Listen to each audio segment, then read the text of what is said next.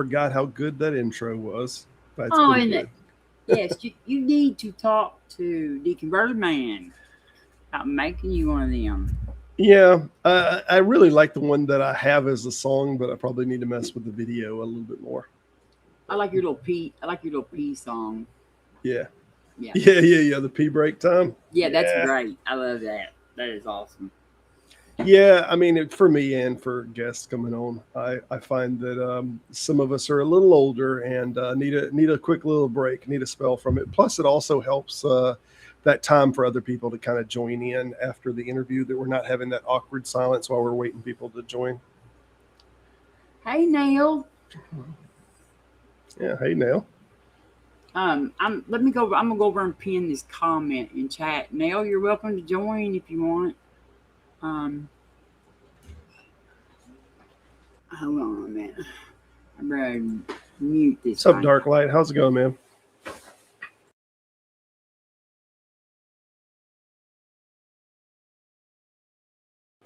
I love that intro. I think that's a regular intro. You must have it on a text pad or something, huh? Or you have a way of quick posts? Because I think I've seen that same thing.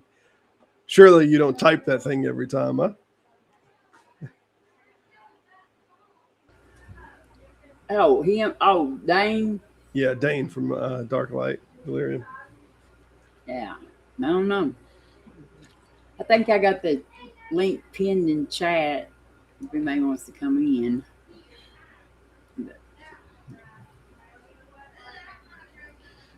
Sorry, I'm in a big headset, not my earplugs regularly, and a little more chilled today, so wasn't gonna come on camera.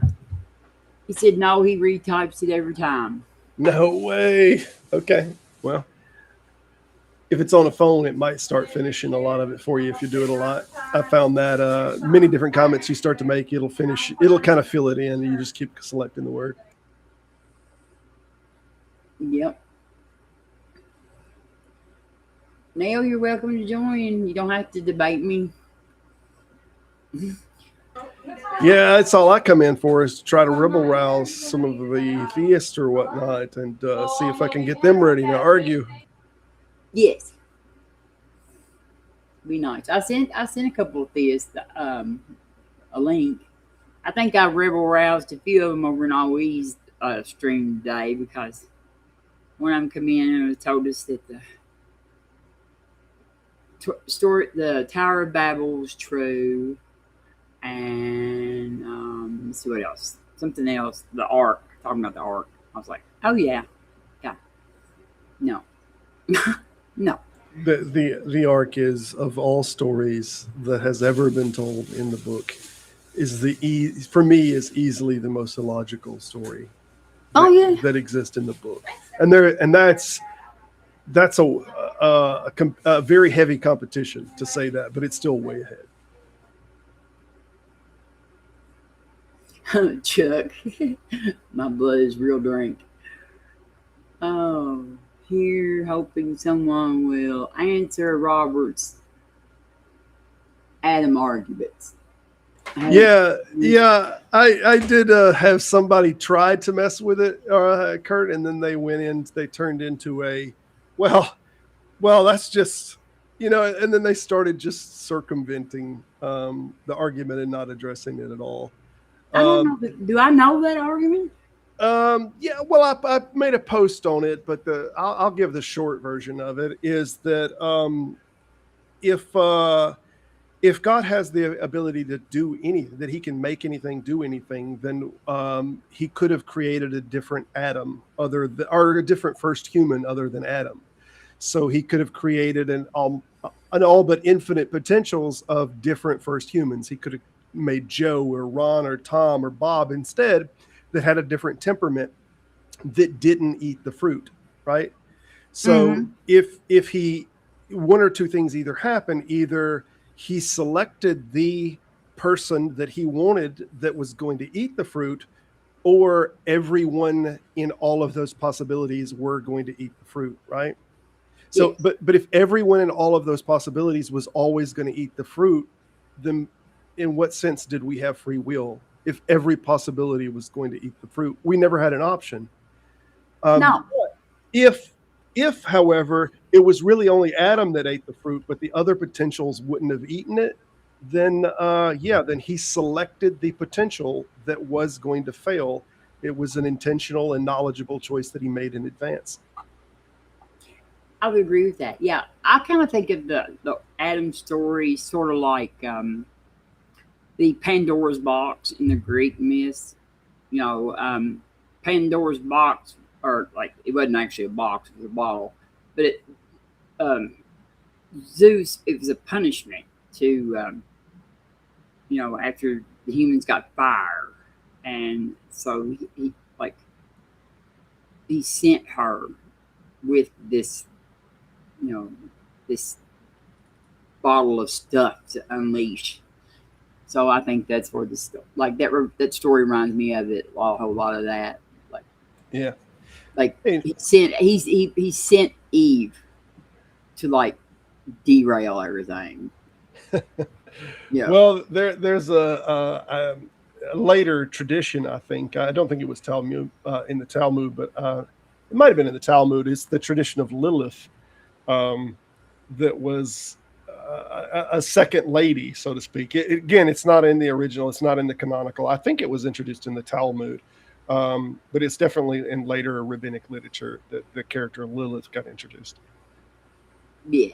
Yeah, I mean, I think maybe that I don't know. I'm thinking that the creation, the Adam and Eve story, is older than maybe the Greek myths, but so Yeah. Nelly, maybe how's not. it going? I'm not really sure though. Hi, Neil. How are you? Hey, can you hear me? I Yes. can hear you now. I'm good. Just got back from watching the Odyssey. From the Odyssey? Oh yeah, it was a good movie. Oh my gosh. Yes, my family and I enjoyed it. Don't know what all the fuss was about. Well, a lot of hopes and dreams are kind of pinned on some things like that. The Odyssey is one of the oldest great told stories there are, so everybody's kind of living up to telling the story in a better light, in a better way. Um. Yeah. Seth Andrews gave it really high marks. Well, when I saw Elliot uh, Page's character, I did not burst into flames. So, Oh my I'm all right. gosh. Yeah, I guess that's good. What about the black Helen of Troy? I think they were pretty tore up over that one too. she Oh she no. she did an amazing job, and I mean she was, I I, mean maybe 5 to 8 minutes tops of screen time, anyways. So Yeah. yeah, yeah. But yeah, I mean, like she looked. Seth said she looked really good. Well, y'all know that character Odysseus. Um, he might be the most written about character, like period, ever. Yeah. Because they have after he was in the Iliad, then he was in the Odyssey from Homer, and then a bunch of Greek writers after that kept using him in stories. Right? Hmm. I think just in the Greek culture, there's like 20 different writers that used the character and like deviated, and he went through all kind of different variations and all, but it was all the same name. Mhm. So, and now in modern times, like we're still retelling some of these stories, primarily from Homer's work, but a very retold story and a very malleable character throughout time. Yeah. Yeah, yeah. Odysseus, yeah, he like all throughout the Trojan War, he was busy and No. proud I of it, actually. I would say like a fair critique would be like if you're just not into Christopher Nolan's type of storytelling, and then yeah, you're probably not going to enjoy it. But I I will definitely. suppose. I love Greek myths anyway. That was my favorite. I do kind of like. I'm real favored towards. I can't even think of his name now. Reading them, Stephen Fry. Stephen Fry reading them. So yeah. You lost me when you said not like Christopher Nolan. I was like, I don't comprehend. I don't understand. What are we talking about? Well, there's some people who don't have very good taste, for sure.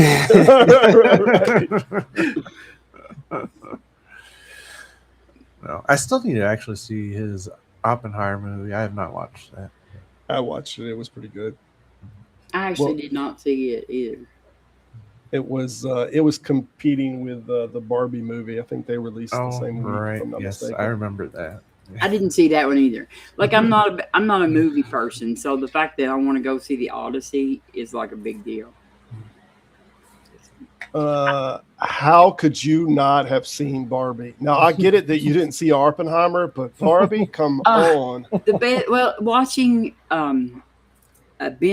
Ben Shapiro or Ben Shapiro's reaction to the Barbie movie was way more funnier than anything that I could have ever watched in the Barbie movie, because he went to the movie and sat in the back with his notepad and scribbled like crazily scribbled like all these notes, so that when he come out of the movie that he could like go through the whole movie with everybody.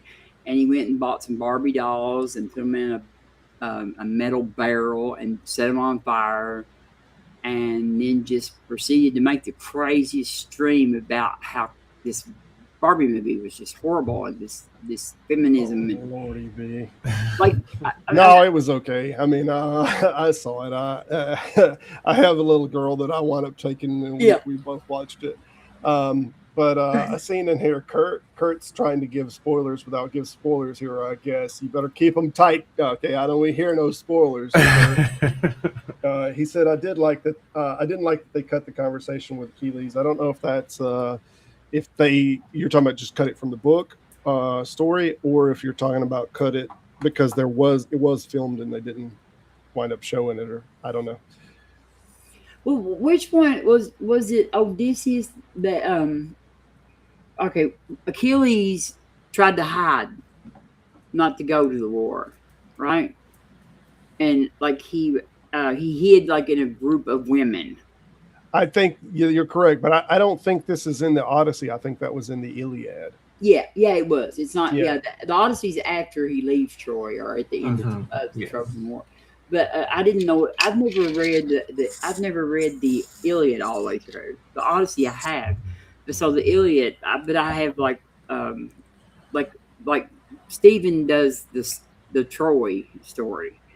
So like I don't know how much more is in the Iliad than the Troy story, but Achilles, like he goes and he's not wanting to go to war. He's not wanting to go, and so he goes and hides in this like group of women. They all got like their veils on and stuff like that, and they bring the soldiers in there and threaten to cut the women's heads off. And of course, Achilles comes out of disguise to save them. So yeah. Yeah, I've never read. I've read recaps that are kind of what the gist of the story is, but I've never read either one of them all the way. I think I read them for middle school, but that was a long time ago. Oh yeah, he went to Hades, didn't he? Like, did he go to Hades to talk to, or who went to? Somebody went to Hades. Odysseus went to Hades. Yeah. Yeah, I do read a little bit of like church fathers and stuff, and I keep kind of seeing a repetition. Like the Iliad seems to be the most influential, but it seems like there's more copies of that also that we found little parchments of. So I think it was probably very influential in probably the education of people learning Greek. If I had to guess, just because there's so many copies of that book, little pieces of it that's found. I have a like an audio copy of it, but Stephen Fry doesn't read it, so I don't listen to it. Like he does the Troy, he does the mythos, he does the heroes. So like the heroes are great because they have like all of the like Jason and the Argonauts and the Odyssey and just about like all the Greek heroes, Achilles and I can't even think of all of them. But hey Scott, how's it going, man? See, we got a few people starting to come in there. Yeah. Hello, Scott. Chat's Hey. open. Anybody's welcome to bail in here. I'm going to try to hang out for a little bit myself. Yeah. Robert, it's almost Robert's bedtime. Yeah, I'm an old man. I gotta get off of here at 10 o'clock. No, I stay up to 12, but I wind up watching a show or a movie with my wife. Okay. What show are you into now? Trying to finish up a show called Slow Horses. Presently, we're about at the end of that though. We're going to have to get in something new. Oh, okay. I used to have one of them. You could sit on it backwards on a trail ride and never spill your beer. Yeah. Yeah, this is MI5 agents. This is track it. They call them slow horses because they're something of the rejects of MI5. Yeah. But it's an interesting little show. That's what I've been in. Yeah, I don't watch much TV either. I spend most of my time on here. I like Travis for the last 3 days has been like going through Professor Dave's video about Destiny. I'm just wow. Yeah, I've seen that. Mikey, I think from Neil 604, just a few minutes ago, he was mentioning that Destiny's been getting into a few different subjects. I don't know. He tends to have a poor opinion of Destiny. I think people take him with a grain of salt, I guess. Yes, he's kind of got like two personas, sort of. So, like, I think he did a real good job debating for Travis, like against the Trump supporters and against the Sousa and stuff. But I think that he says some really abrasive stuff on air. But and I love Professor Dave, but like that video was hard to watch. I was like, oh my goodness. Yeah, I've been hanging out just about nightly, I guess. I skip a day from time to time, or he's not running it. I'm over there on Clearwater's channel as of late. Similar to today, but there's more Theisto on the side, always trying to prompt them in to come and conversate. They're more so keyboard oriented up on the side chat over there. I went in there and like I was like, I heard some good stuff about this place. So, yeah, there was a couple of theists in chat. Yeah, he gets us. I think it's the name. He does Clearwater. And I think it's more of a dig on what's the Running Water or the one that Mr. Banana Man does. Can't think of the guy's name. Living Waters. Living Waters. Okay. What's the guy that I'm talking about with the Banana Man? Ray Comfort. Ray Comfort. It's a shame. He's now reduced to the Banana Man for me. But so I think he did a similar name just to try to make a dig at Ray Comfort. Yeah, anything you can dig at Ray Comfort with. Just put a big banana on screen. I mean, he did that to himself. Like when your entire argument is, God made the banana. It was for gorgeous. The human hand. Like it was like Christmas, like for you know what I mean, like. I don't think that we could have trolled him any better than he trolled himself. No, it's super embarrassing. It's hard to watch. It's like a satire. Like they know they're making fun of themselves, right? When you're watching it, but no, they don't. They don't at all. Yeah, they think they're really being just like so like creative. And this is a great argument. This is the atheist nightmare. The atheist nightmare. I love that line. Oh my gosh. Yeah, the atheist nightmare. Hey, Rex. But we're getting plenty of atheists, but I don't know if we're going to. I thought you attracted theists too. I thought you had a whole entourage of theists that love to hang out around you, Robin. Oh, well, they do, but they don't really want to debate me much. And they don't want to debate none of y'all. So I didn't get a chance to. This is kind of like an impromptu decision to do this. And I did buy a couple of them, but, and I don't know. We'll see. I've got one that kind of follows me around a little bit. And he hasn't showed up yet, thank goodness. So, Whoever could you be speaking of? yeah, I ain't gonna say no names. He probably out in chat anyway, like listening. Yeah, but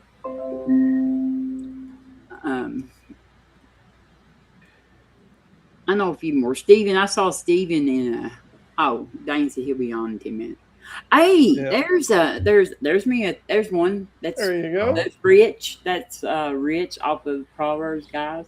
Come on in, Rich. We will not be mean to you at all. I promise you. The link is in chat.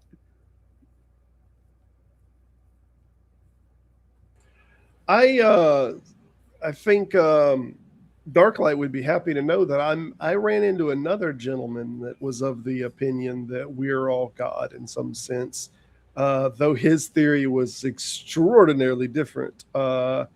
He kind of took all of the different books of history to have some, metaphorical truth about them, that they're all talking about the same, God that is somehow has its own consciousness independent of ours, but we're also a part of it. I don't know. I didn't get into the nuts and bolts of it.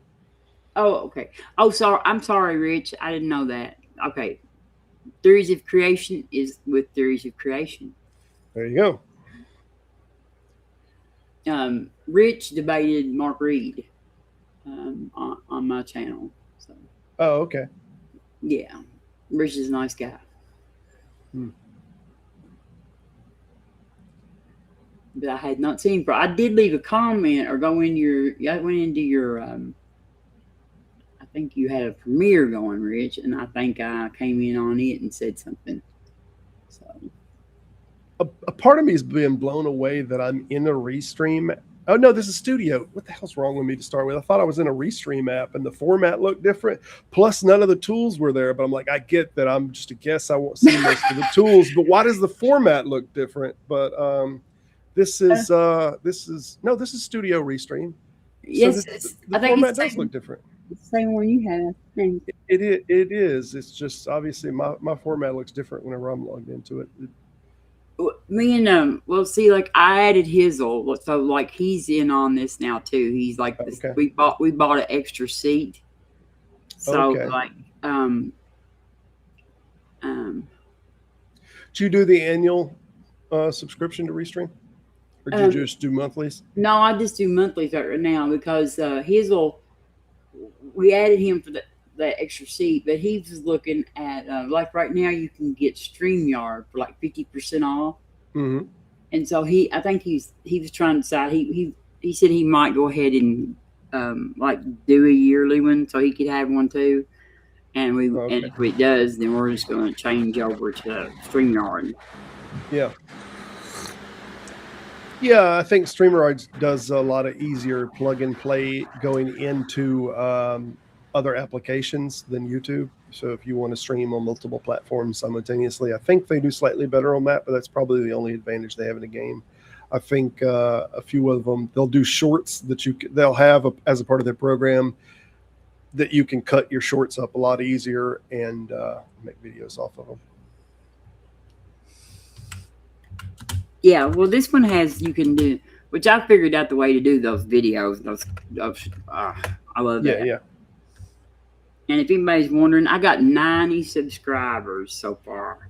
Off of the shorts and off of the compact videos. Yeah, those little short videos. They're not actually shorts. They're in portrait. Neil, I don't know what you got backgrounds, a lot of background. Yeah. It's like staticky. Let me see. Does that help? Oh, they're going to, yeah. Comes and goes. Swings and roundabouts. You're not going to come in, Rich? Oh, he's finishing up his food, he said. Yeah, I didn't get to eat before I was going, and then I went in there and started talking to Robert and didn't go eat either. So, and yes, Clockwork Rex, lets her emotions get the best of her. Yes. And I think it's my fan. It's, That's all good. Oh, I your know as hot fan? as it is lately, I understand everybody having running everything like that they can. It's been ridiculously hot as of late. Yes. although here in Kentucky, it's not been so bad the past few days.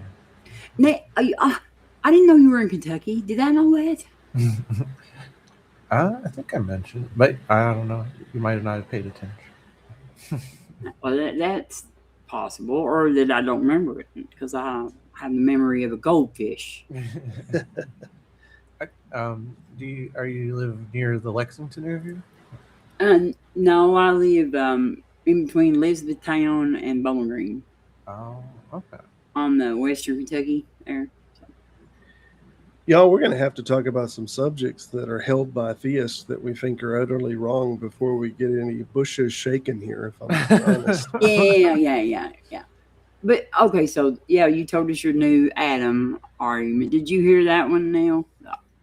Oh wait, about what? About the first human, an argument about free will and the omnis. The ideal is that if that if God has the capability to do anything, that he could have made a different first person than Adam. He could have made someone with a different temperament. Whether you want to personify that as Joe, Tim, Rob, Bob, and all these different people that have slightly different temperaments, and perhaps some of them would not have eaten the fruit when they were told, don't eat the fruit. So if God made Adam, he chose them from a group of possible people who would not have eaten the fruit. So he selectively and intentionally chose someone who ate the fruit. The other option is that all of them would have eaten the fruit, every one of them. But if that was the case, then there would have been no real sense of free will. If everyone was going to eat the fruit, then there was no free will. We didn't have an option either way. I mean, I've been of the opinion since becoming an atheist that at least under God there is no free will. At least if there is such a thing as a divine plan. Right. It's difficult to have a divine plan and people to have genuine some sense of free will that they can actually change outcomes that aren't kind of already locked in. But no, I'd say that's a new angle, at least when it comes to the Adam and Eve story. Like the thing that I usually focus on is if, like the Adam and Eve like have the mentality of children. Like they can't comprehend good and evil until they eat from the tree of knowledge of good and evil. So it's like, how can you hold these people responsible, accountable? Yeah. I'd use that like I'm like if I put a toddler in a room where there's electric, it's open, and they get shocked. Does that mean am I responsible? Yeah, and then you not only punish them but their descendants. Yeah, punish like every human after that. Hello, Set Scales. You're muted. There you go. Yeah, hello. Hello. How are you? What am I doing? I'm all right. Are you here to debate? You want to debate? Do you have any topics in mind? I'll tell you my positions, and you can tell me what you think of them. Let's start with, are you a theist? I'm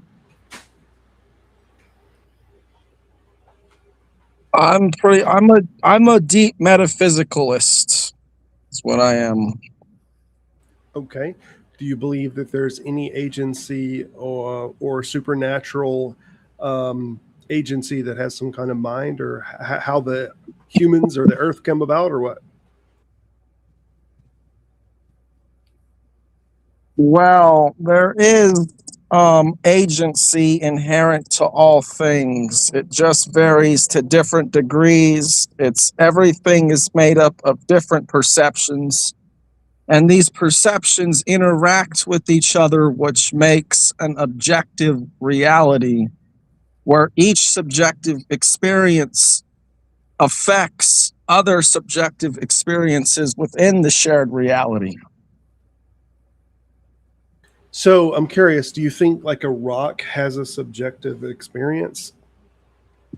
Yes, but it's not to the same degree as a human being. What's the basis for coming to the conclusion that a rock has this experience of any sort? Well, for starters, the rock and the human being fundamentally comes from the same metaphysical realm, if you can even call it that. It's just the shared medium of that connects everything in the universe and other universes within a shared existence, if there are other universes. Are you Okay. so? Are you like a? Are you a panpsychist? Like, do you think like there's like bits of consciousness and everything, and that's why the rock? You would say the rock is conscious, or do you come at it from a different angle? I'm like a mix between an idealist and a panpsychist. That's where I was going. I was wondering, like Scott was in chat a while ago. I don't know if he's still out there, but he says that consciousness is fundamental. Like, Well, the way I define consciousness or describe it is essentially a space with a contained set of energy that is interacting within an environment that uses its energy to interact within the environment and is capable of reacting to and recognizing patterns external to itself and how it relates to itself. And as far as I can tell, everything does that on the smallest scale, at least. I know Okay. we are very good at recognizing patterns. Yes, we are good at pattern ticking. Yeah, but I don't know how I could validate a rock is good at pattern seeking. Right.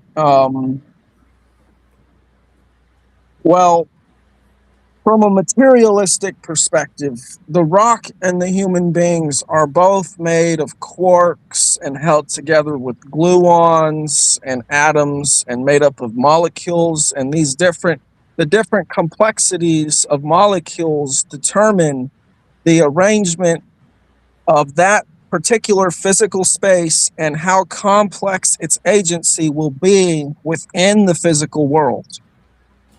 Hey, Dave, how's it going, man? Let me just give you a little problem with the example that I feel like you're giving. If I say something like, my car has doors, my house has doors, therefore my house should be able to drive down the road like my car does, then this logic is very similar to humans have quarks, rocks have quarks. Humans can have logic and reason or can have experience, therefore rocks should. What's happening is you're adding a characteristic and saying that that characteristic is being held in virtue of it having these components, such as atoms or quarks. But just like with the car scenario, just because it has doors doesn't mean that my house can go down the road or that it can drive. You're just doing it. A has X and B has X, therefore B can do what X does. That doesn't follow. As I've stated, the limitations of physical spaces are determined by how the atoms and molecules make up their arrangement. By its very nature, because of the way a house is built, it is stationary and incapable of moving. A car is not. This is what I mean by the arrangement of different things, of different particles, creates more and nuanced and complex physical spaces that do different things at different scales. Sure. Can one of those things be has experience though? I mean, could it not be the case that those complexities and that variation from a rock to a human is accounting for being able to have experience, and that it's only that those things that are different than what the rock are that are allowing us to have the experience? And if that is the case, then the rock wouldn't be having an experience. Well, if you're in the car and you're driving the car is inseparable from the experience that you're currently having. And therefore, it's experiencing you just as you are experiencing it, except it is a vehicle that is being controlled by you, who is a fundamentally more conscious agent than that car. Yeah, I think we're mixing metaphors, but I'm gonna let somebody else speak a little bit. I feel like I got to throw my cards on the table here on this one because I'm with set scales on this one. That you Is that think you, Dark Light? That's Um, Dane. The one and only. That's Dane. That's Dane. Yep. You got so, yeah. Dave, that's that you think that rocks are having some sense of experience. Yeah. Because I think everything within existence has its own level of experience, its own level of qualia. Interesting. So when we talk about things like experience, then I guess you're having to think of this as something fundamental, right? The reason that Yeah. I'm asking is because if I think of something like, let's just say a fart, and let's say I can fart, okay?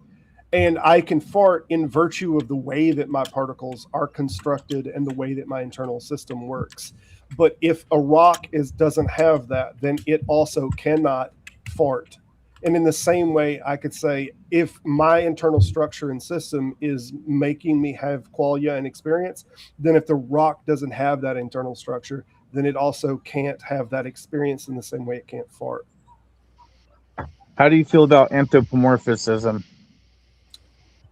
I need a full definition of anthropomorphizing is what you're talking about, but I don't know about anthropomorphism as far as like giving some kind of personification to a character or a thing. Well, I'm bringing that up because it seems like a very common thing for a lot of atheists to attempt to anthropomorphize consciousness itself. They say, okay, I am familiar with my consciousness, my human-like consciousness, and therefore there is no such thing as any other type of consciousness. It seems. Yeah, no, I to agree. me- That's a problem. That's a huge problem because I mean, we should think that anything that's alive has obviously some sense of consciousness, and just in virtue of its nerve network, because there's interactions and there's information being taken in through its neural network, right? Regardless of how well it can process that in any sense, there's something's happening with that information that's coming into the network. So I think those things likely have some scale of what we might not like to call it consciousness, but there's something there, if I had to guess. My separation is when we come to things that don't even have a network. They don't even have neurons. They don't have any kind of ability to feel something that we would traditionally be able to put our finger on and say that right there is a nerve. That's how you feel. That's also, I would call that another form of anthropomorphizing feeling itself. Thinking that feeling can only be experienced through these cells and the nerves. And to differentiate for people that don't know me, I'm a non-Abrahamic true monotheist, and like a lot of times people want to call me panpsychist, but there's a fundamental distinction. I do not claim panpsychism because I claim unity as the most fundamental trait, whereas panpsychists and idealists claim consciousness itself as the most fundamental trait. And so that actually, so like with the hard problem of consciousness, they will say that subjectivity arises from objectivity, pretty much. That the qualia, the experience arises from matter, and I do not consent to that. Because I don't believe that there is such a thing as objectivity. There is no such thing as objectivity. We are homogeneously saturated in infinite meta levels of subjectivity, all the way from the quantum fluctuations, which scale up to the subatomic particles, which further scale up to our human experience and even beyond into the cosmic experience. What does homogeneously saturated mean? That means completely full of, homogeneously saturated. Um, so a physical example of that would be the quantum fluctuations, would be the Planck scale. These are things that are fully within every single thing that exists. So Give it to me sideways, Robert. Come on now. no, I'm just I'm trying to, because words generally, when we formulate sentences, like we're trying to have a conversation that every word has to have some kind of meaning and some point that it's going towards. And what I'm trying to figure out is, if I say something like, I have nerve damage in my legs, for example, I don't, but let's say I can't feel my legs. Those nerves are completely severed. And I say, I don't have any feeling in those legs.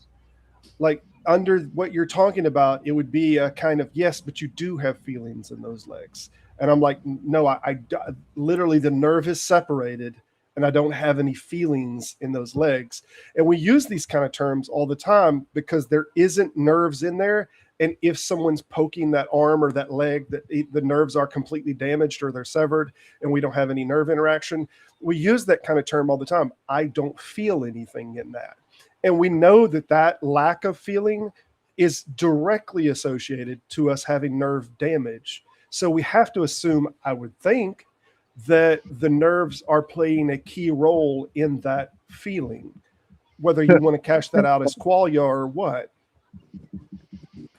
Could I mention, because this is the second time that you brought up nerves as an example, and I described earlier that consciousness is about spaces that use their energy to interact in the world. And a nerve is essentially just a connection of electricity or energy that moves it along your body so that you can use it or your space in the world. And so if nerve or if that connection has been severed in some way and you lose your feeling, then basically it just means that your body has lost its feeling in that part. But you still have feeling in your mind, or maybe if you don't, some people have lost their connection to their mind.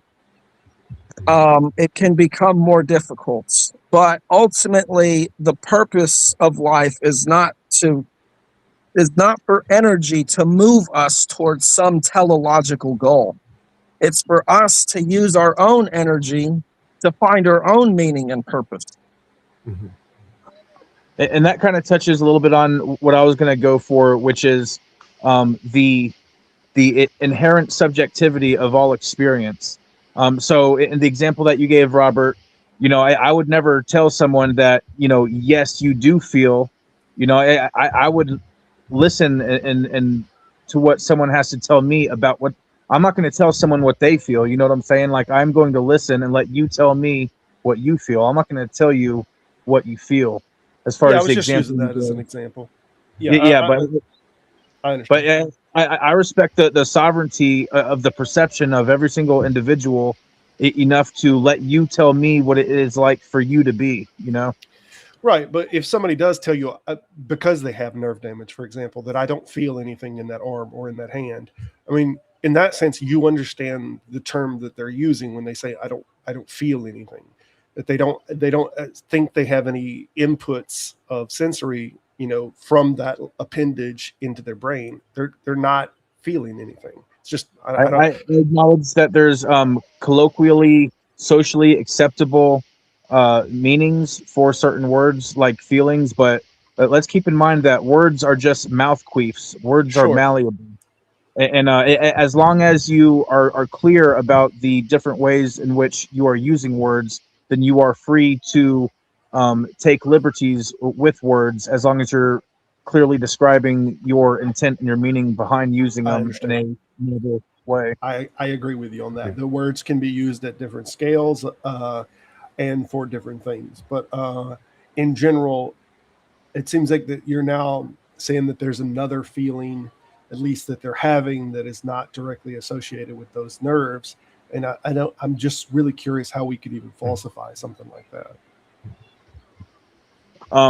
I don't know. I will work on some falsifications for that. I do have just shy of 200 falsifiable predictions for the book I'm writing. So I do have falsifiability built into my book. I haven't quite touched on that exact point, but I will keep that in the back of my mind and work on that.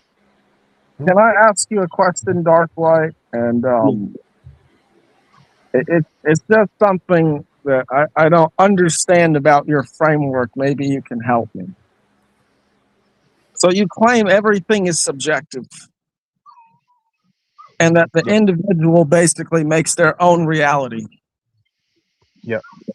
So why do you point out falsifiable claims which are based or supposed to point out some sort of objective truth? Well, see, I would not agree with that framing. The objective truth. I don't believe in objective truth. There's no such thing as objective truth. All truth is subjective to me. But there is a baseline reality. I will agree to a baseline reality, which is the inherent um, unified awareness of the physical matter itself that carries its own subjectivity, and that is what most people like to call objective truth, is the inherent baseline subjectivity of the physical existence itself. So me and Set Scales do agree on some things, but we definitely disagree on other things. So we're not a monolith over here, guys, but we're definitely on the other side of it, though, together. No, and I mean, I'm sympathetic towards consciousness first positions. You know, like I'm not a physicalist, but I'm not in any camp really. I'm more of an agnostic. I try to keep an open mind towards these things. But when you were describing though, like both of you were saying that, you know, a rock is conscious, or, you know, like what is it exactly is like the most like basic form of conscious experience then? Like, would you be able to describe what that is like?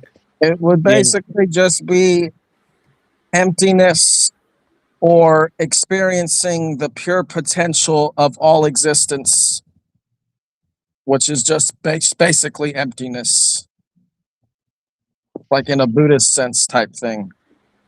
Do you agree with that, Dark Light?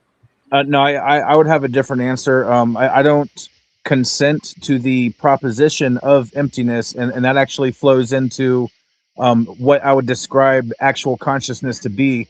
Consciousness is the inherent um, the inherent dynamic, incessant motion of all existence, which is the quantum fluctuations, and the quantum fluctuations is what actually annihilates the proposition of true emptiness, and that kind of dives us into the paradoxes of existence. So there is no such thing as true emptiness. You know, you can have a bottle of here. We got this bottle here, right? It's empty, right? No, it's full of air. You pump all that air out, it's empty, right? No, it's full of quantum fluctuations. So I don't personally consent to emptiness stand alone. To me, that is a path that leads directly into verified paradox.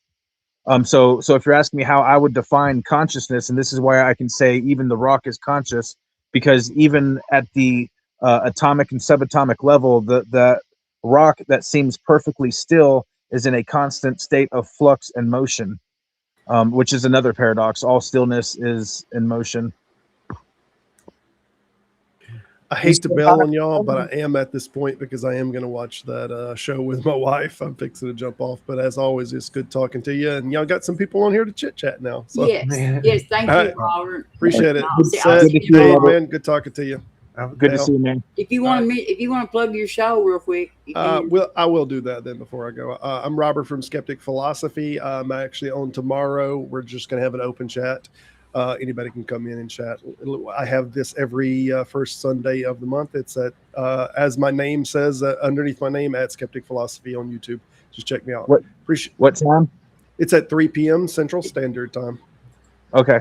All right, appreciate it here. Y'all take care. I'll have you in the description. So Thank you, ma'am. Take care. thank you. I'm gonna get off too, but I'm gonna say I would define emptiness as essentially overlapping sets of infinities that cancel each other out, which is why I describe it as emptiness. But the emptiness is full of potential. Mhm. And the way you can visualize this is you just can imagine a number line. And on one side of the number line, you have a set of infinity that goes up to whatever number. And then on the other side of the number line, you have a negative set of infinity, which goes up to whatever the number would be on the other side, because logically they must parallel each other no matter how large the number is. So what happens when you take these sets of infinities and combine them is you get 0, which is the neutral number and the thing which is within all things, and the number of pure potential, which is the foundation of existence. It's not just consciousness, it's the potential that anything could happen and that any movement could happen or fold could happen at any time. I like that. That's beautiful. And actually, I think we're kind of saying the same thing, because you did say that emptiness is full of potential, and I'm also saying that emptiness is full. We're kind of arriving at it at slightly different ways, but I really like the way you described that. Thanks. I always enjoyed talking to you, Dark Light. And it was good talking to you, Robin, as Nell, and Nell as well. Yeah, thank you, Sid Scales, for coming Yeah. on. Yeah, I appreciate it. Nell's usually pretty quiet, but when you get her talking, man, she's got some awesome points to chime in. All right. Well, you all have a nice night. You- Yeah, you too. Thank you. Come You have a back. great one, man. All right. I will. I'm missing Maud. I see you out there. Well, when I mean, I'm not an idealist, but I kind of like their way of viewing the rock, where it's like, I like the dream metaphor of like, in the dream, the only one who's actually having a conscious experience is, yourself, and the dreamscape, your surroundings aren't having a conscious experience, even though they are part of consciousness in total. And so to me, that I'm drawn to more of that idea, if consciousness is foundational. Well, now see, I do not consent that consciousness is foundational. To me, consciousness is secondary, and unity is foundational. Unity is the primary trait, and that is something that is a big difference between me and panpsychists and idealists, which people are constantly calling me panpsychist, but there is a fundamental difference in my conceptual framework. Oh, no, and I wasn't trying to call you an idealist. I was just giving my own take on how I feel about idealism. Yeah. Okay, gotcha. It's kind of confusing to some of us. And hello, Alex. Or Max. Max. I mean, not Alex. Why the hell did I call you Alex? Max. I don't know why I called you Alex. Hi, Hello, nice Max. to be here. I was just wondering if I could ask Dark Light something. Yes, go ahead, y'all. I mean, y'all can carry the conversation on. Well, he's like showing it out. So would you say that individual particles like quarks experience consciousness of some form? Yeah, my proposition is that there are types and levels of consciousness. Not all consciousness is a one-to-one synonymous exchange. So yes, I would say that particles, subatomic particles, even all the way down to the quantum fluctuations and field themselves, carry with them types and levels of consciousness, which compound to equal our greater level of consciousness that we experience. So if something like a rock is conscious in your view, what would cause that unified consciousness as opposed to the consciousness of its individual particles? What would what? Like why would a rock have a unified consciousness rather than just a bunch of tiny little particles having their own individual ones? Well, in my framework and in my understanding, consciousness would not be able to exist without the underlying scaffolding of unity on which it stands on. So, and also within my framework, that dissolves all kinds of issues out there. That dissolves the combination problem. That dissolves the hard problem of consciousness. I was just writing a bunch of shit up on this earlier for my book. That dissolves the measurement problem. Okay, so I'm just trying to understand. There's like I am distinct from other people. I recognize my own consciousness.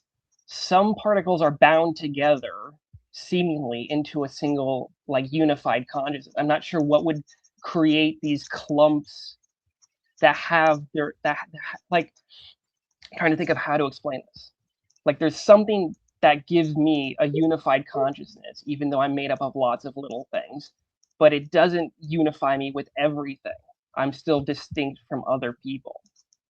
What makes this like distinct level of emerge? Yeah, within my framework, I would describe that as that is the law of localism in action, and the law of localism is what is responsible for creating all the different boundaries. It's responsible for taking the infinite non-local formless and transforming it into the finite local form of actualization, which we call existence.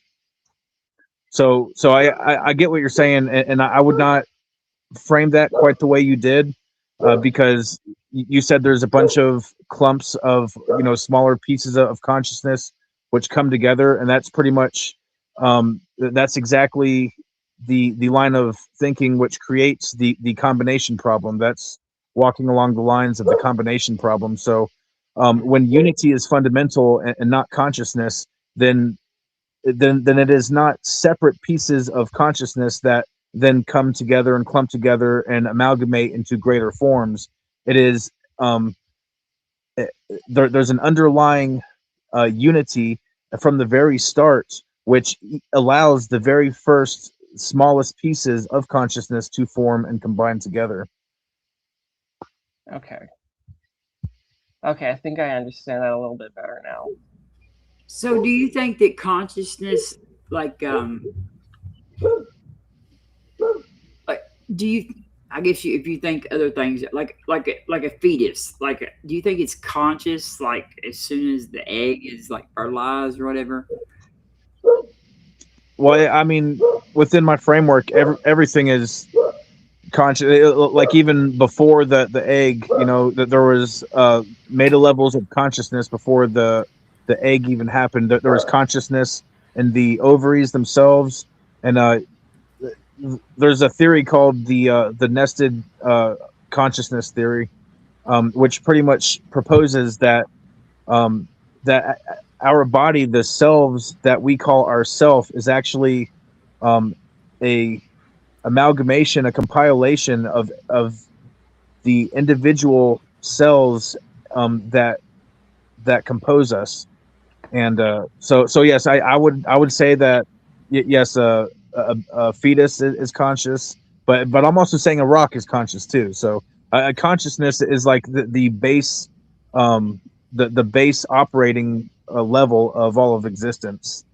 I mean, would you say that they're aware? I mean, or like, do you think like if you Yeah, said yeah. There's nested layers, and there's I forget the name for it right offhand, but there's a scientific theory out there. It's called You're making shit up. no, I'm not. Well, okay. Needy's I am coming a in to give you a theist. hard time. I am a theist, and yes, my theology I'm pulling right out of my ass. I'll give you that. So as Let me far say as hi. making Let me shit up. say hi to everybody first before y'all. Oh, hey. And this is Nitty. I don't know if y'all know Nitty. Nitty's a good friend of mine. Hello. And we have Rich here, the theories of creation. Hello, Rich. Hi, Robin. How are you? I'm good. How are you? I'm good. All right. All right. Hold on a minute, Dane. And then of course we got Max and Dane and Nell. And I'm just learning. Like I mean, would everyone want to just go around and explain their position on consciousness? Well, sorry, I kind of like from the top rope this shit. So Delerium, finish what you're saying about selves, multiple selves, and whatever scientific thing you were gonna say corroborates it, and then let's do the thing. Is that okay? Dark, Well, I you mean, can finish. that I was pretty much that was wrapping it up. Okay. Yeah, that I'm was it. sorry. I just was.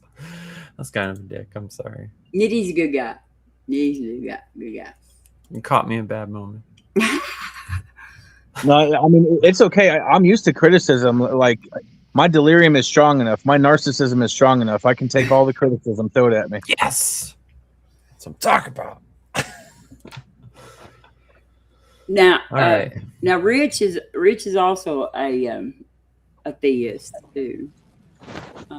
I don't think that Rich holds to like idealism or Let me anything of that quit doing that. that I know of.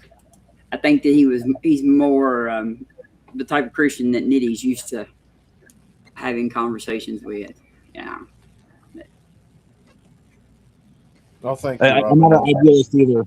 I'm not an idealist or non-dualist. I often get conflated with them, and I'm parallel to them, but I have some stark divergences from them. I know, and I'm not very good at separating that out. But anytime people like, I kind of stick all the people who think that consciousness exists outside brains in that idealist bucket. No, that I wouldn't say that's idealism because I think like inherently idealism is like pointed towards best possible worlds, and like dualists No. are not necessarily dedicated towards best possible worlds, nor are just general theists. In fact, I think you can be an idealist and not be. No, you can be a theist. I don't but think not be an I think we're idealist. talking about two different things, Nitty. Like, Oh, okay. That's like fair. the kind of idealism I'm talking about is that consciousness is fundamental. Oh, that's panpsychism type stuff. Well, there's idealism. There's two different kinds. Well, of Yeah. idealism. Like The two camps. Yeah, like idealism is more top-down, universal consciousness, and panpsychism is usually described as bottom-up. You little itty bits of consciousness in everything. We had there's the man right there that can tell us all about it. See, They both sound woo to me, but the mirror point there. That's what Scott is like. That's what. no, I don't think you can have theistic idealism though. Oh yeah, there's both atheistic. Someone in the chat and, said idealist or non-dualist, but that doesn't follow. That doesn't. No, idealists is a pretty big camp. There's atheistic idealists and theistic idealists. And to be clear, I am a theist, but I propose a naturalistic omni-relational monism. So I do not believe in any kind of supernatural. And yes, Rex, you can join anytime you're ready. Well, like supernatural is a synthetic distinction for people to categorize the interactions of particular forces with what they perceive as reality, right? Because the ancient world didn't make that distinction per se, right? Sure, they believed in categories of like flesh, spirit, the world, and the heavens and things like that, but none of that would be expressed as some kind of different dimension or reality. So that like monism kind of makes more sense to me than it does in like a modern way to look at the world. So I get it. Does that sound like I get it? And there's a lot of different forms of monism out there, just like idealism. You have atheistic monism and you have theistic monism. So, there's a lot of nuance and variety to these different categories. Yeah. And I think I get what you're saying, Nitty, because like the word or concept of supernatural didn't come about until like, I think Thomas Aquinas, 13th century. Right. So, Yeah. So you can thank Christians for that distinction. I know. Isn't it like it got even worse like after the Enlightenment? It's like, whoa, hello empiricism, what's up? Right. Hey Tavo, what's up? We say hi to Tavo. Hello, Tavo. Hi, hi, Robin. How's it going? And hello to Nitty and Max and Darklight and Nell. Good to see you all. And Theories of Creation, for that matter. Yeah. Yeah, Rich. That's There's a creation is Rich. Nice Yeah, to meet you. He's a friend of mine, and of course, you know Max. Yeah, good to see you, Max. Yeah. Yeah, I talked to Tavo from time to Yeah, I time. know. I've missed you. Here comes Scott from the Miracle. Here comes I do this, I guess. Hey, everybody. Hey, Can hey, you hear me hey. okay? Hey, Scott. All right. I heard y'all were talking about my ears perked up a little bit. Yeah, I know. I was like, Robin, you came up in my YouTube live because for some dumbass reason I wasn't subscribed to you. So I fixed that just now. oh, that is so. I can't believe that. I don't know what happened there. How It's are you fixed now. not subscribed to me?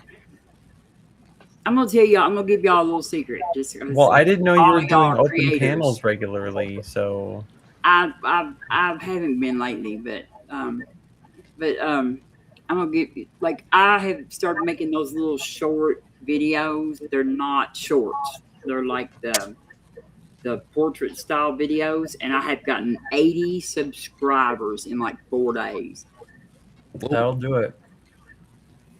Well, you're touching on the atheosphere, so what do you expect? Like, right? We run tight. Algorithm knows it. Yeah, but I think Robin is the congeniality of atheism. Because you're so beloved by so many people. Yes. This is true.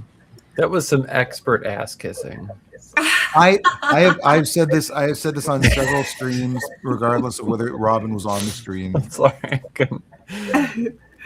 That's funny. This is a long-standing position that I've held. So Yes, he's told me this before. Like he doesn't realize what like the people who know me in real I'm life. teasing you, Tabu, by the way. Yeah. I've also challenged Robin to a real-time debate using a Kentucky accent. Yes. Myself, right? And then you Whoa. were supposed to use a Moroccan accent. I can't do accents. You're- I sound You're like Moroccan? I sound like a I- hillbilly yeah. just trying to do an accent. Somebody else's accent. My neighbors are Moroccan and they sound nothing like you, so Are they? Do they? Well, this is not like I feel like sometimes when I'm on YouTube, inadvertently, I'm sort of doing an Americanized accent. you're white coding. Just say it. Like we all know. Are you wearing white face right now? I'm wearing owl face right now, so you know, at some point in the future, when the owls rise up, they will persecute me for wearing owl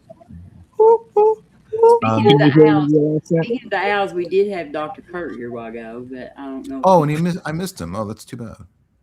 Yeah, he was like one of the first ones, but I haven't seen him, so I think he might have. I'm gonna Yeah, do yeah. this all night. Well, I mean, I've done my Kentucky accent before. I'm happy to. Yes, it was great. Let's hear it.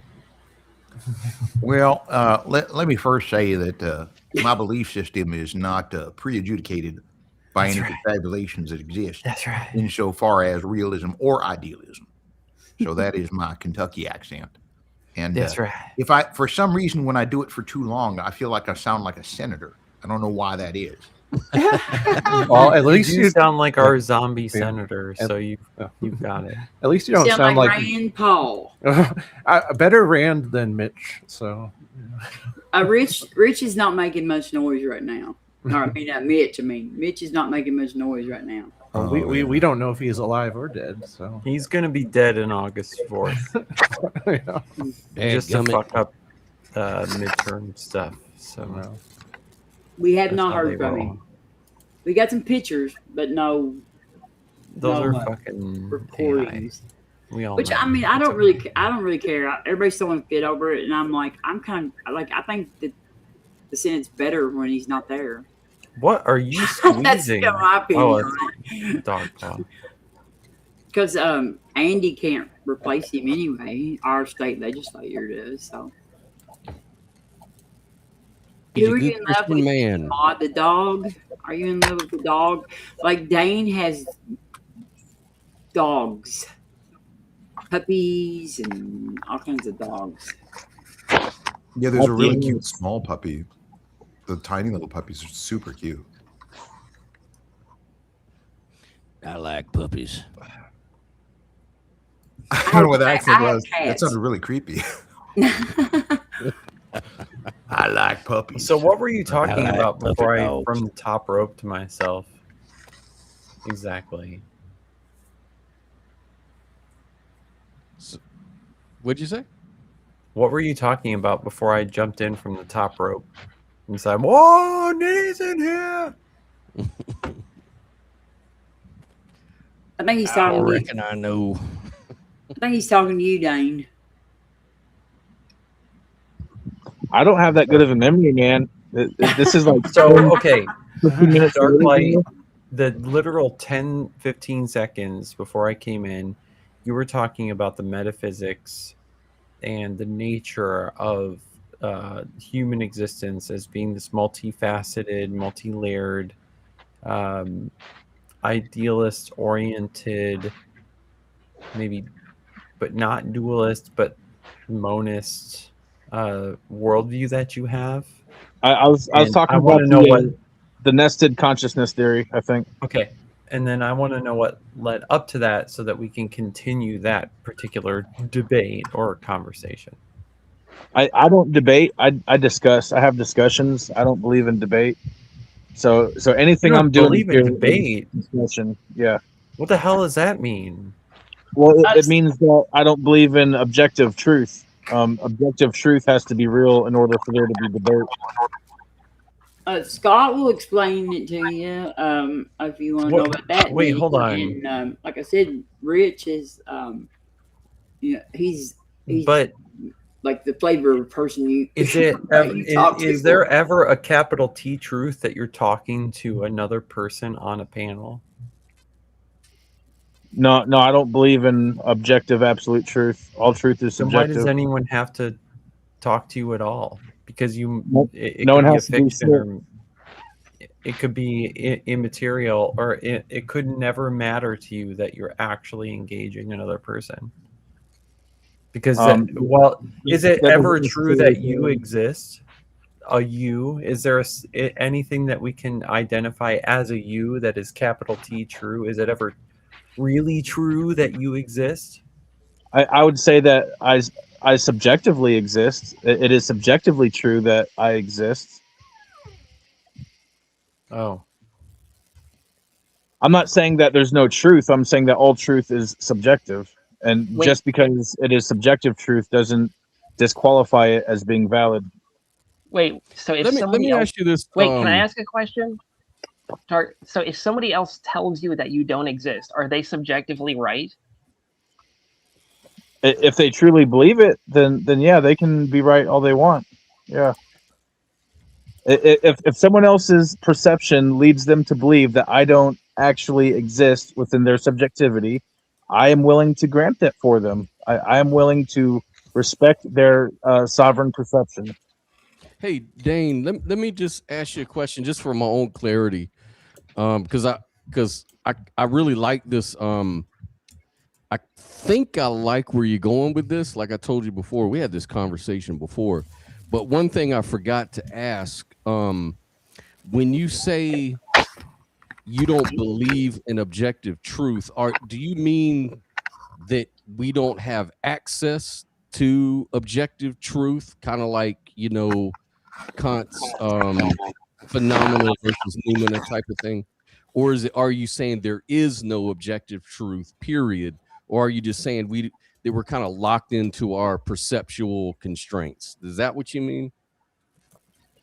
I'm saying that there is no actual objective absolute truth. Okay. So that's an objective truth in itself, though, right? No, that's a subjective truth. Well, that would be a contradiction, though.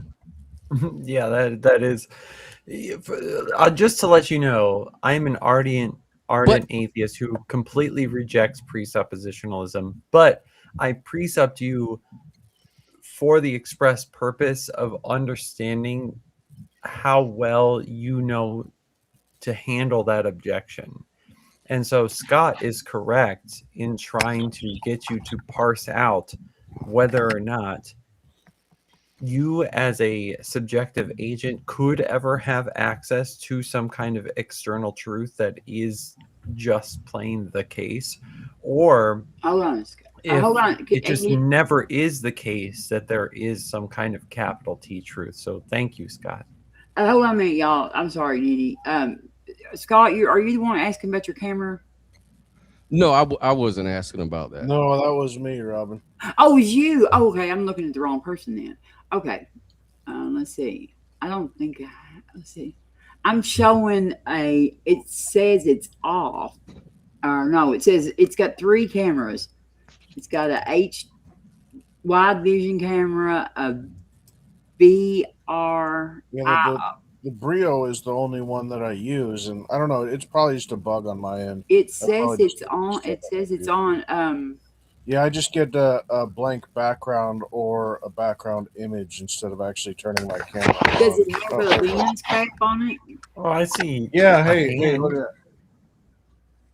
And blackness. Oh, that's what it is. Just so dang dark in my room here. Never mind. All right, I'll shut up. Yeah, you don't glow in the dark, Rich.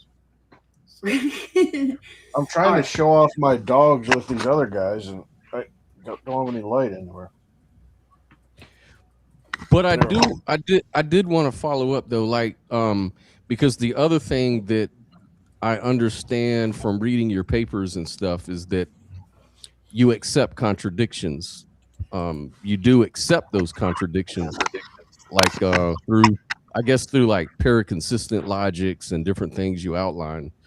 But how does it work? Like, I'm just really curious, because I would imagine, like, if I were to say something like, I reject objective truth because I have no access to it. Objective truth seems to be a faith claim in that case. And even though it seems contradictory, because I'm actually making an objective truth claim by saying there's no objective truth, that's a contradiction, right? But how do you square that circle on, like, say, a paraconsistent logic? I'm just wondering. Well, I do believe that there is scientifically verifiable contradictions, which I call paradox, and any falsifiable contradictions I call a contradiction. But the one that you presented, I would not call a contradiction or a paradox because of the way that you presented it. Just because I say that there is no such thing as objective truth, that does not inherently make that an objective statement. Because you cannot multiply subjectivity even by infinity and try to call it objectivity. I mean, you can. You know, we have the power to do that. Pretty dog, by the way. But Scott, or not Scott, Dark, you're conceding to Scott's question that we, as all subjective agents, don't have access to objective truth. So it's not the case. Like, I'm denying the very proposition. But no. If your argument is that subjectivity times a million is, no matter what, not access to or unable to equal out to objectiveness, then that could still be an objective truth, right? But also, but what I would say, that's okay. But your worldview that you're communicating seems to sound like, yeah, we're all subjective agents, but we don't actually have access to it. I agree generally, but you don't seem like you want to own that worldview, right? And you're elevating the claim to maybe it's possible that itself is not even true. Agree or disagree? Like, is it in itself possibly not true that there is no actual truth, even if it's the case that all subjective agents don't have access to it? You just laid out like 4 or 5 different things right there. It's really Okay, hard. here I'll just leave the question as this. Is it the case that nobody has access to capital O objective truth, and that does not exist? I'm saying that there's no such thing as objective truth because there's no such thing as objectivity to begin with. Because there is unified consciousness intrinsically integrated into every single quantum and void within existence. So what I'm saying is that But is there that is true no independent of objectivity. all subjective agents? Yes or no? Is what? Is that fact of the matter true independent of all subjective agents? Yes or no? Well, I would not call that a fact of the matter. I would call that a subjective perception of the matter, and I would not force my subjective perception on other people. I am just expressing my perception. So I entirely So then respect. you're just back to saying that you don't have access to the knowledge of whether or not it is the case that all subjective agents cannot access objective truth. Well, I never claimed to consent to the proposition of knowledge to begin with. I don't think anything is known. Oh, Okay, I have is a that question. true? I have a That question. is subjectively true. So so you don't think that there's like a state of affairs that exists like separate from all of us? Like there's a state of affairs that just exists, and whether we can access it or not, but it is something that just exists that is not connected to all of our subjectivity. Like it's just a state of affairs of the universe or of reality or whatever. You don't think that there is that? I would consent to what I would call a baseline of reality, which is anything that is external to our incarnation. But I also say that we are unified with everything, and because of that, that baseline of reality has its own inherent subjectivity. So that's why I say even though there is a baseline of reality, that baseline is still in itself subjective. Okay. Yeah, see, the reason I like this, and I know it sounds weird, but I like what you're doing here in a way, because like there's a version 1, like there's no objective truth. That's usually at face value self-refuting. So if someone says it is objectively true that there are no objective truths, that statement kind of defeats itself. Would you agree? I mean, just on a Well, logical framework. Well, I would say that is misusing the word objective, because people like to colloquially call things objective. People do it every day. Like they will say this person is objectively pretty, or that sun objectively just came up. People colloquially, as a society, use the word objective for things all the time, and people like to use the word objective because it smuggles in with it a sense of control and stability. Cognitive closure. Yeah, cognitive closure, right? Exactly. I was about to say that. And the thing is, the reason how I can agree with you is because we're never outside of our objective mind or subjective minds. None of us are. Like the best we can get to is we can only get to inner subjectivity. Even in science, the philosophy of science, it's the starting assumption or the axiom that there's this outside objective world that we can measure against in order to make some kind of progress.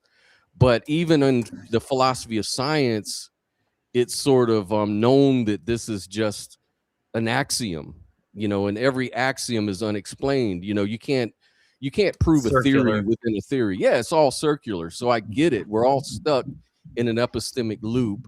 I was just trying to figure that out because a lot of people may define objective as that which is outside of minds, right? And then like it's an opinion. If it's objective, it's not an opinion. If it's objective, it's outside of minds, but it seems that there, this goes back to that old, philosophy problem, that how can you say that when you're stuck in your subjective perception? You're right. Useful. It's useful though. Right. And that's where I'm trying to push as to whether or not you will affirm some kind of realism, whether or not you have access to it. Right. And to me, as an agnostic type of atheist, like I would say that there is some kind of realism out there, but even everyone on this panel, that might be objectively true. Right. And I'm okay with saying it might be objectively true. But none of us have the necessary or true access to it. I'm trolling you a little bit, but I'm pressing you to express that worldview in the same way as everyone else. And what I'm interested in is, you say that there's no such thing as objectivity, but your very own foundation, unity, is outside of consciousness. You say that consciousness is second order, so like wouldn't at least unity be objective? Like wouldn't you ground that? No, unity itself is subjective as well. Before you answer that, hold on a minute. Let me say hello to Austin. Hey Sam, what's up? Yeah, this is Austin Sims, and I'm gonna go get me some food out of the kitchen. So I'm gonna mute, and let's try to like to go around the room a little bit, like, and let I was just going to say that let's let some other people talk. I mean, not that I'm a narcissist. I'll sit here and talk, but I also acknowledge that everyone else has something to contribute as well. Well, I think Nail had asked you a question, so go ahead and like finish up her question, and then and then maybe go down to Max or something like that, and go kind of around the well, that's fine. I was just going to press. So what does subjectivity mean outside of consciousness then? If unity is subjective. So I would not say that there is anything outside of subjectivity. Yeah, I understand what you're saying, but like when we usually think of subjectivity, we think of it within a subjective mind. So I'm just trying to comprehend what subjectivity means outside of a mind. Like, what does that look like? Like, is this ontological or epistemic? It's ontological. Okay.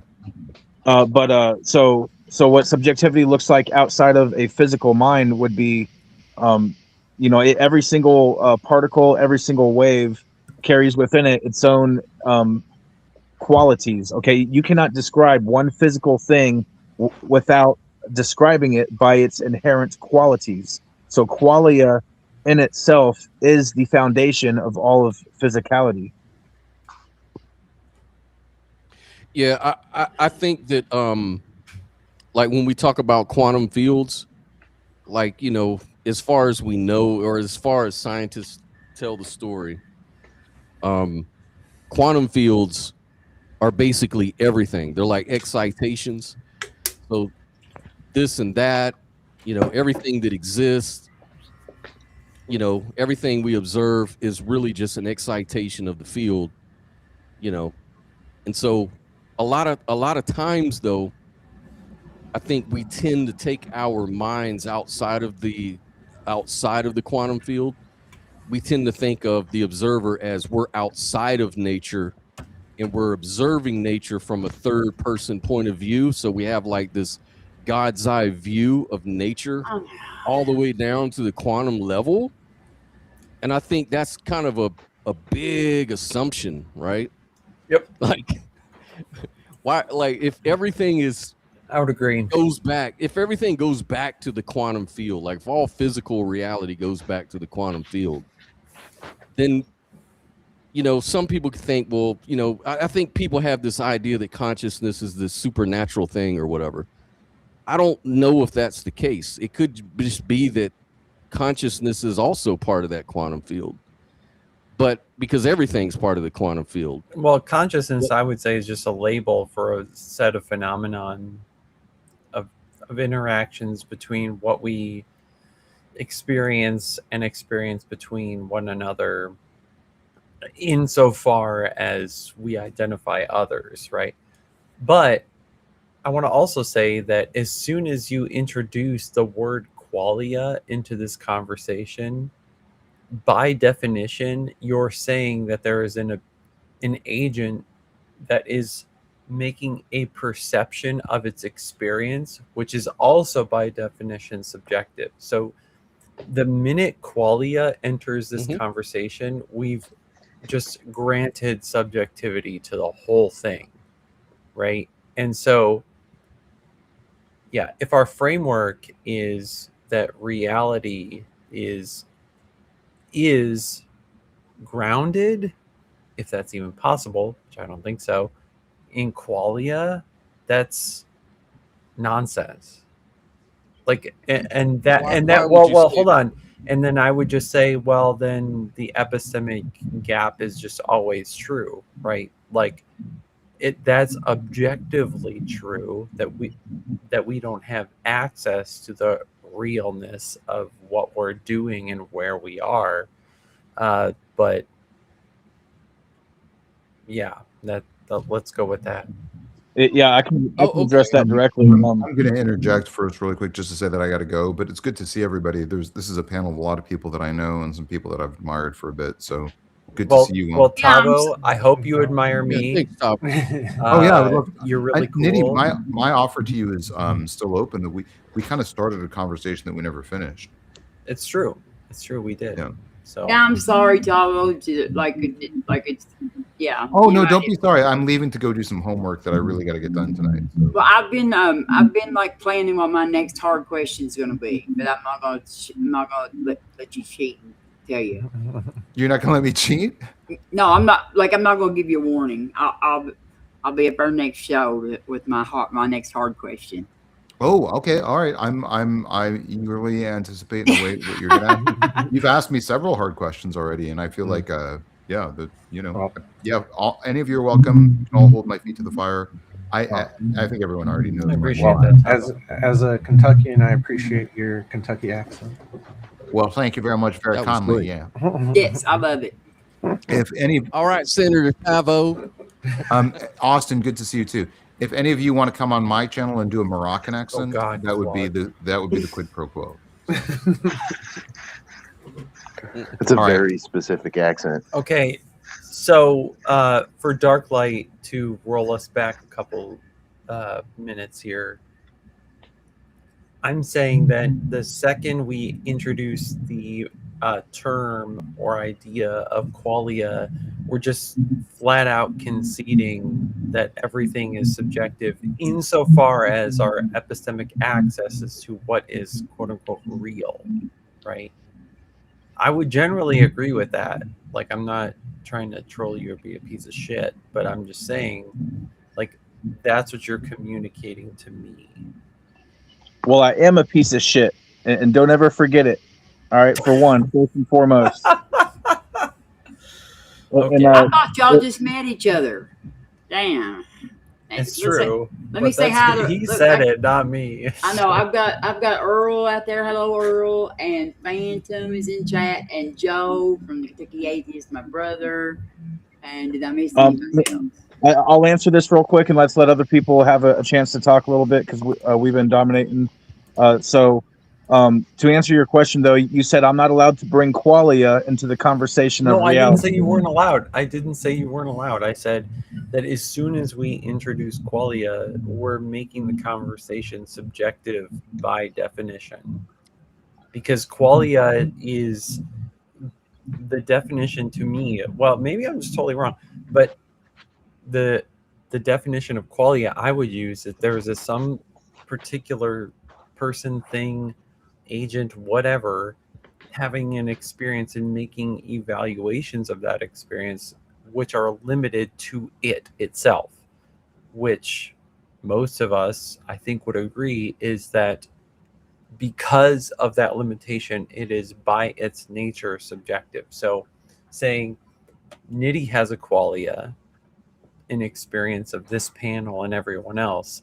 That scope of it is limited to only what I can report, and to me internally to what I can say about it in my own head, right? No, you don't actually have infinite access to the whatever else I'm thinking right at this second about this conversation, right? So it's subjective by its nature. So all that to say, as soon as we introduce the term qualia, we're saying that reality is subjective by its nature, in so much as we don't have access to something independent of ourselves.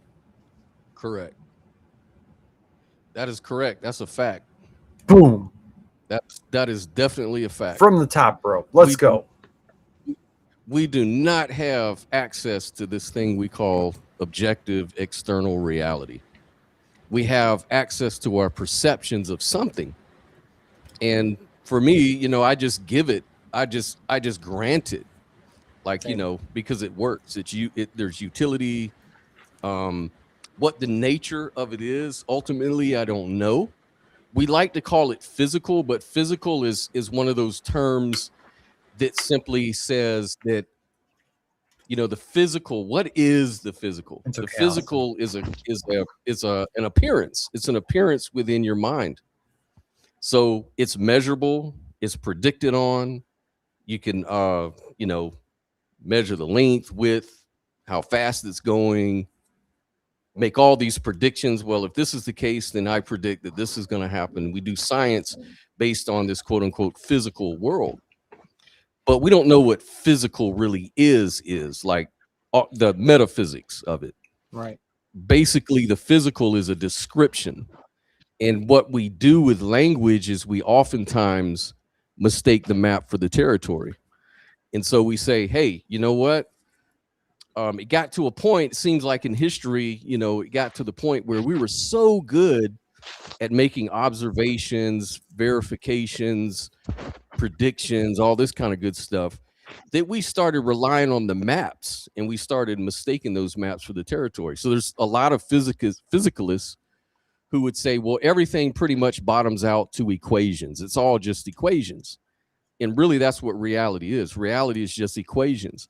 But the way I look at it, equations and mathematics, that's just language. That's just all that is description. It's not prescriptive, it's descriptive. And so this is another example of where a lot of people in their philosophical armchairs are just making all of these assumptions and saying, oh yeah, the consciousness is just physical. It's just a physical thing. And my skepticism kicks in and says, well, we don't even know what physicalism is or physics really is outside of a description that's in our consciousness. So what are we really talking about? We're talking about an appearance that we all share as a species and look at and have some kind of resonance with. That's it. But that doesn't tell us anything about what reality is, you know? And that's what makes these conversations kind of weird, because everybody's starting from a different framework. Some people are starting out with the maps and some people are trying to dig deeper than that. They believe they have the maps. Yeah, they believe they have a good well, map, Scott, you know, here's a question I would ask you. Is it possible in your worldview that your assessment that you don't have access to objective truth false? Is it possible contradictions? Is it contradictory that I would have no access to objective truth? I don't think so. Is it possible? No, really what I'm asking you, because I asked it in a double negative. Is it possible that you, in your worldview, is it possible that you have access to objective truth, but you don't know it? Yes, that's what I think. Me too.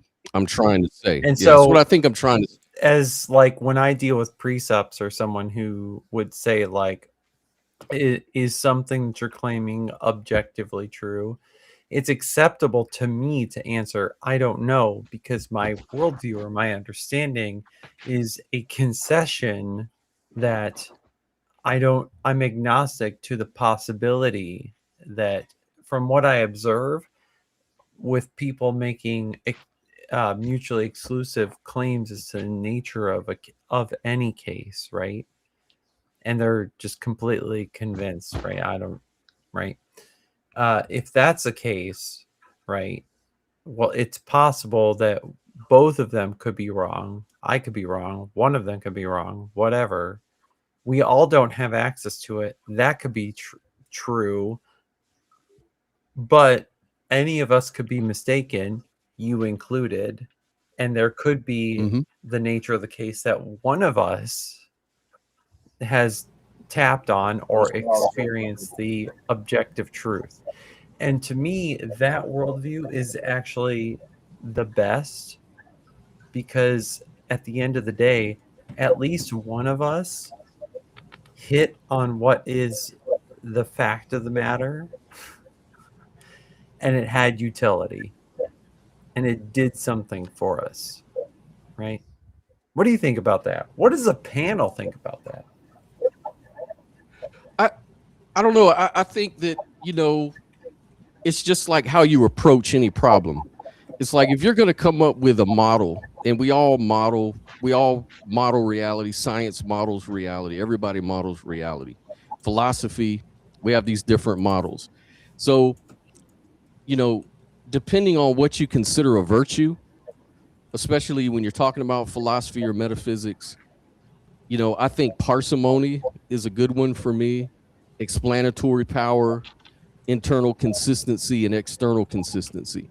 I think at least those things should be met for a virtuous metaphysic. So if we're going to talk about, first of all, parsimony or parsimony, however you want to pronounce that. Yeah, parsimony. Then you build on what you know. You don't build on things you don't know. You're adding unnecessary assumptions. You try to alleviate as many unnecessary assumptions. That way you don't have so many fail points in your metaphysical model, right? So what is the one thing that I'm more confident of anything else in this world? Am I more confident in the things that I experience and the attribution of it, or am I more confident that I'm experiencing something? And I think I'm more confident that I experience, that I have this thing called experience, right? So I want to build on that. I want to build on what I know. Not I don't want to say God, or my presupposition is this outside of my perception, this whatever it is, this ontology of the physical world, whatever that means, or God, or whatever it is, right? You want to build on, well, I think, I wouldn't even want to say I think before I am, because that's kind of an argument. I would just say I experience the world, and that's undeniable. I'm experiencing something. I could be a brain in the vat, whatever. That's the whole point. All I really know is experience. And so everything else on top of that is going to be an inference, and I would just say that's the good starting point. But when you start off with, well, experience comes from this thing called physical matter, maybe we can look at it and call it a brain. And then, the brain is made up of these atoms. And if you just put all these things together that we can conceive of, it will bring about this thing we call an experience. So it's almost, to me, the problem with that, just as a skeptic, just approaching it skeptically, it's kind of like saying, I'm going to explain the movie screen by watching the movie. And then when I watch the movie, I see inside the movie this thing called a brain or whatever. And I say, oh, inside the movie, that explains the movie I'm watching. Well, that's kind of ridiculous, right? Everybody would think that's absurd. But that's exactly what we do. That's exactly what physicalist arguments are. They're saying that the thing that we experience explains the experience. And it just seems that that's kind of backwards. And so there's got to be better ways to kind of compare models. I don't think so, because That's just identifying what we observe as the nature of the case, and then just being humble enough to say so. Yeah. Yeah. And I'm not saying that that's because, like I said, at the end of the day, we only have access to our experience. And we already know that even on our experience, we experience learning and not knowing stuff and being wrong about so many things. So I can never talk about objective reality. I can never say idealism is capital T true, or I can never say Right. physicalism is I agree. capital T true, right? I can only say that I can build a model and I can compare these models to determine what's more logical, maybe. In the chat, Darth Terrain says, what is necessary for experience? We actually don't know, because if we concede that different levels of cognition with other organisms exist, right? Or different input output relations happen to different what we define as organisms, then we're not actually sure of which of those particular things could ever between themselves or somehow to us define that as experience, right? We can project the idea that a dolphin has the experience of enjoyment of graping another sea creature or us, right?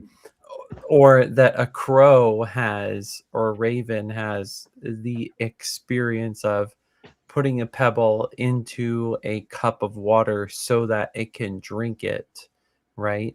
Which I literally just watched today. We can say that those things, I could say that those things are experiences, right? But then I'm stuck with the burden of proof, or at least the attempt to define a limit or point at which a certain number of inputs and outputs create experience and a certain number do not, right? You're talking about the puppet so- master regress. Right, yeah, and it's completely subjective, right? We don't have any arbiter to say and impose upon us, oh, this level of interactions in the physical world define consciousness or experience, but this, when it's below that, it is not conscious or experience, right?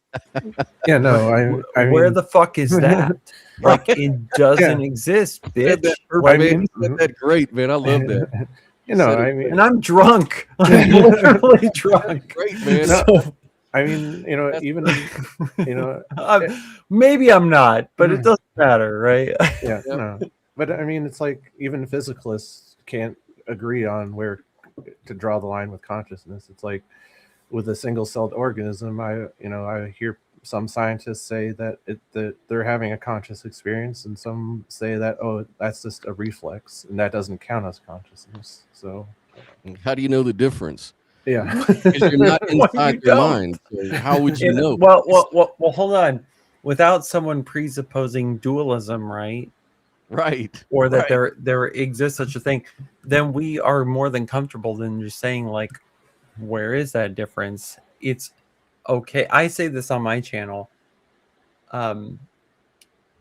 We can learn as whatever species we choose to identify, or whatever our experience we choose to identify as.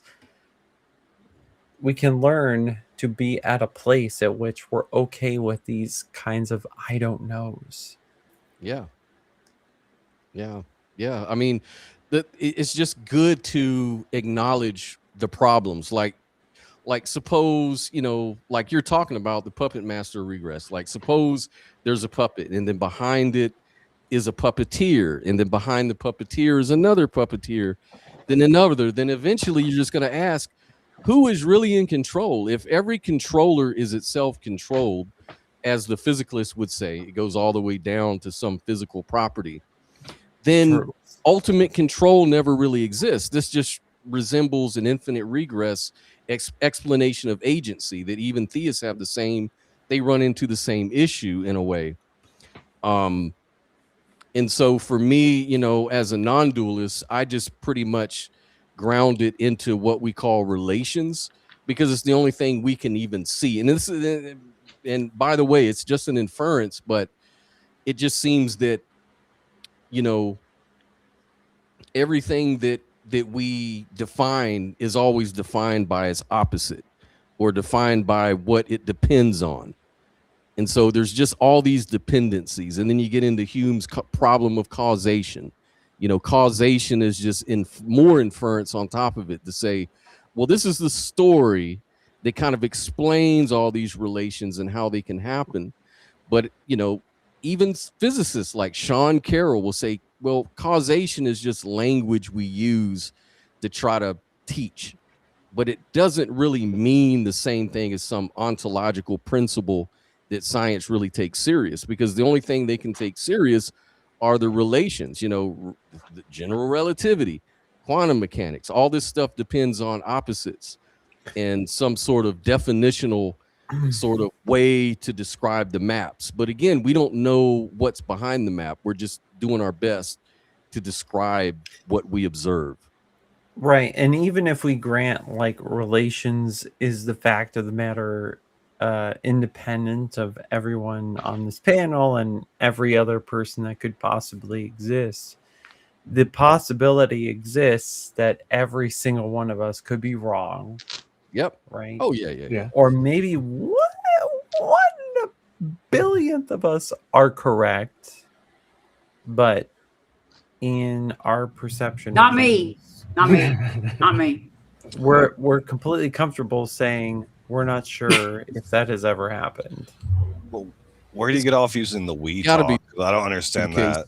Oh, fucker. You because if you're going to go purely subjective, you're going to fall into solipsism. Like, honestly, this is true. We're arguing solipsism. You're not wrong.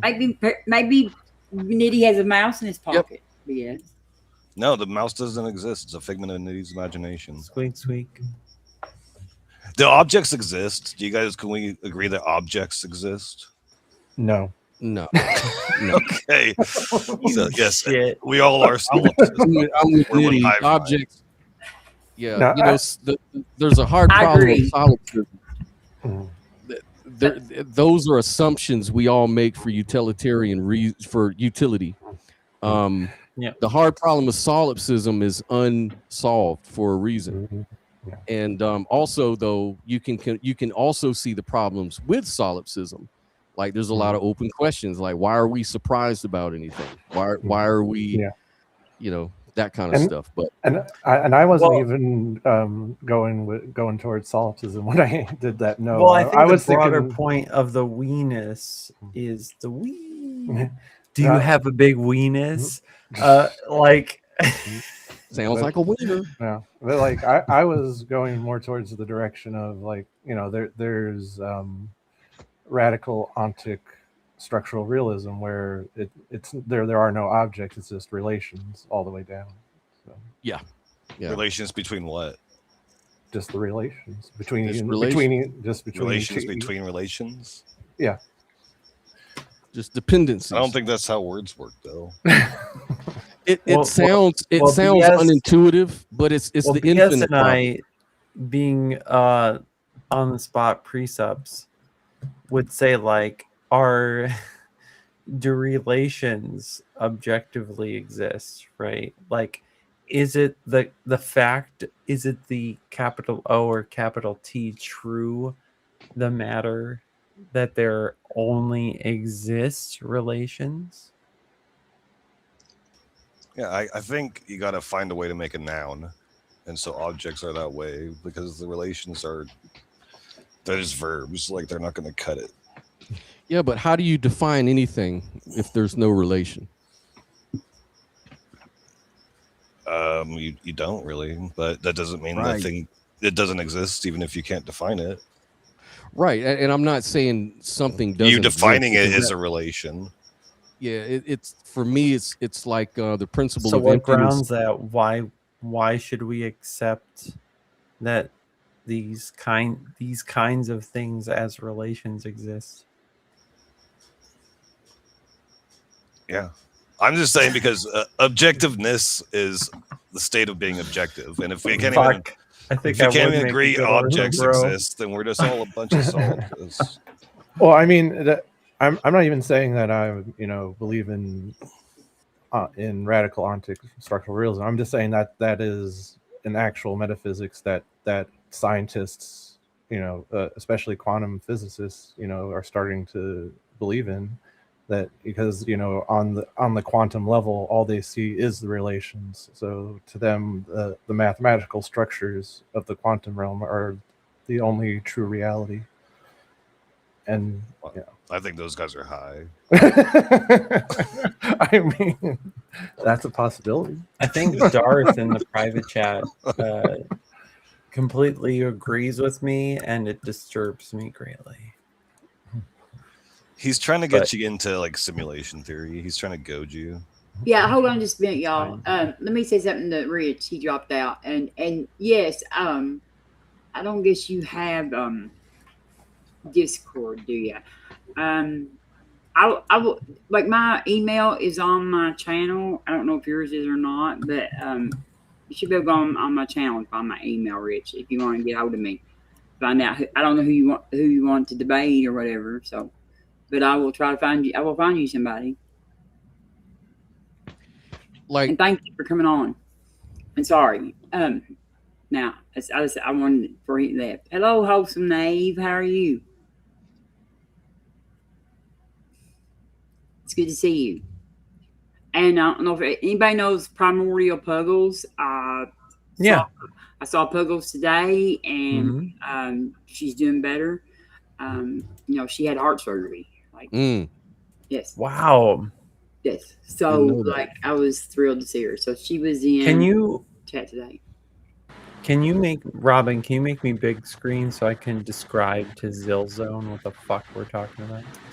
Zillzone probably won't ever understand it, but I guess I can make it big screen. Like Zillzone's a little slow. Like, look, Zillzone. Here's what we're talking about.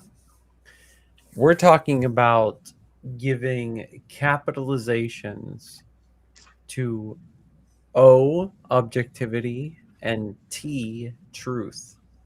Okay.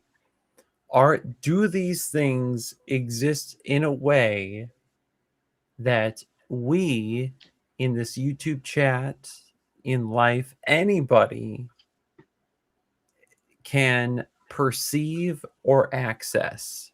That when you talk to me, when B.S. Lewis, when Scott, whoever talks to me, talks to Robin, to anyone else, are we communicating something that one is, no matter what anyone thinks, is the case? Or is it the case that we're all making the best guess that we can? That's my position. Mm-hmm. The theist would say that it might be the case that everyone doesn't have complete access to that, but there is something out there that is the case. I'm actually, in my worldview, willing to say that even that could exist, but I'm not convinced that it's grounded in God or any God I've ever heard of. And so that by default makes me an atheist. So there you go. That's it. You can unbiggen me. Bigly. Or I can just talk. I can do the rest of the show. I mean, fuck it. Like, I mean, you got a pretty face, so you can pull it off. I can take my shirt off too. You got a pretty mouth there. You got a pretty mouth on you.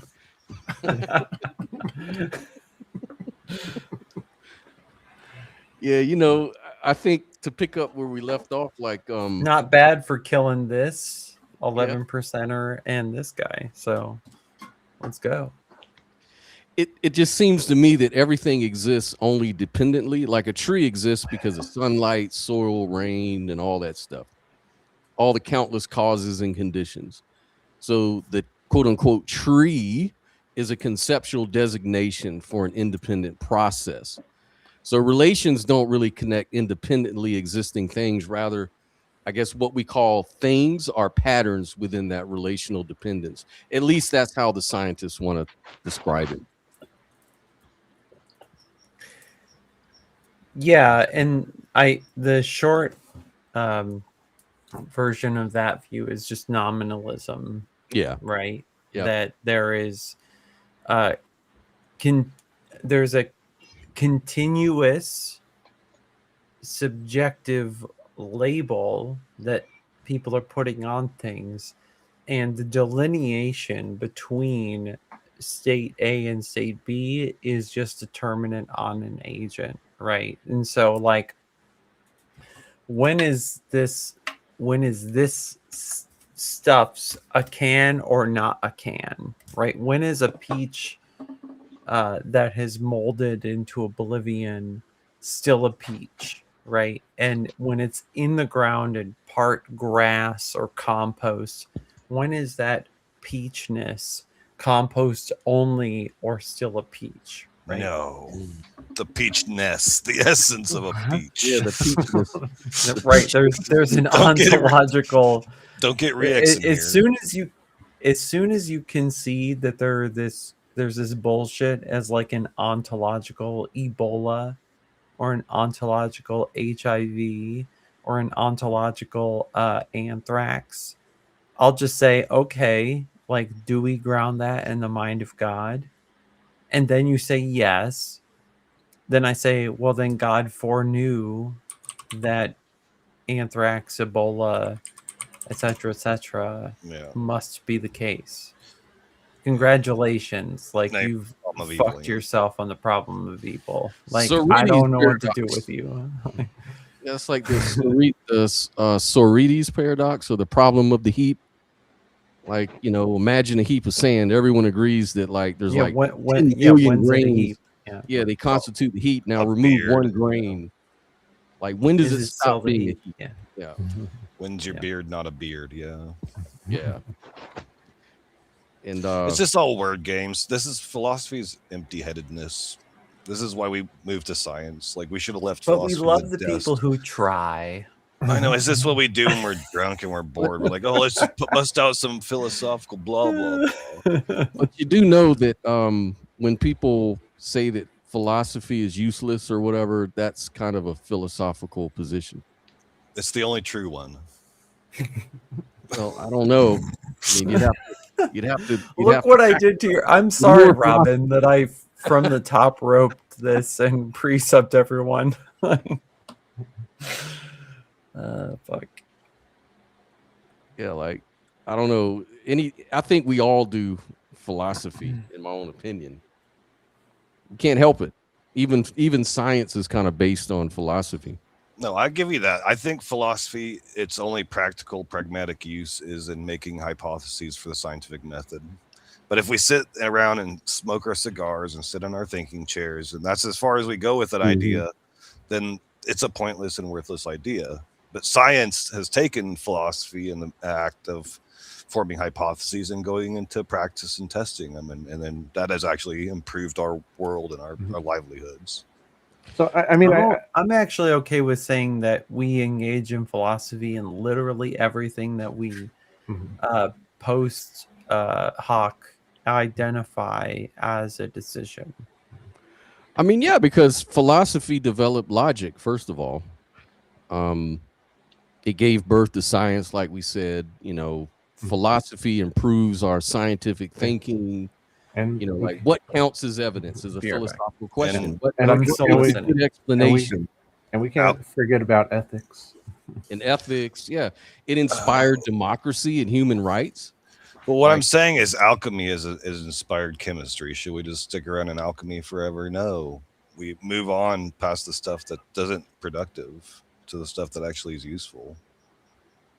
This is why the apologists and the Christian preachers and Muslim apologists, and they can just try to make stupid ideas sound productive and like better than they are is because they're just sitting around doing nothing.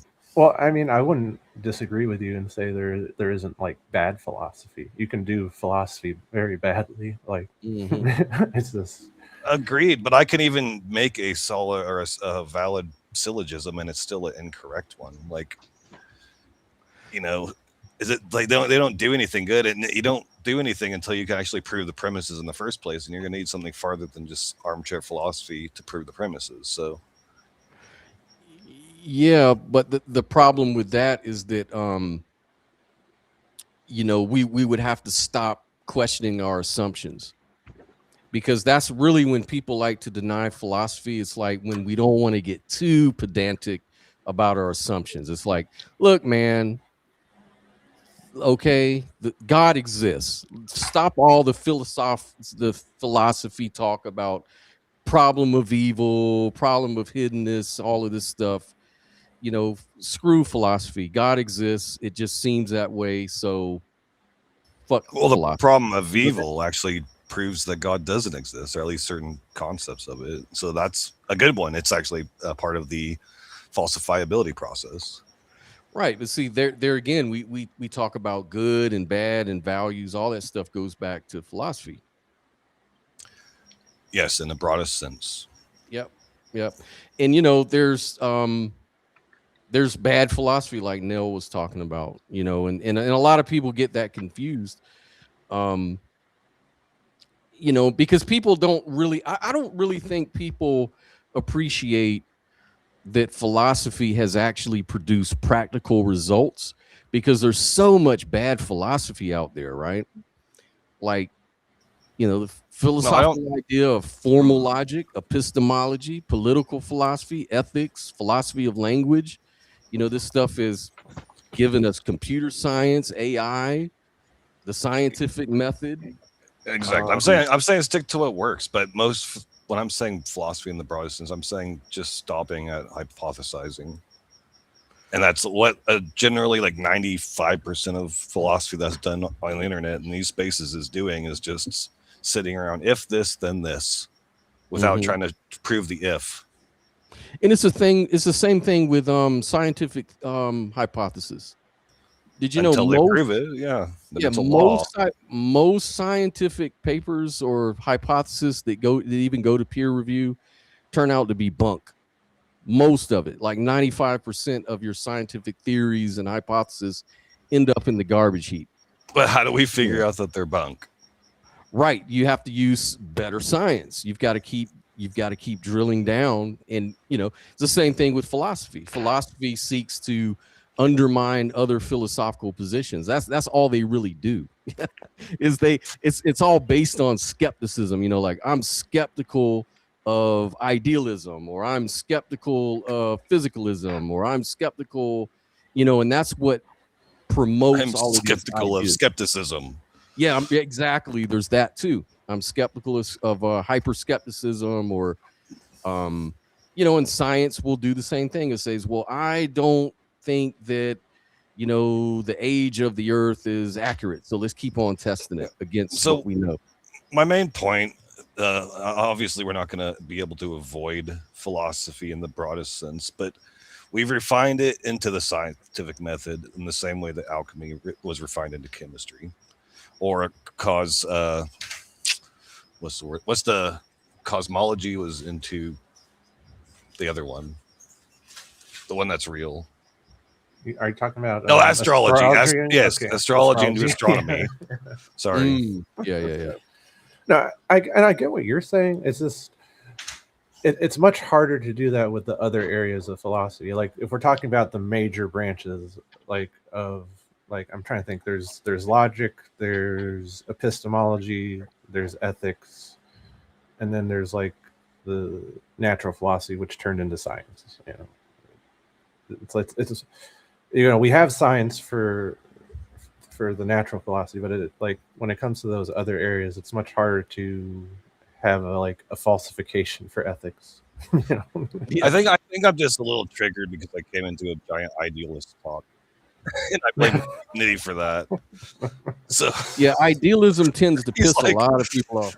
it's annoying because it always boils down to solipsism, and I would take the solipsism in the same way I would take classical theism. If I find myself in a situation I cannot fully understand, I think there's a higher power that put me there, either myself or some solipsistic god outside of me, I would just have to have faith that I was making the right decision when I put myself into the situation. And that means adapting into the objective world that I've put myself into. Only because I study this stuff so much, because it's just always been my interest for like the last 20, 30 years. Actually, physicalism also entails solipsism, in a way, because and it's sort of in the same way actually that idealism would, because physicalism would say that what reality is just the brain's processing of all that information that comes in the form of photons, sound waves, C fiber, excitation. You feel things from your nervous system, and that stuff is not reality. You are never in reality. You're only in your brain. Your brain is constructing based on your expectations, your genetics, your memories, all of these sort of psychological things. That's what reality is. And it all depends on the kind of brain it is. Like a human brain will perceive reality different than, say, a bird brain or a lizard brain or something like that. You're going to be totally constrained. So you're never really touching on reality. You're just stuck in your simulation. That's what physicalism is telling you. It's an inverse simulation, and it's never reflective of the true reality, because we know reality, that this is why science based on methodological physicalism, is going to say, solipsism mean to you? Well, solipsism is that reality is all in your mind.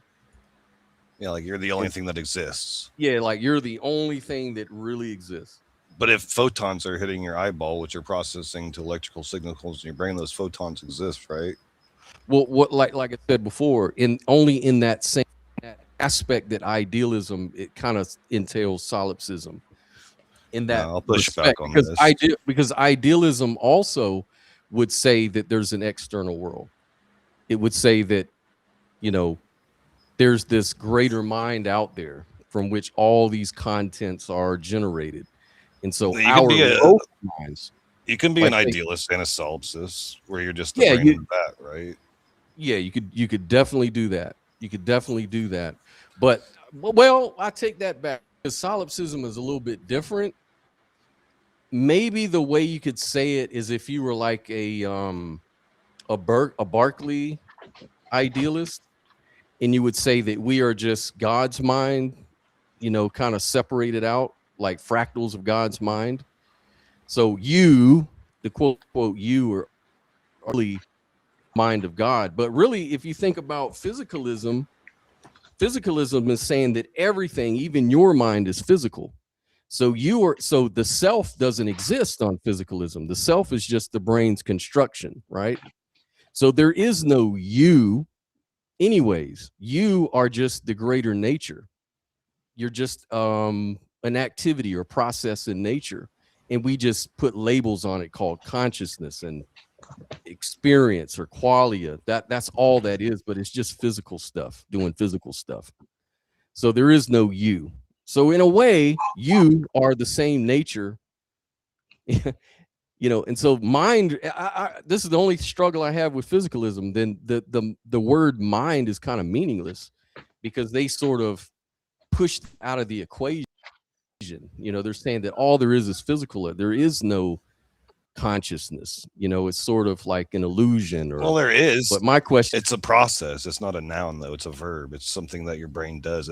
What we refer to as the mind is a collective of processes that our brain performs, like memory, like recognition, like cognition, like consciousness and unconsciousness too. And so when people are using the mumbo jumbo words of using it like a noun, that's not really what it is. That's just an anthropomorphized term that we use to encompass what it actually is. We know quite a lot about it, though. I always reject the idea that we have consciousness because it makes it a thing. I always like to say that we don't have consciousness, but consciousness sort of has us, because the whole thing is a construction. It's a process, like you said.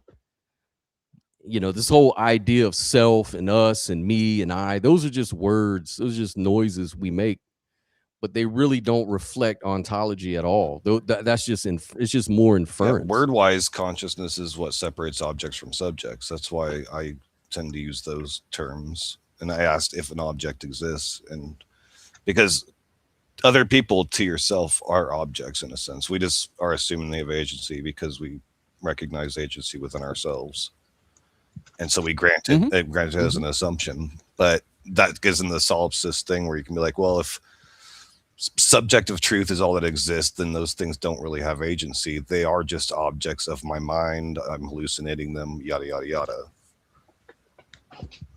Yeah, and people apply that to idealism sort of unfairly, I think, because the same thing could be said about any other sort of view, right? Even theism. I don't think you get that on physicalism, though. This is why I prefer it, because it actually makes other people real people.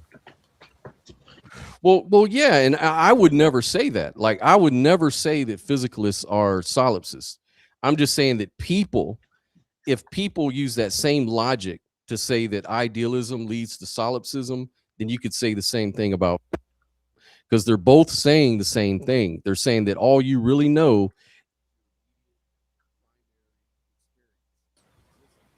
What? Did you cut off? And then that, sorry about that. And they'll say, you left me hanging. All you really know, and then you left me hanging. I was like, what? What is it? Oh. What are you going to say?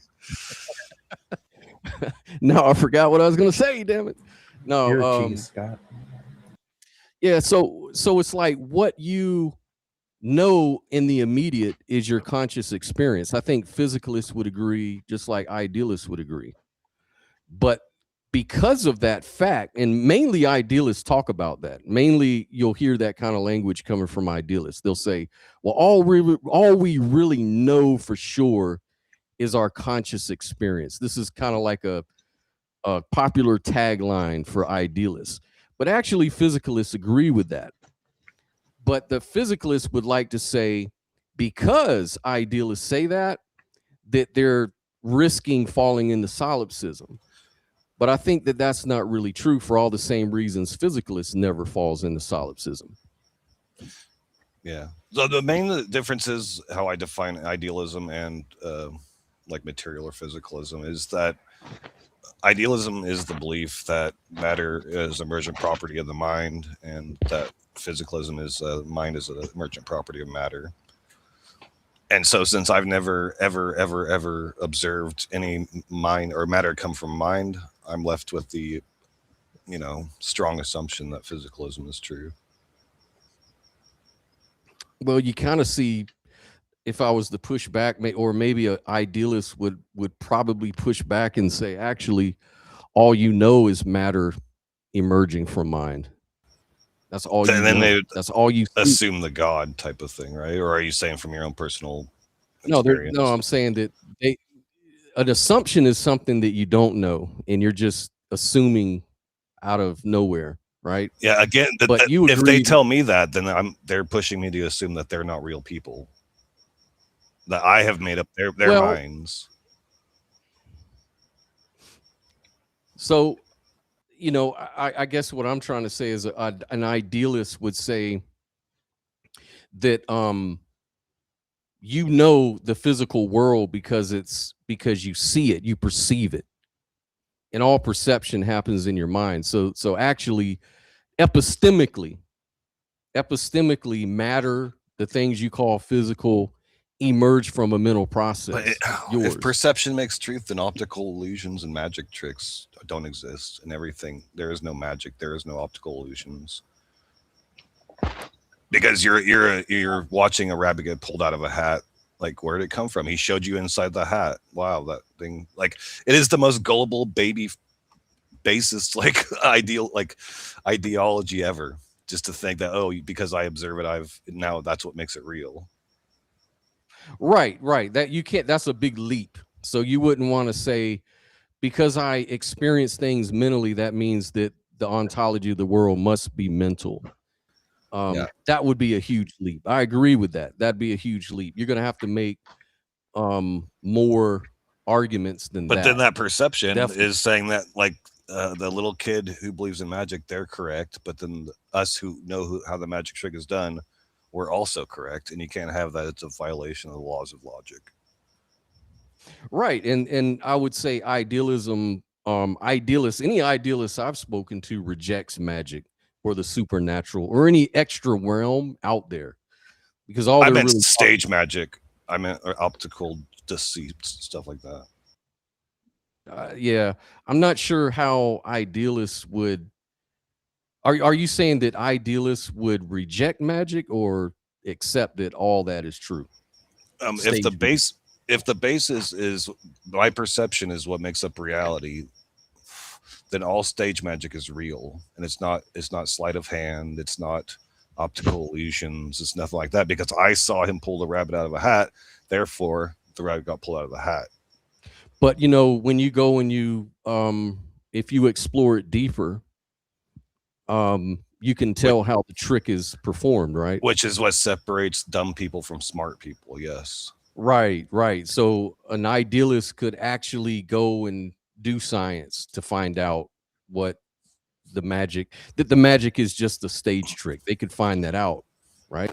But then how would they know when they previously saw the magic trick that the magic wasn't correct? Because then they'd be admitting that their perception wasn't reality in the past.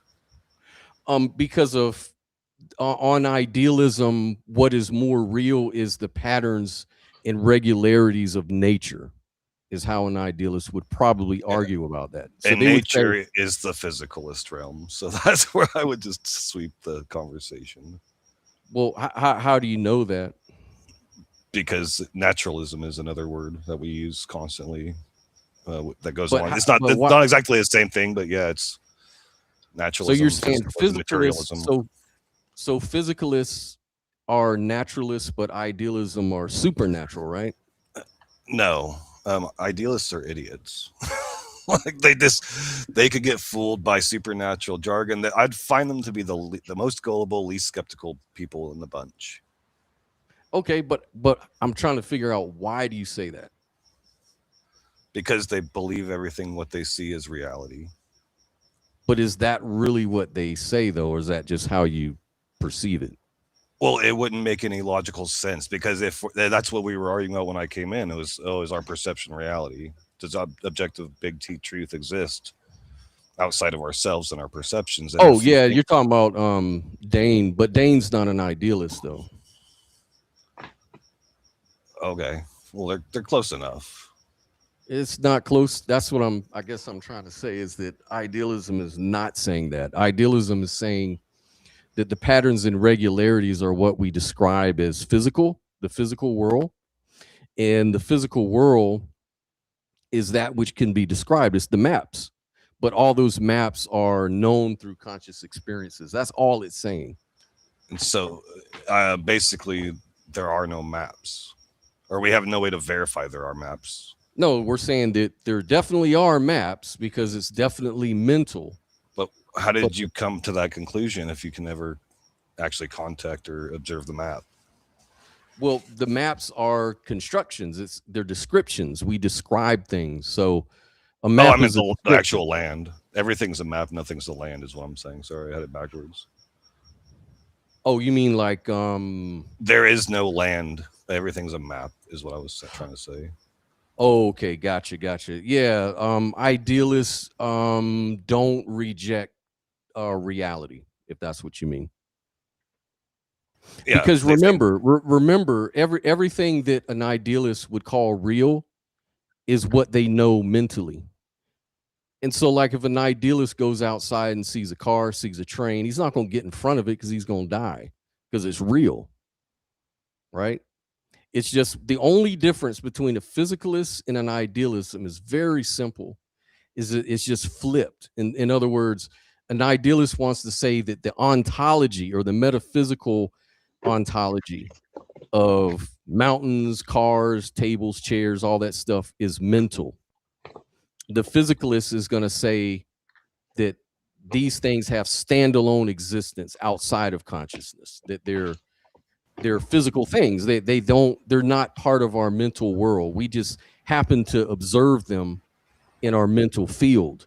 So, we assume that they're real because they're outside of us. Was the Big Bang real? Yes, because it can be observed. But there were no observers at the time. Yep, but we can track it. We an idealist would say, hey, we can do science just like a physicalist can, and science is a method that you know through your conscious experience, so it still follows the same way. So the Big Bang, the creation of the current substantiation of the universe, depends on us being able to observe it in the future. Well, this really gets back to a common misconception, is that idealism denies science. So like and really I'm talking about contemporary forms of idealism. So instead, what they're going to argue is that science correctly of experience, but not necessarily the ultimate metaphysical nature of reality, because those things we all agree are inaccessible to us. Even science will tell you that. So science asks, how does the world behave? Metaphysics is going to ask, well, what is the world fundamentally made of?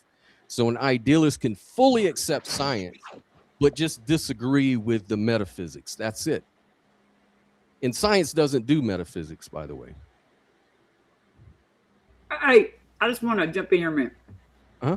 I want to, like, I heard y'all say something about the observer, and we've been having a physicist on Gretchen's channel at night.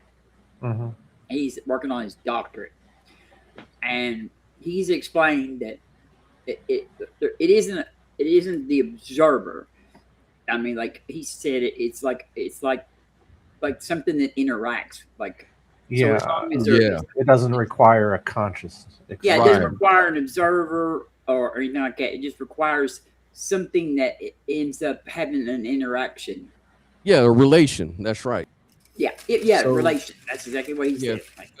Yeah, that's what I was saying. With quantum mechanics, when they speak of the observer, we're just talking about relations and interactions between those relations. So bringing consciousness into a scientific description wouldn't even make sense. It would be, you're just begging more questions on top of questions.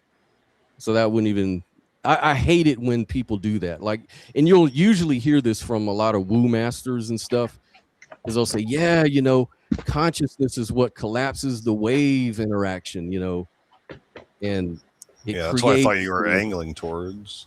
No, that's not what you were saying. No. Like Cafe. That's Cafe. I used to be a woo master, actually, too. Yes. Yeah, because it's when you think of an observer, most people think, hey, I'm an observer. I use my eyes to observe. But what people don't realize is that in order to see things, you have to shine light on it. And light is made up of photons. And so when you shine light on something to see it, you're already interacting with it to make it do something. So it must be a confusion with the terminology, because idealists suggest ideas, suggest products of mind. And so that's why I thought an agent who is a conscious observer, because you have to have somebody who is able to formulate ideas. Yeah, that's dualistic. Those are what you call dualists. There's more than one kind of idealism. Yeah. I'm talking about the monism, the non-dual idealism, like, because like science begins with experience, right? Like every scientific observation ultimately depends on experience. Scientists observe the numbers on instruments, image from telescopes or computer outputs or whatever. All of those things are experience. So an idealist would like to argue that experience is the epistemic foundation upon which science is built. And science never escapes experience at all, ever. And it doesn't try to. Science is really just neutral about metaphysics. So it just measures behavior, it measures mass, charge, spin, fields, space-time geometry. You know, it does not measure material substance. It does not measure mental substance.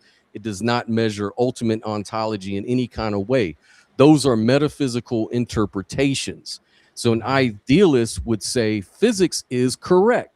Physicalism is an accurate interpretation of physics as we understand it, and they're bound to change. It's bound, maybe some of it will be overthrown, but if it does, it will come from science. It won't come from metaphysics or idealism or physicalism. It'll come from physics or science. So laws still exist, you know. But does the physics change, or does our understanding of it? Because that would be Our the subjective versus Right. the subjective versus objective. Yeah, the objective world is going to be, we don't have any control of the external world. That stuff is going to keep on chugging way after we die, after all humans disappear from the earth. You know, the universe is going to keep on ticking, you know. It's just the idealist would say that objective world out there is mental, and the physicalist would say no, it's it's this energy, matter, all that. Which I just go back to, like, I have never seen mind give birth to matter, but I've seen matter emerge from mind, or mind emerge from matter, but not the other way around. So I know you're going to say, oh, the interpretation or my perception of the thing, but that's not what actually makes the thing. Say it, You know, say it 3 times really fast, yeah. that mind emerged from matter, not matter emerged from mind. That's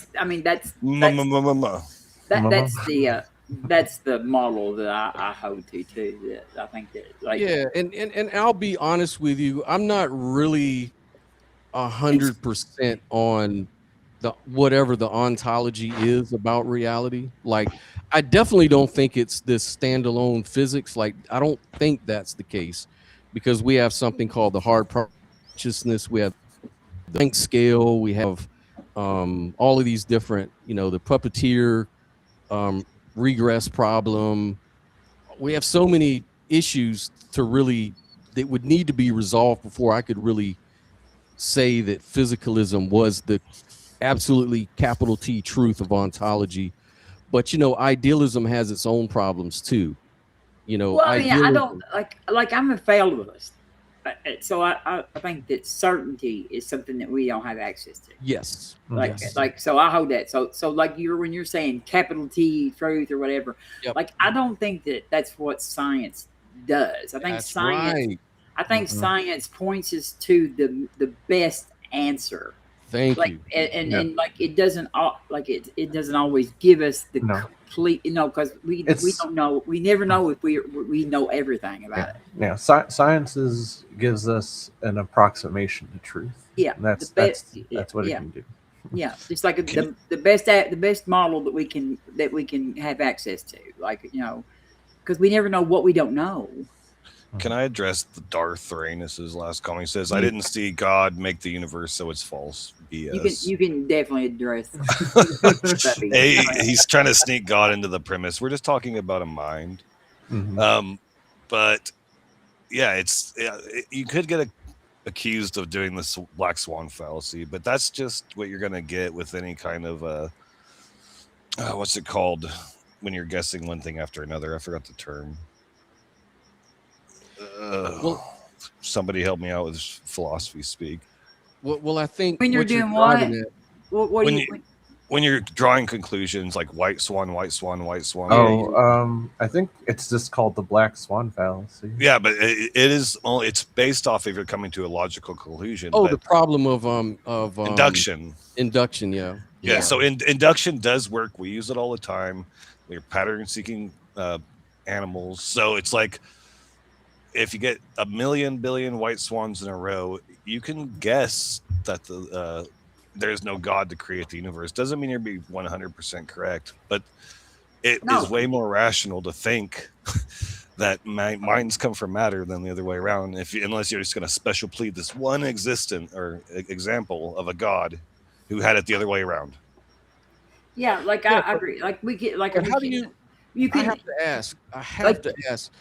Oh, go ahead, Ramen. I'm sorry. well, I mean, like I agree with that. Like I think that science does use the inductive, process to like point us to the most probable answer or whatever. But like I don't believe in certainty. Like uh, I have this like I learned this from Travis. As certainty is almost certainly unattainable. So like I think that you have to always be a fallibist. But like Yeah. Inductions are a friend. Let's not get like accused of black swan fallacies every time we use it. yeah, but then there's always the other thing. What is that? The black ravens. I always hated that because there's actually a fallacy. It's the black raven fallacy too, and like the different bird is a different fallacy. And I don't know why. Like it seems very intuitive to say that our conscious experience comes from our brain because if you damage the brain, you change your consciousness. You can drink alcohol and get drunk, so your conscious experience will change. You've got all these different examples of how you can affect the body, which will give you a different experience. But see, the problem is that number one, in logic, correlation does not equal causation. So that's the first thing we have to recognize, right? So, and then if you really dig down into physicalism, you can say, why should matter arranged in a certain way produce any Shut up, Kurt. at all? Hey, guys, pardon me. I just want to say, shut up, Kurt. How about that, Kurt? That wasn't Kurt talking. I know. I was talking. He was talking smack in the chat, so I just wanted to tell him shut up. You come in and interrupted Scott so you could tell Kurt to shut up. Well, yeah. Sucker. Mean. What is wrong with you? Let me say hi to Mike while we got here. Hi, Mike. Hey, Mike. Hey, hi, everyone. God bless. And everybody knows Zeal. I'm not guessing. Probably like. You have a ponytail, TBS? Yeah. You know what God thinks about long hair on a man? Yeah. Well, no, that was about Corinth, bro. That was about the Corinthian context. Oh, okay. Gotcha. My bad. Ain't nothing wrong with his hair. Sorry? There ain't nothing wrong with your hair. Hey, I want y'all to know that, like in chat last night, we talked to Felix. Felix likes Motley Crue and Poison, and I was like, oh my gosh, like Felix, I don't know. Do you know who Felix is, BS? Not a clue. Okay, well he's this guy that's been calling into all the shows, and he's got this contingency argument that is like, and like they've all banned him off there, but he calls in the Christian show, but no, never in a million years would he was like, Robin, you have good music taste. I was like, Felix, you listen. Like, yeah, he's gotten banned off like Justin's show and stuff because he just won't change his argument. So like it ain't. I saw some debate last night on this channel, but what I still I don't understand is how are you going to get dogs from non-dogs? Who are you talking about? Are you talking about the debate? Well, they hatch from an egg. They hatch from a bird egg. With Brandon? Where did the bird egg come from? No, well, the bird egg turns into the dog, and then the dog turns into the whale. I've never seen whales come from dogs. You haven't? What? But it is interesting. Like, look, I'm Christian, and I actually do believe in creationism and everything else, right? But it is interesting that we see this hierarchical genetic tree kind of thing between whales and like land animals like hippopotami and stuff like that. So it's interesting, it's we shouldn't. I don't think Christians should just ignore it and say, "Oh, it's dumb," or I never saw a whale turn into a dog. Therefore, I call it time of the gaps. Time of the gaps. Just millions and millions and millions of years, and the wolf is the whale, suckers. Well, Did you make that up, Still? It's not that simple, though. Yeah, that when you don't have an argument against it, that's the kind of stuff you say right there. I don't believe in time. There you go. Look, y'all started on evolution. Y'all started on evolution, and you summoned Austin.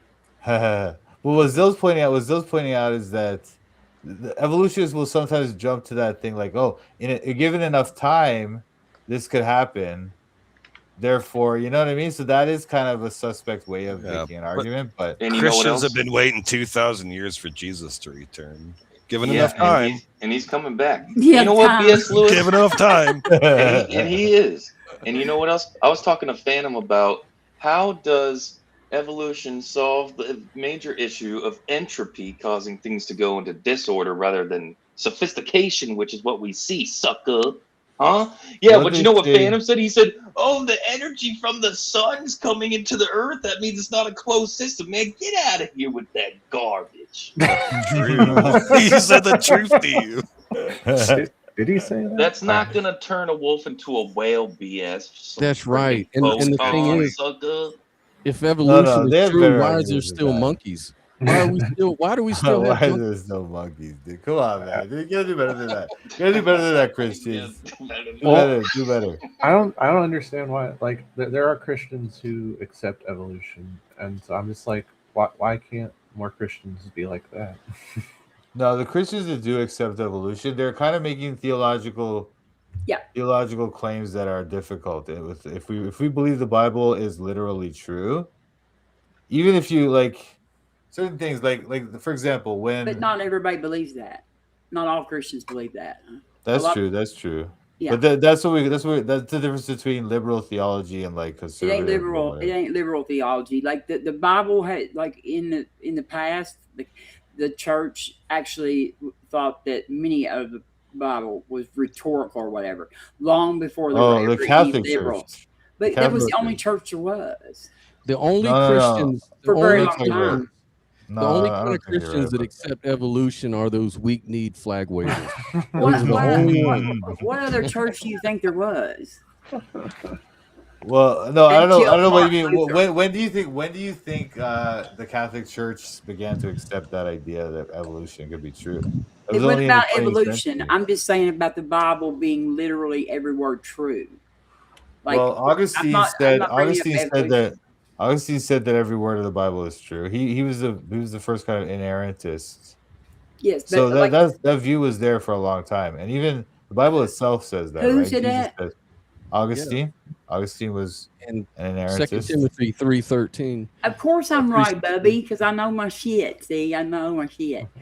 The Bible's got to be true. It even says it right there in the Bible. But Wait, like, that view didn't of the Bible is not completely historical. And like our present day, like creationist Christians, came about like in what, the 1940s or something like that. No, that's not true. That's not true. Yeah, it is. Yeah. No, it's not. What was his name? BS? Do you remember? The I guy- wasn't listening. Sorry, I was playing Oh. with my camera. the modern creationist like movement that's The literalists. wasn't it in the 1940s? Yeah, it's pretty recent. Like I don't there's certain like the ways like the Ken Hovens of the world, that kind of way of seeing biblical literalism is kind of a new thing. But the idea that the Bible is not literally true that's the new development. That mostly through Christian history, the idea has been that the Bible is literally true. And so they Kurt, believe those things like that. Go Which ahead. Bible? Kurt put it in there. He said Augustine of Hippo said that Genesis is not literally true. What? What did Kurt say? What did he say? Who's saying Augustine of that? Hippo said what? Who's saying Genesis that? is not true. He said Augustine of Hippo said that the Bible is not literally true. Oh, Genesis. I thought you said Jesus for a second. I didn't say anything about Jesus. Yeah.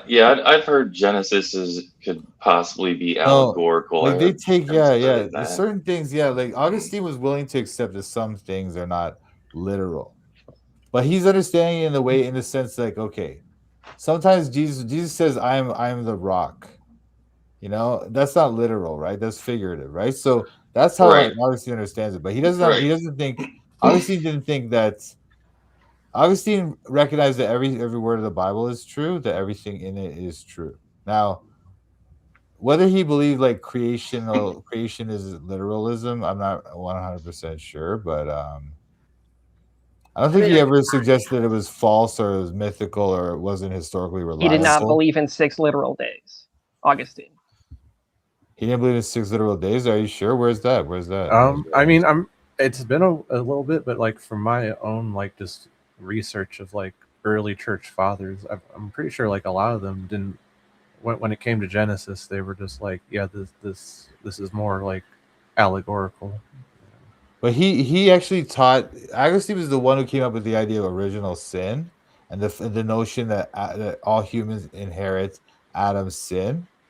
So it seems like from just based on that, I don't know too much about his ideas about Genesis, but from what I understand about his notion of the original sin doctrine, that would imply that he did believe in Adam and Eve, you know? But I don't know too much about that. Augustine's view was that God created everything instantaneously, so that the days in Genesis just represented a logical or conceptual order rather than a sequence, you know? It was even faster. That's how right. Yeah, you're right about that. I have heard that. I have heard that before. What Scott's saying right now. Well, I guess Genesis 1 is false, everybody. Pack 400-year-old Earth. Yeah. Yeah, so I mean, Why it's not? almost like next Tuesdayism. Actually, God created everything last Tuesday, and he just put all these memories and artifacts out here to make us think that the world is 6,000 years old. So the whole story. Let me say hello to Kelly. Hello, Kelly. I see you out there. I don't know if I missed anybody else. Kurt's back. Yeah. So I don't know if I missed anybody else. I'm sorry. Y'all go ahead. Yeah, you can start streaming now. You can start streaming and having call-ins now. I never seen you do this before. Is this something you do a lot? No. I just like I was. There was nobody on. I missed. I failed this afternoon and could not get up. Okay. Oh no. Like I wasn't hurt, but I couldn't get up. So like I had to wait around for somebody to come in and get up. So I missed. I couldn't be on Saturday night at Atheist. And OE had Joe on his channel. So anyway, then there was nobody on. Ember is at Nanicon, so I guess Mark is not streaming, and there was nobody on. There was nothing to do at all, and I was like, I'm gonna go on. And Robert from Skeptic Philosophy was like, yeah, I'm gonna come on for a little while till I go to bed. So. I'm glad you're here. I'm glad you started to stream. It's cool. Whoa! Hello, Wholesome. I see a forehead. Oh, I was gonna say, hey, there's some eyes. No, I didn't hurt myself. And there's Big Bad Mama. I've been wondering where you are, Big Bad Mama. All right. But, no, I didn't hurt myself. I just couldn't get up. I was just stuck where I was. So, yeah, Mike and him kept messaging me going, have you fallen and can't get up? Need some life alert. I had Simos and Mike and Scott all doing that. Are you falling and you can't get up?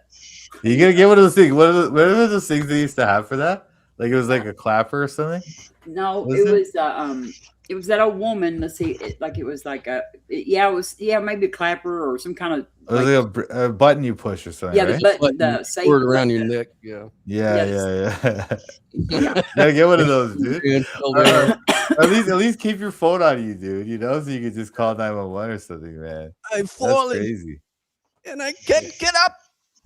That's wild, dude. At least you're safe now. I'm glad, but that sucks. Yeah. I don't like that. I like to think about that. Glad you're all right, Robin. Well, hello. It looks like we got a couple new faces on stage. Yeah. Shut up. Nave, you look very happy. I'm just playing.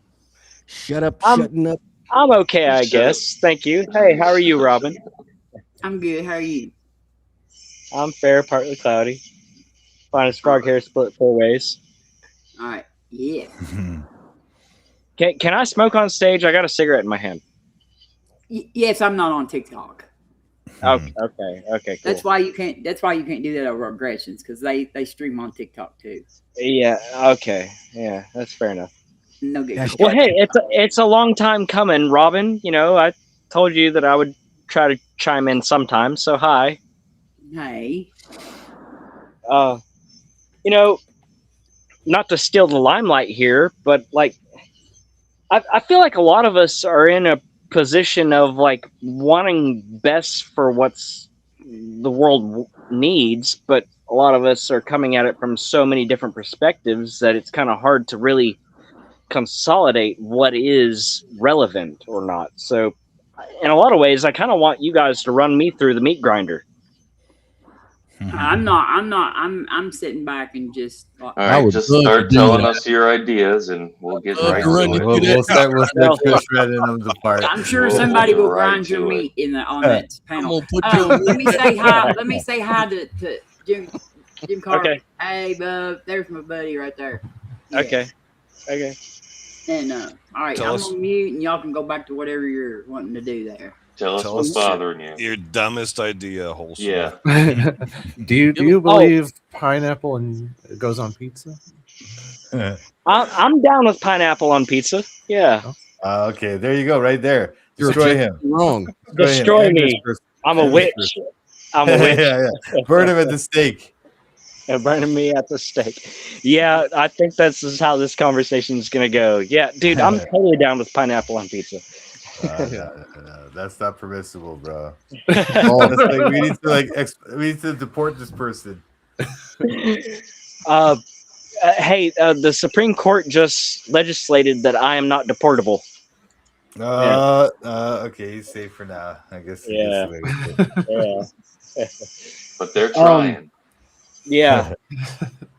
I had to describe that to my peers that was a thing. Yeah. And to your parole officer? No, to my parents and to my cousins. Oh, okay. How's that Yeah. ankle monitor? I don't know. I don't have one. Oh, okay. Yeah. But it's a social one. It's a social ankle monitor. Yeah, I know what you mean. Sure. Yeah. You all need those. Yeah, no, I have a parent who's a foreigner, and this has been a weird conversation. Oh, Yeah. I'm so sorry. Well, half of us are. I'm just Half kidding. of us are. I'm just kidding. And we have to Shut be up, bro. reminded. Yeah, no, it's all good. It's all good. That's not- that is Okay. Okay, you guys were asking about my woo-woo ideas. I don't want to talk about my woo-woo ideas just yet. I want to talk about the woo-woo things. mean? What is woo-woo? Things that are It's so garble. It's like atheist crap. It's woo-woo. woo-woo to me is stuff that is so irrational that shouldn't really even be considered yet. If woo-woo has any sort of contingency, the other regular shit needs to be called into contention first before the woo-woo ideas get any sort of legitimacy. Of course, You I mean have like- woo-woo ideas, but You mean like strong emergence? I don't know what you mean by that, but I'm going to I roll with it. knew Yeah. Scott was going to say that because Scott thinks that saying that consciousness emerges from brain matter is Woo-woo. magic. That's woo-woo. That's what he says. He's like, that's magical thinking, Robin. Magical thinking. Correct. Why Well, can't you know what it is? it It's like they can't explain why consciousness would emerge from matter. So then they say, "Oh, it's an emergent property." Yeah, it's like this placeholder thing. They don't have the actual mechanism. Let me of how try. consciousness All right, let can me tell result. Kurt about Kurt. Like, take it easy on your arms. They'll get real tired. Okay, so get some rest. Yes. Love you. Not bad, Kurt. Here's my explanation, Toronto. God didn't do it. You wish, buddy. That's all you got. Nice. That's all I opinion. need. That's all you're gonna give me a counter to. I'm just saying, like the fact that subjective opinion. Yeah, exactly. And the fact that we have no reason to believe that a bunch of chemicals and electromagnetic chemicals or processes or whatever could make a conscious mind, subjective experiences, etc. There's no reason to believe that. So it demands an explanation, though, right? So it's like the one explanation that does work is God, or Can one you explanation. demonstrate consciousness? Yeah, the fact that I know what I know what it feels like when I touch my keyboard. I know No, what demonstrate it to my me. Demonstrate it to me. Well, you know what it feels like when you touch your keyboard. How do you know that? Yeah.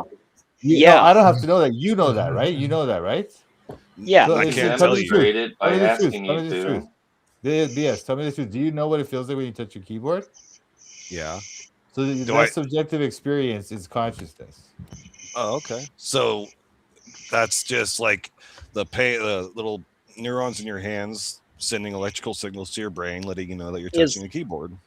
Is a conscious That's experience. but Yes. the fact that Yeah.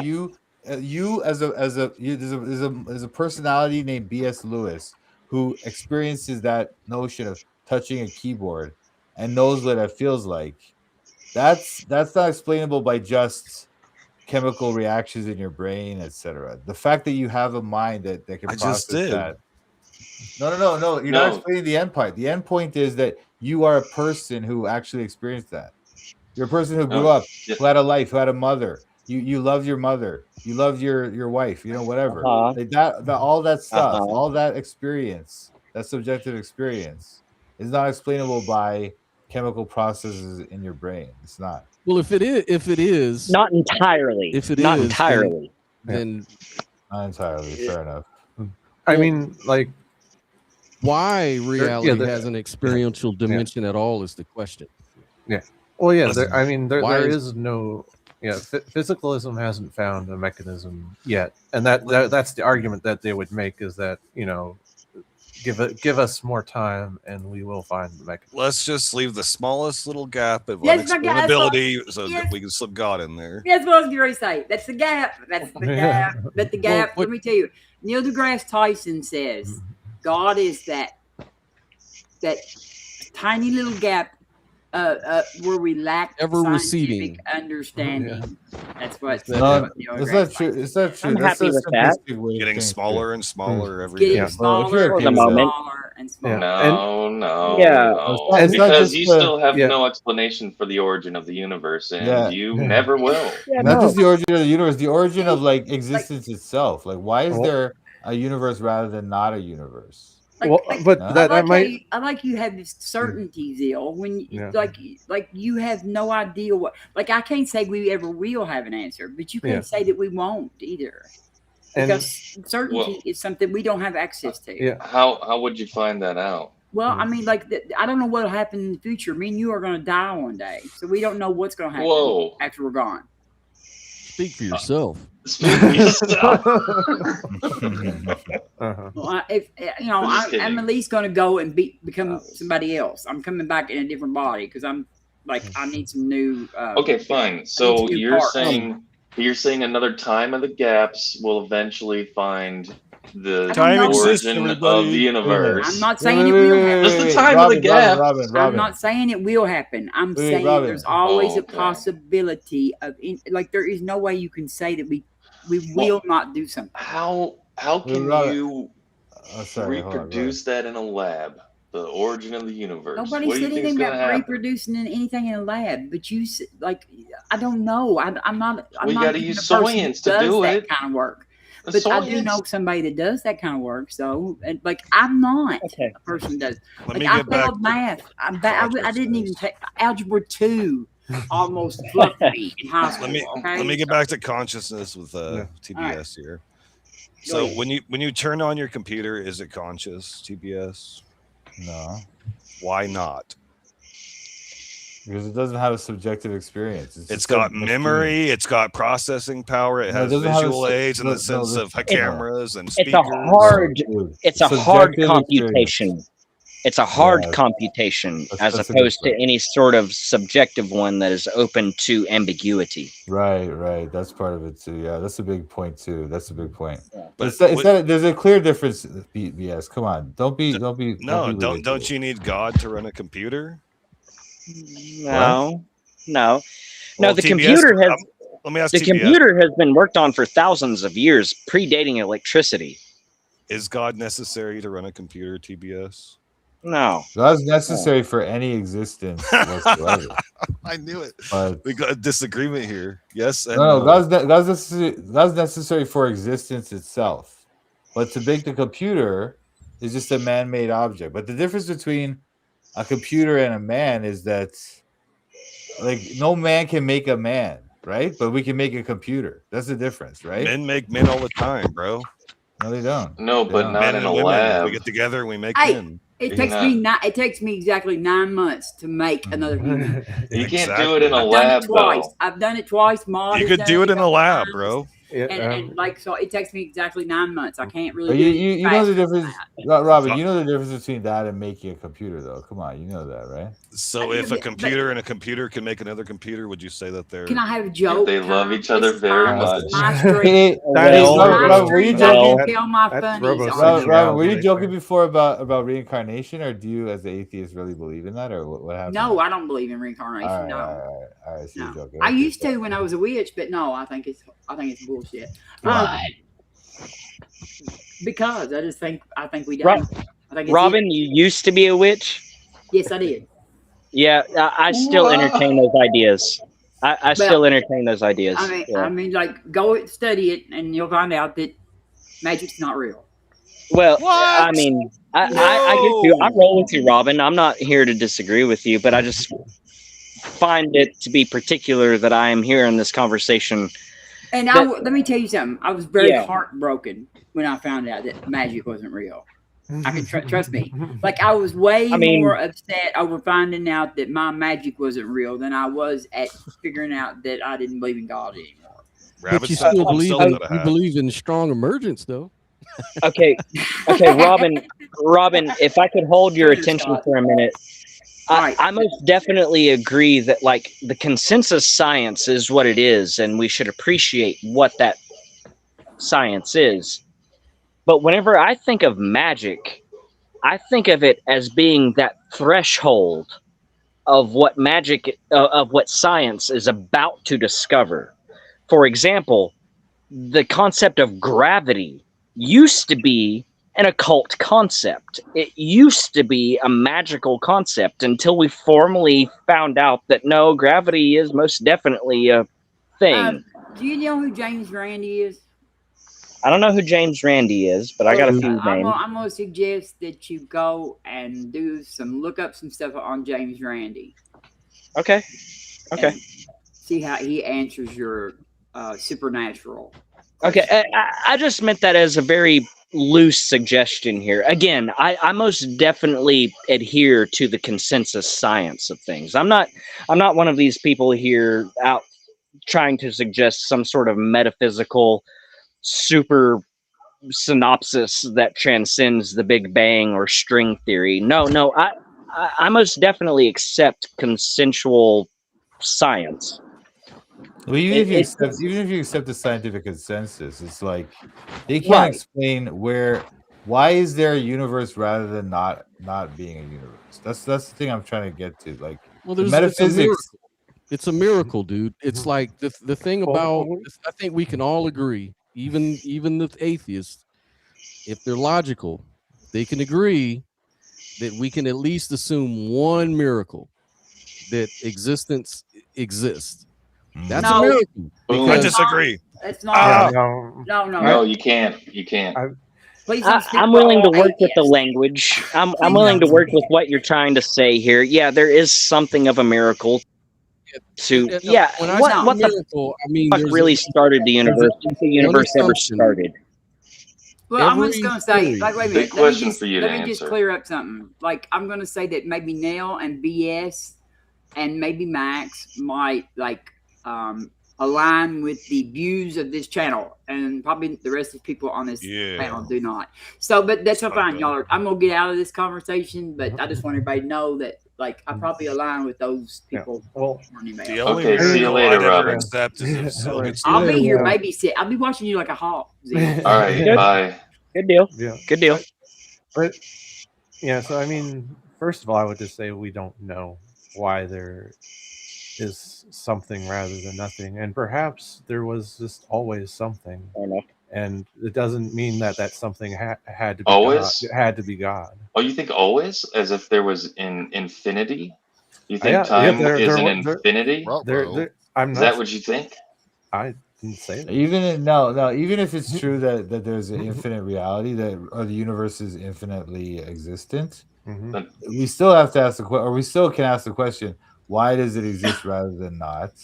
Okay, but and let it me doesn't say, seem to hold on be. just a minute. I'm gonna bug my kid again too. Zeal, ask the question one time and then don't keep saying, "Is that really what you think? Is that really what you think?" Yeah, and okay, it's funnier that way. And, Okay, so and the reason though that the why might not even make sense. There might have just always been something that the cosmos is eternal in some sense. You know. Well, But yeah, no, I'm but saying even if it is eternal, Mhm. I still think the why makes sense to ask. And I would also say that it still seems to be contingent rather than but what if necessary. it's not contingent? You know, it's like Well- I said, like we don't know. well, Well, I how think could we it can- become when it's not contingent? How does it come into existence? He's saying it's eternal. Yeah. Like if something necessarily exists, that question doesn't make sense. Right, because Like, you don't so have you- an answer for it, and then you want to say the question doesn't make sense. Hey, now I've got to jump in again. I've got to jump in. So Zeal, how did your God come into existence? He's in Well, the it's only necessary, uncaused cause. necessary, yeah, Well, that's the necessary being. universe, in my opinion. No. Like No way. yeah, There you go. like it Yeah. is. Like that's our answer. That's we think that Because not it'd be maybe the special universe people. as it You is can't now, have that. but in some. Saying we hold on a can't have minute. that Let me doesn't make finish sense. my No, you sentence. can't Let have me that finish my sentence. because Yeah, we can. In Then some you can't state. have your God. yeah, in- well, in- my God is a transcendent being. I can have So that, is the so is and my you so is my cannot quantum have. field. You Like my cannot quantum have fields are a. their quantum fields are You transient. look.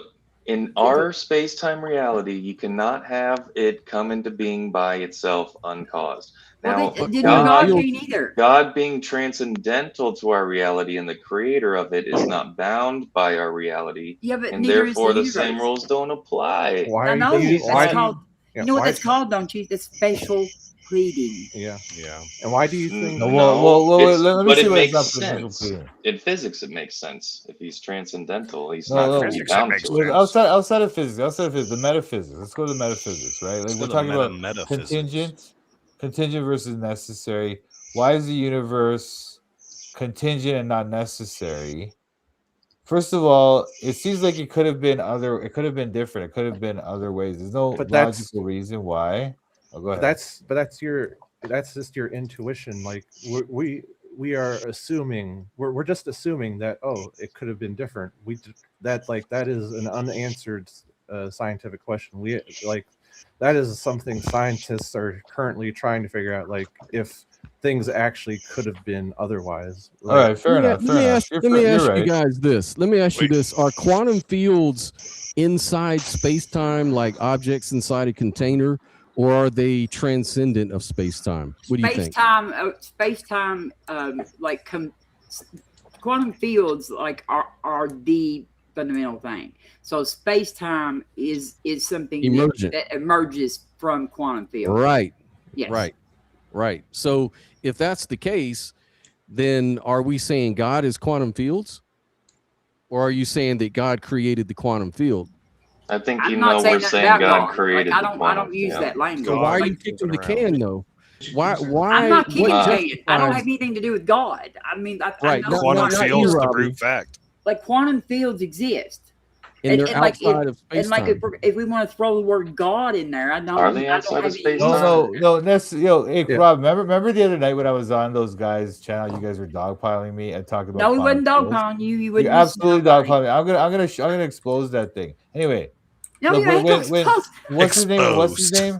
What's his name? That guy. Oh, JL. JL started. Close your He eyes. interrupted me, telling me metaphysics is irrelevant and all this stuff. Quantum fields are fundamental. Quantum fields are fundamental to the physical world, right? Uh-huh. When we talk about metaphysics, we're talking Okay. about why does the Metaphysics are physical not world exist? supernatural. No, I'm not saying supernatural. I'm not saying supernatural. I'm saying metaphysics. Hold on. What I'm saying is Well, hold on, one sec, Terms are brother. getting Just mixed one sec up. now. But I just want to say, JL was trying to say quantum fields are fundamental, therefore there can be nothing like more fundamental than that. I'm not saying that. What I'm saying is they're contingent. They depend on something for their existence. At least it appears to be. So They're not like you. They're Yeah, not like it's called the self-existent. amplituhedron. Yeah, It's called the amplituhedron. And Why does he have two names? There's two names. Oh, because his other thing went down, and then he had to come back on. Which one's you? Kick the Okay. middle. The one middle on the square. right. Yeah. Kick the middle one. Yeah. And I just wanted to make a correction concerning the science. So quantum fields aren't the fundamental thing. Like as far as I'm aware, scientists make a difference between. They'll state that quantum fields are defined in space-time. What is outside of space-time is quantum information. Right. So if there's anything that's fundamental, even more fundamental than space-time and quantum fields, it is the quantum information. And information is defined as a relation, because nothing becomes informative without an observer and also without something to compare it to. So no, wait, information can exist without an observer. What are you talking about? No, I'm saying that who is it informing? Yeah, who is it informing? It can be information about a planet. No, bro, he's talking about informativity, like the notion that it teaches you something. It requires there to be somebody to learn it, right? Anyway. Right. I thought you were saying information, quantum information. Didn't you say that? Is only No. information What to he's an saying is observer. informative. He's saying informative. All right, never mind. All right, never mind. Go ahead. My bad. Yeah, like Anyway. there's semantic information, which is like meaning, and that requires a mind, right? So like DNA coding for proteins, a sentence that says the cat is Well, they'll dispute the DNA thing, but I would just say, look, in terms of like you guys are going back to physics every time. They'll beat you every time on that. But on the metaphysical physics are level real. now, no, I'm just saying on the metaphysical level now. For instance, now was saying that like, okay, I get what you're saying now, but like, I'm not saying this is a slam dunk for me or anything, but I am saying that there's no reason. There doesn't seem to be any reason why the physical Hold on universe just a minute, must Mike. exist. There's somebody trying to come up here, and I don't know them. So hold on just a minute, and let me Wait, see. make sure tell them to show this face of the camera. That's what I'm going to do. That's why I was asking them to.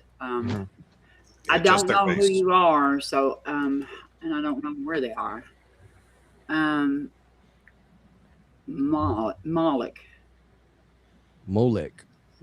Well, that Oh, sounds it's a demon, right? It's a demon. There's two people. There's two of them back there. Turn your cameras on, please. I won't bring you up until I see who you are. I mean, but I'll turn it back off. But I can't see you. Who? I don't know these people. Just drop them.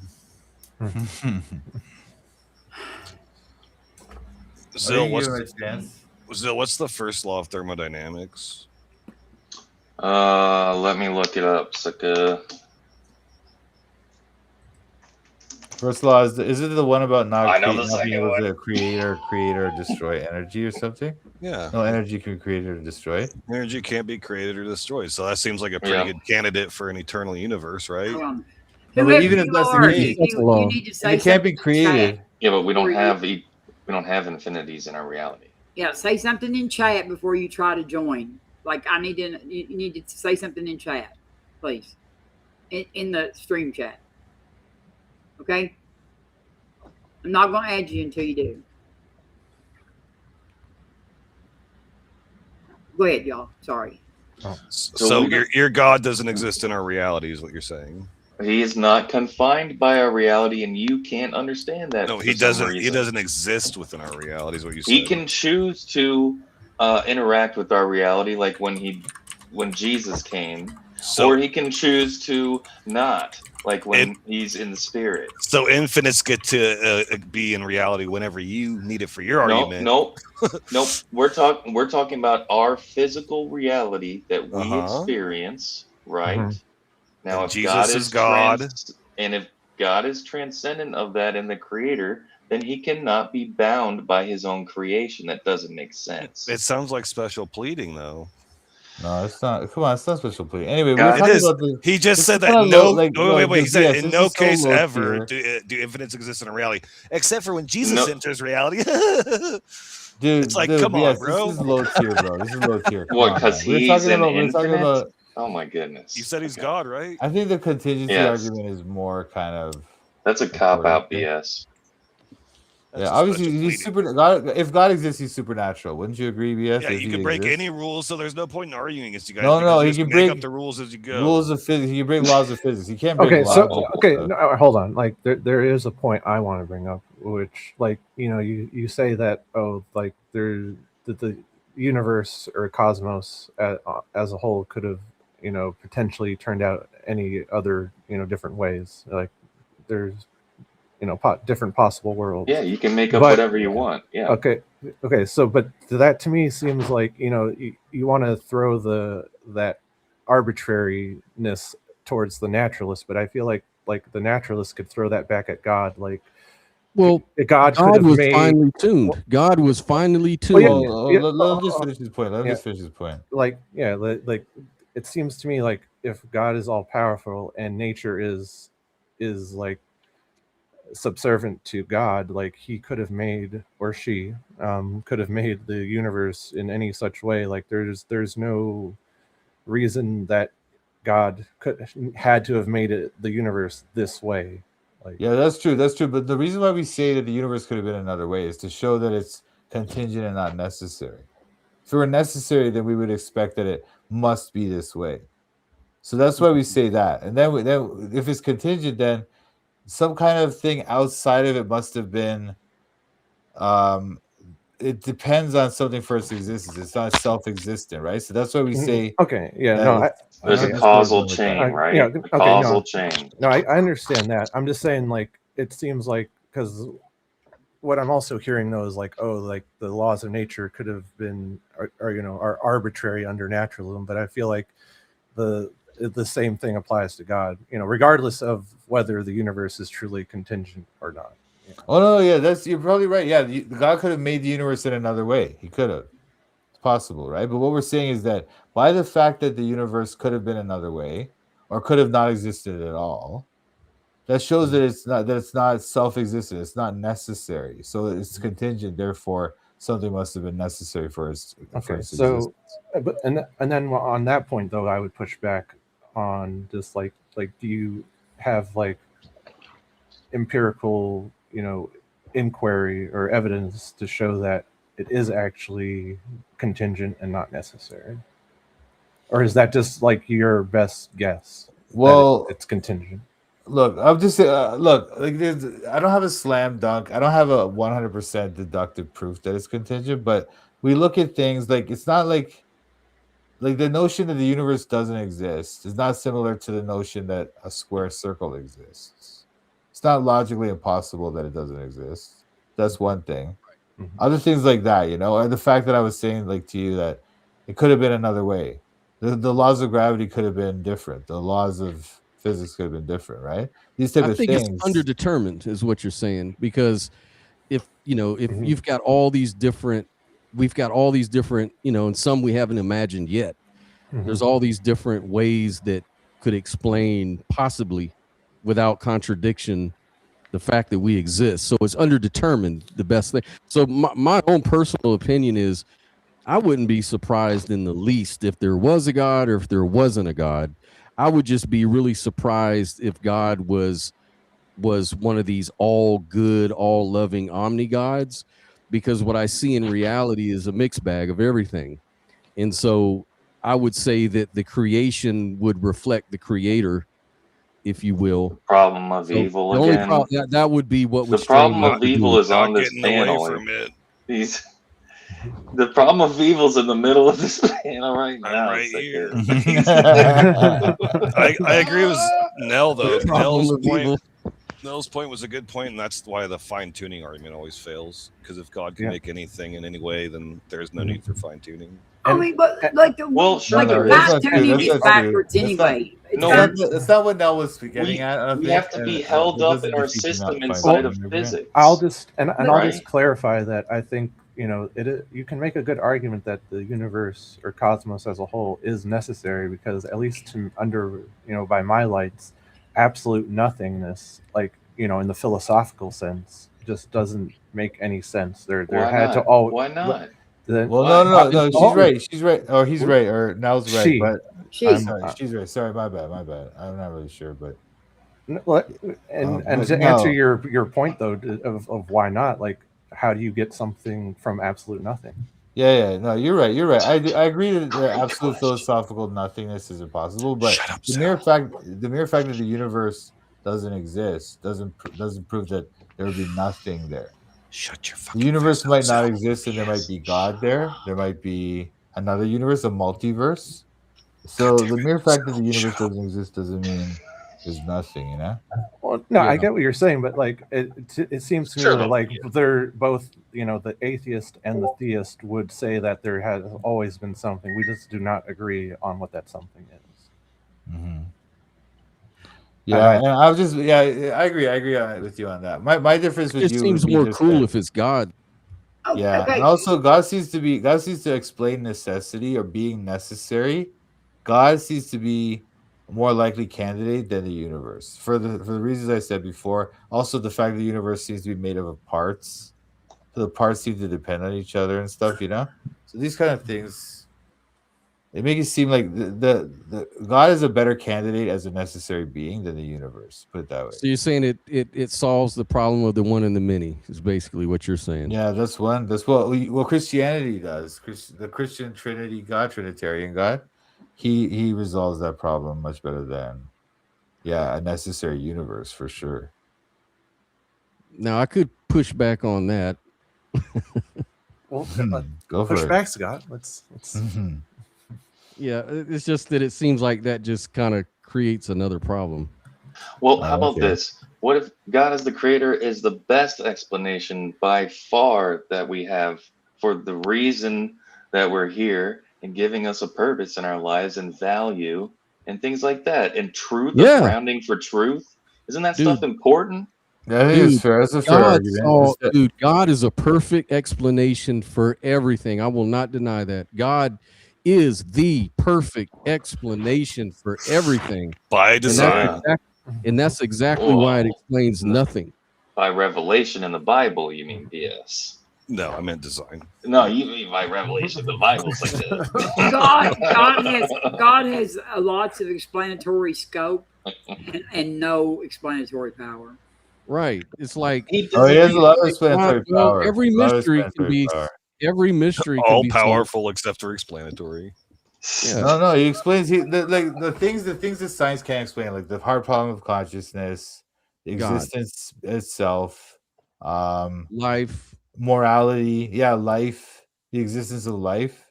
Like God explains all those things. So he has a lot of explanatory power, much more than naturalism. Much more. But that's not power, that's just substitution. Scope. That's scope. Like you can say God did it. Like saying God did it. It's not an explanation. No. It's a source for grounding. I'm not saying God. I'm not merely saying God did it. Okay, how did God do it then? No. I'm not saying that. I'm not saying that. What I'm saying is, for example, consciousness or morality and these type of things. Yeah. So how did God make consciousness? Wait. I'm just I know, saying. but no, stop right there. How did God make consciousness? Hold on, dude. I'll get to that in a second. No, tell me the mechanism that he used to make consciousness. Dude. No, it's not about the dude, it's magic. It's not an explanation. Wow, dude. No, like Robin, you're kind of missing the point. We're talking about explanatory power, not that we have every aspect of. You have lots of explanatory scope. No, Robin. I'm not merely talking about. Oh, you don't need the mechanism for explanatory power. Yes, wait a minute. Didn't you complain about no mechanisms earlier? When it comes to our arguments, what Toronto Bible Study is getting at, I think if I can just see if this is right, if I can steel man you, basically you're not trying to give an explanation for details on how God did things, but I think you're saying that God, it makes the perfect condition to explain things. In other words, exactly, you might not know how God created consciousness, but you do know that there has to be a condition, and God is the perfect condition for that. exactly. Is that what you're saying? Exactly. What were the perfect conditions for something to come out of nothing? TBS. Well, it's not out of nothing. Something comes out of God. That's the difference. God would be the ultimate source of the action, and So he's able to break the first law of thermodynamics. if it came out of God, did he like barf it out or he vomit it out? So, poop it so if out? I define my You turtle, know, he probably like thought it if I define my or turtle spoke it. as the thought grounding of it. existence. No, I think he might have and spoken it into existence. I think the Look, Bible says that. Maybe. If I, The gra- if author I of my life. pet turtle is like the grounding of existence and its necessary being, and we know how everything works because of it. Then I can just say that I can define my turtle No, into the because same the thing as reason at why. the same gap where your God goes. All right, Like the reason you're why. just defining No, your God Robin. into the Robin. hole that we have left. Robin. The reason why your turtle doesn't fit that mold is My because turtle. your turtle is not all powerful. Your Yes, turtle he is is. not My Hold on, hold turtle on. is the most Stop. powerful. Wait. Just chill for a ever. second. Chill for a second. He- We know that, right? But we know that if there is a God, that's what he would be. He would be all powerful. He would be all loving, That's- etc. That's How do why we know God that? is a better expert. No, because that's the definition of 'Cause the that's what word. we Robin. want. That's the way you defined him. No, no, Robin. That's what. No, we're not. Listen, we're not trying to say necessarily God exists. I'm just saying that if there were a God, that's how he would be, all powerful, etc. I don't think so. And I then think he that could God. I explain, think he would probably be very dude. incompetent. Come on, Actually, dude. if he's Come real, on, I come on. think Now if you're not. he exists, he's very incompetent. Oh, You're wait, not trying dude. to deal with. Here No, now comes you're. trouble. See, Sucker, now Hoey. you're moving to another argument. You're moving to another critique, Hey, another like that's the objection. way you would define him. That's not the way I would define him. I look at the world right now, and I think if there's a God who exists, he is either Wow, an dude. asshole, or That's he's like another he's like, argument. That's or another he's objection, like Robin. you Yeah, remember Robin. That's the a Bewitched? Do you remember that's a different discussion. you won't ever let nobody talk. Do you remember Sorry. the aunt that was in Bewitched? What was her name? Aunt Clara. Like he's either an asshole or he's Aunt Clara. Okay, Robin. He's That's drunk fine. That's or fine. he's That's an asshole. that's Like that's that's an the way I would objection. define him. That's fine. I think That's you an agree with objection to Well, our that's just not argument. nice. No, Robin, like that's an objection to our argument, right? That's fine. That you can have that objection, but that doesn't really disprove our argument. Yes, I you can. know? No, it Mr. doesn't. Reagan. Look, what I'm saying is Give us some premises and syllogism. Wait. Hold on a sec. When we're talking, we were talking before about how God would be a good explanation for these things, such as creation, morality, The best etc. explanation. All right, yeah, the best explanation. So inference to the best explanation. So if that's the case, then that's our argument, right? That's fine. Now, if you want to make the objection that God seems to be insane or immoral or what have you, that's a fair objection, but that's a different. It's not really like it doesn't really obtain to this discussion. So Right, that's an ad hominem on God. Zill, shut it, Zill. Shut it. So Okay, if I could come up, you're saying that's the best explanation. If I can come up with a better explanation, then that would debunk your best explanation. It would definitely make me consider things for sure. It's the God of the Bible's nicer twin brother. Who's that? I just told you it's the God of the Bible's nicer twin brother. Therefore, Christianity's false. It's a better explanation because he's nicer. Not a good explanation. No, he's never mentioned. He's never written a book revealing his word to us. No, he just revealed it to me, and I shared it with you. If you want to deny that, you're a heretic. Show me your holy book. I don't believe it's true. I don't have a book. I'm sorry. I just it came to me low, right this now. Is this is low tier. This is low tier objections to BS. Come on. Is it old book? low That's the old book fallacy. It is. Please. Dude. That's an old. God's brother made it. Like, dude, come on, bro. Come on, bro. Nicer do brother, better, which makes him better. So the book that has the book that has the stoning non-virgins on the wedding night, and like they don't bleed on their wedding night. Mike, don't interrupt me. Mike, if the book that has the stoning virgins or non-virgins after their wedding night, they don't bleed. Slavery, killing babies. Yeah, okay, we can have that. We Is have Mike. discussion. I'm going to mute you if you don't quit interrupting me. I'm asking Zeal. That is the book that you think that your God gave you. Yes, the Bible. I believe is God's revealed word to us. Yes. Okay. See Which that? See, I version? would not ever worship that person, that being. Like, no. All right. You don't like the Old Testament, I know. Well, it's the same one though, isn't? If you're a Trinitarian, that's Jesus too.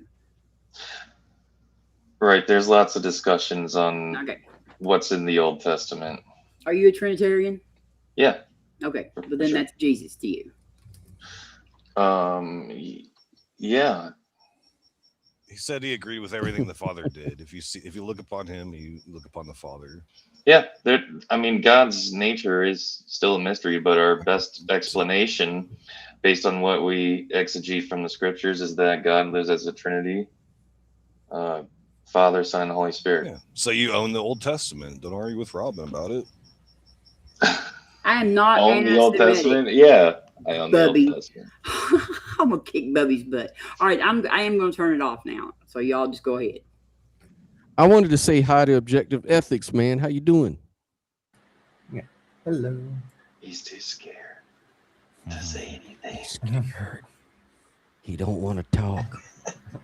I'm gonna dip you guys. God bless everyone. Love y'all. Nice. Oh man, come on, man. Later, Mike, dude. I'm sorry. Mike, I'm sorry. It was nice. No. It's Well, nothing to Mike- do with you, Robin. I love you. Don't worry. It was nice All right. meeting you. I gotta get some sleep. But I love your nice to meet y'all. ponytail. Thanks, VS. Love your horns, buddy. Talk soon. God bless y'all. Tell your people on your stream not to be too mean to you because I was yelling at you. AOE, can you talk or what? Take out your tongue.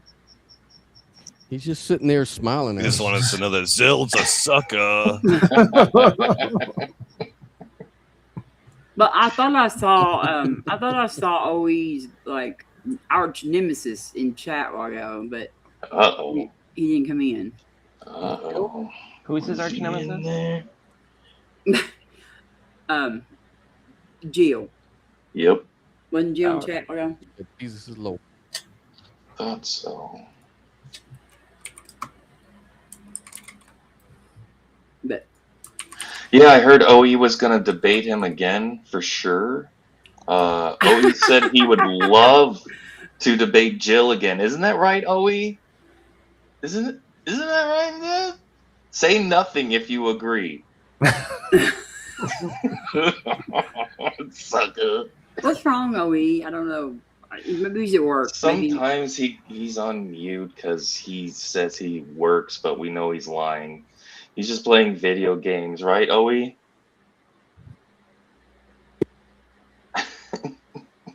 You shouldn't have done this, OE. We're gonna roast you until you speak, sucker.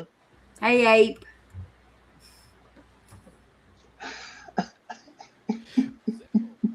Since we're continuing on with this Christian versus atheist stuff, let's talk about the Euthyphro dilemma. Is something good because God commands it, or does God command it because it is good? What do you say? Or divine What say command? you still? I would say let's start with God's nature.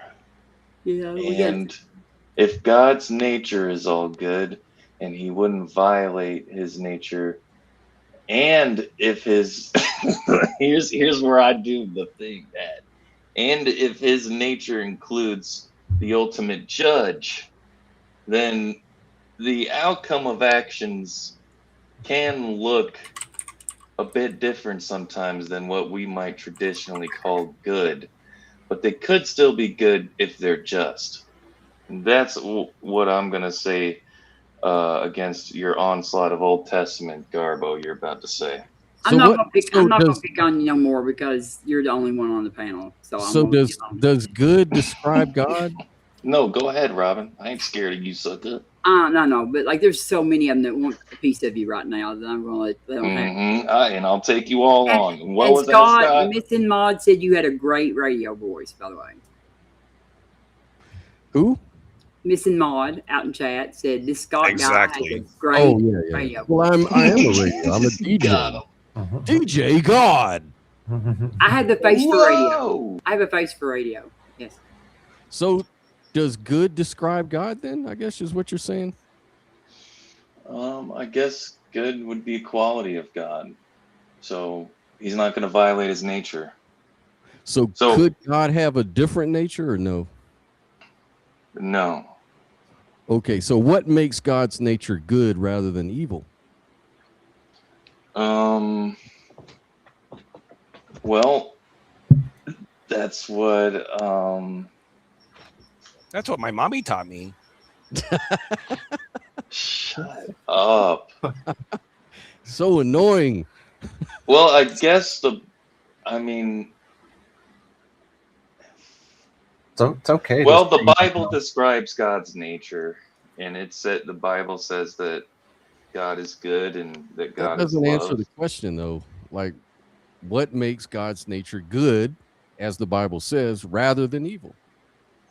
What makes it good? Yep. God's revealed word describes his nature, and that includes good. Right, but that's the question on the table though. Well, the Bible could have said that he's evil. Well, actually, it kind of does, but I won't go there. Because Isaiah 45:7. What's that? What's that say? God creates the evil and the good. I am the dark and the light. I am Yahweh the Lord. Okay. Well, that could be like saying Alpha and Omega. And if he creates, I don't think that makes him the author of evil. No. But I mean, the Bible says that. Yeah, but I think you're not interpreting it correctly. Well, I'm trying not to interpret it. That's the Right. problem. So here's how you interpret that. Read the words on the page. But I mean, I don't want to interpret. I just want to read it. Well, there's a lot of denominations, BS. So there's a lot of different ways to read the words on the page. It's not that simple, kid. Okay. Okay. It is that simple, though. No, it's not. Read the Clearly, it's not, BS. But God's saying he's the dark and the light, and he created the good and the evil. Yeah, well, God makes it rain on the just and the unjust. We know that this is the problem of evil again. Do we want to talk about that? Now, That's kind of the youth of believe that's the theme. I believe evil could be an unfortunate necessity for libertarian free will to exist. Then evil is good. No. Ultimately. No. Because otherwise, absolutely not. It's a I choice. would say the most reasonable argument a Christian could lodge is that, you know what we think is evil is actually good at the end of the day. Because without that violates, evil, how are you going incoherent. to? Well, then is it good to ask for forgiveness and repent and ask for God's forgiveness? It's known in the Bible that God can use evil for his good purposes. Right. So therefore, evil is good. No, that's juvenile logic. How do you figure? That's like. But how do you? I'm not saying I believe. It's not that. very good. I'm trying to ask you, how do you square that circle? Okay. You are asking why is evil not good? Well, no. I'm saying that evil is good, according to what you just said. Your statement. Evil is good. Does that make sense to anybody else? I think he's trying to get at. He's got you in a headlock. Oh, hey. I cannot help you get out of that. Yeah, I was saying, man, I'm sorry I didn't say hello to you guys. You guys are obviously not paying attention to the side chat because I fucking said I gotta be back in 10 minutes. And I can hear you guys here still. Oh, he was being I heard him say, you don't say, just don't say anything if you want to do it. God, a second. Zio, you're getting the people's elbow right now. Like you are, like you have gotten the people's elbow. That's fine, and I'll take you all on, suckers. And what? Good to see you all here, Scott. Good to see you, brother. I didn't realize Hey, I was brother. you with the S there. Yeah, I didn't know who I was. Where's your picture at? How come you didn't load something fancy up? I know, right? I think Trying to get she's with it. using a different platform or something that I don't have one saved in. Restream. I'm not part of that. I just grabbed something off of my wherever the hell I pulled it from. I don't know. Restream is for re-losers. No, I'm just kidding. Boot him. Yeah, so you're screwed. You're screwed with the nature thing. You should never have gone there because No, I actually have an answer right now. you don't have an answer. Go yeah, ahead, I do. brother. I do. You have a good answer?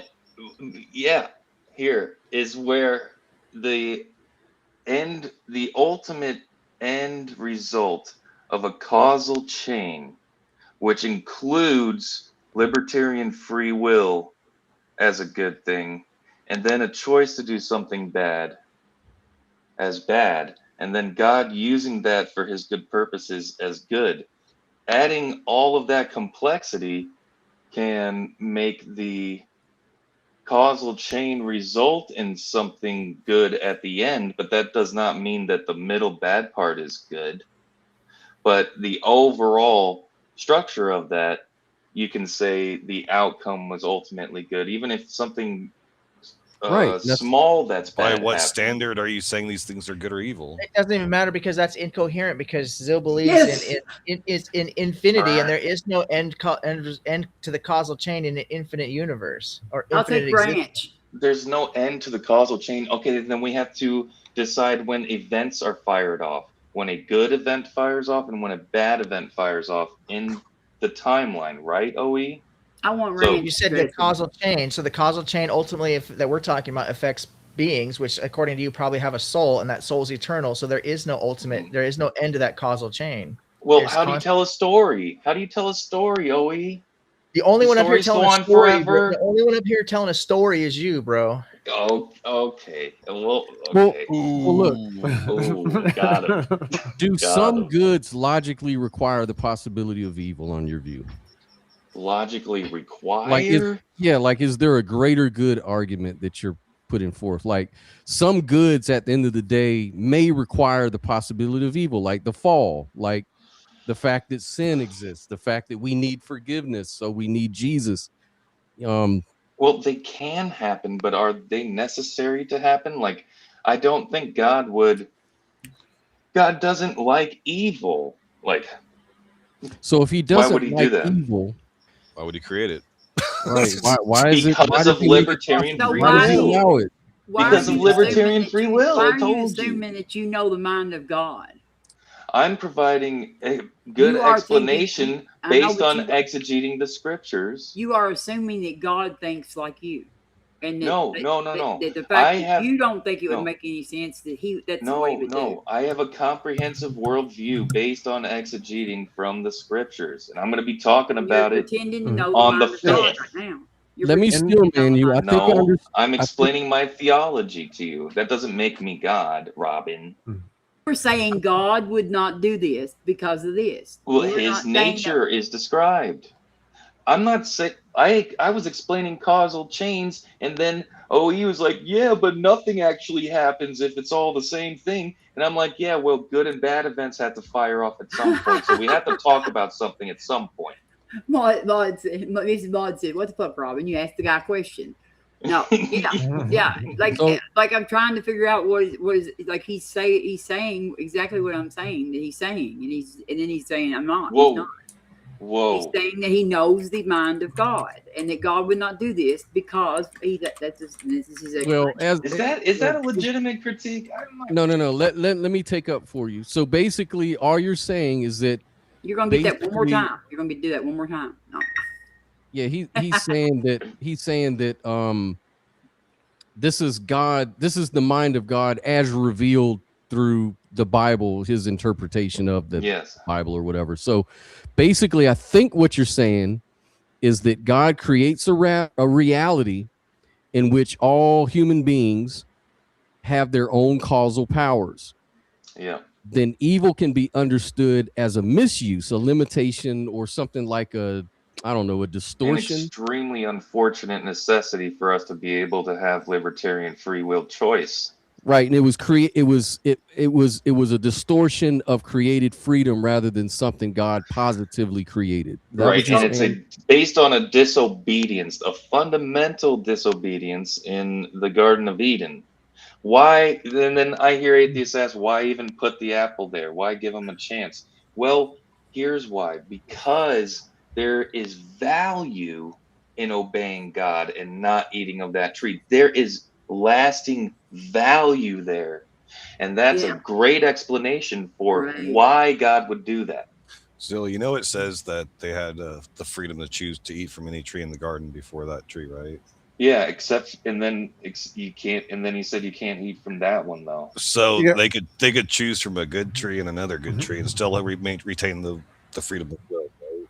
Yeah, yeah. So and then he why have the posited. tree? That doesn't answer why the tree was in the garden. Then. And how does Well, tornado? How do tornadoes fit into free will? No, because it's an opportunity for obedience. There was no prior opportunity for disobedience. But this is an opportunity, and it's but valuable. how can they be held accountable though if they don't even have the knowledge of good and evil? Well, they knew not to eat from that tree. But they couldn't comprehend their action. But it was bad. No, well, they could comprehend that action. No, they couldn't because they don't have the knowledge of good and evil. They didn't know disobedience was bad. You guys are taking the story too pedantically. You know, basically, look, he put a tree in there. He says it's the knowledge of good and evil. Don't eat from it. Because when you do, you're going to know good and bad like God. But they disobeyed, so they did a bad thing. Yeah, but they didn't know it was bad because they didn't know knew the not to difference do it. between bad and good. Well, Scott. don't conflate this. Don't conflate. You're being too logical. You're being, you know, there's such a thing as being a logical extremist. No, we're trying to point out where the story does not make fucking sense. I know. I'm just bringing it up like you're boiling all of like morality down to obedience. Is that Right. Well, true? that was no, because after the knowledge of good and evil, things are different. Because before that, it was an obedience thing, and that was valuable. And after they knew the knowledge of good and evil, and these things are not the same. I don't think they're not. They can't be the same because if they didn't have the knowledge, they didn't have it before they ate that. But they had an opportunity to obey, which is still valuable. Right. But they and disobeyed. So it's valuable. Basically, you're just avoiding saying evil is ultimately good by arguing that evil is not a positive thing. God No, because created. Adam and Eve could have continued in paradise and just obeyed, and we would have all been in the Garden of Eden. God could have created robots that wouldn't have done. But that's had not any free will. valuable because our choices are valuable. Okay. So all you're doing is agreeing with me. All you're doing is saying that evil Our exists because it's good. Well, he wants us to choose him out of love, valuable choice, because we could do otherwise. That doesn't mean he wants you to do evil. You're saying that means he wants me to do evil. What are you saying then? Well, if you say he doesn't want us to do evil, yet he allows us to do evil, then he obviously wants us to have that choice. Because it's a valuable choice when you choose to do good, right? Of course. So he makes it possible. Okay. So right, because there's value in the choice. Right. And so all of that reflects on God's nature. Yeah.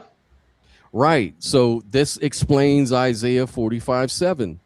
He created evil. He created the evil and the good. As the Created problem all of evil, things. He is I Lord. say that's how I interpret it. It's a fortunate necessity for libertarian free will because the value of the choice to do good is too high value. But then you can't call a creator all good if he's creating evil things. It's a relational thing. No, he creates the opportunity for evil. The opportunity for it. That's what I'm saying. I agree with you, Scott. He just doesn't see that yet. And also evil doesn't exist in his worldview. And evil does not exist. Right. And ultimately. And evil does exist. There's a choice. You either obey or not, or whatever. And you're tying evil to free will, but and we can keep harping on that, but to me, we're leaving out a giant picture of animal suffering that happened way before humans even entered the picture. 99% of all. He doesn't believe in that. Oh, okay. I'm sorry. No, we need to arrest the predator animals. How about natural disasters? What part of free will brings on natural disasters? Okay, so natural evil. Brings hurricanes. The problem of natural evil is natural evil. All. The problem of natural evil, well, I would say that the Garden of Eden didn't have those problems until the fall, and then the whole earth Right. was cursed. So Right. There we go. now Now it comes they're all full acting circle. crazy Right. out there and eating each other and Earth stuff. is Yeah. cursed. Yeah, and We should all get the it. creation. We should get with all these Christians and Muslims. You would think we could get exorcised all the cursings off the planet. So let's fast forward to the end of the story. I'm a cessationist. Wait, what? Let's fast forward to the end of the story. Is it good that people go to hell? No. It's Never. not good for. The Bible says God wishes that none shall perish, and that people would repent. And So turn is towards Him. evil people going to hell? Does that make God does not delight in that? Yeah, does it make it so God's will was not accomplished? No, God can't help that. Well, He God's sends will people to hell. can be to provide true libertarian free will, because the value of choosing to do good is high value. But if God, here's the wait, thing, Scott, yes, Scott. If God can't accomplish His will, that makes Him not all powerful. He does accomplish His will by providing us libertarian free will choice to choose to do right. He accomplishes His will by doing that. So you it's just all told us good. His will. That cannot be the You just definition told of us His free will will. was that nobody goes to hell. Yeah, that cannot be the definition of free will, because the choice to do anything is found within compatibilism and hard determinism. So that cannot be the definition of free will. You got to demonstrate free will. And you want me to talk about Molinism right now? And you already told us what His 'Cause I will was can. to be everybody to be saved. Yeah, and does His desire is for all to be That's saved. another word for will. Yeah. And no, it's not. And does Will is that some people go to hell, probably the majority, and that some people who worship God and glorify His name will win the crown, the glory to go to heaven. Those are the saved people. That's His will, but His desire is that nobody goes there. Yeah. So He can't do what He desires, but He can do what He wills. And you claim that He is all knowing. So if that is true, and there's like no limit to that, like if He knows whether we're going to hell or heaven, like then He's pretty much predetermined where we're ending up. There's no free will in that. Oh, well, okay, so here's the problem. That's the problem with predeterminism. I don't believe in that. I believe in libertarian free will. I don't believe that God has preordained all of our actions and chosen them for us. Then He isn't truly all knowing, because then Yes, that would be required. Let's discuss Molinism then. Molinism is more of a philosophy to help explain and help us understand how God can be fully sovereign while giving us libertarian free will. And the way He can do this is by having what's called middle knowledge, which is knowledge of counterfactuals, which are what a free will agent would do in situation A versus situation B. Now, God can set up the chessboard for a free will agent to make a true libertarian free will choice, provide the circumstances, and intervene where He wants, while remaining fully sovereign, because He can actualize the universe where His will gets done, and we have libertarian free will choice. Question: does He know which counterfactuals everybody's going to pick? Does He know which counterfactuals that anyone will pick all the way up to their whole life? Yeah, he knows. He has foreknowledge of all of these, but that does not mean He decides them. Okay, but He knows before He made them. Yeah, what they would do. Then, yeah, that doesn't follow for me. Like you're saying that He's not deciding for us, but He knows every choice that we've made. Like that just screams to me that He has chosen a set path for us. Yeah. Well, I don't think that foreknowledge necessitates preordainment. I don't think so. But argument, but no. it's not just his foreknowledge. It's all like contradictory when you try to put in he's all powerful, he is all knowing, he is all loving, he is And he wants everyone to go to heaven. He is the creator of the cosmos. Like sure, like if we were to just put all knowing by itself and we gave someone omniscience, like sure you could make the argument then that everything that person didn't decide everything else for everyone, because they at the end of the day. No, the argument that they're going to make is that they'll use an analogy like, suppose you pre-recorded a football game and then you go back and you watch the football game and you know who's going to win. You know what team is going to win beforehand. That doesn't mean that you caused them to win the game. But it just means that you saw it from a God's eye view, everything that was there. The difference is, though, we're talking about God rather than passive observers.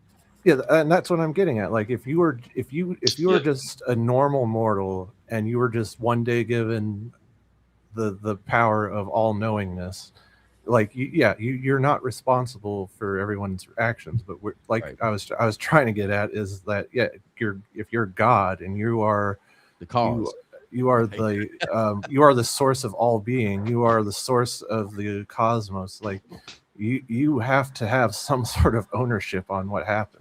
Yeah, he's the referee in the game that he has watches. He has to be sovereign. So that's the hard part to solve for. How can we have libertarian free will while God is sovereign? You can't. No, well, that's what Molinism attempts to explain. Not very well. Yeah, like I feel like theists, at least Christian theists or Abrahamic theists in this case, would just have an easier time just giving up one of these things. Like no, I don't have to. I don't. I mean, you don't.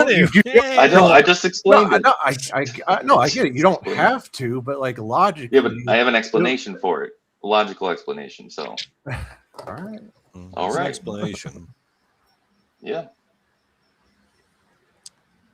I don't know, Zil. Well, I'm not granting you the free will. I'm not granting you the free will bullshit. So can you explain it without hijacking in free will, or can you demonstrate this libertarian free will even exists? Because I don't think it does, and I think it's a nonsensical notion.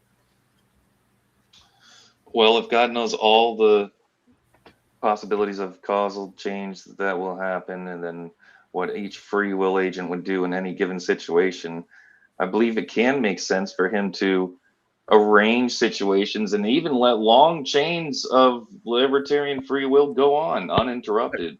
I'm not granting you your libertarian free will. You got to demonstrate that there is such a thing as libertarian free will. Such a thing.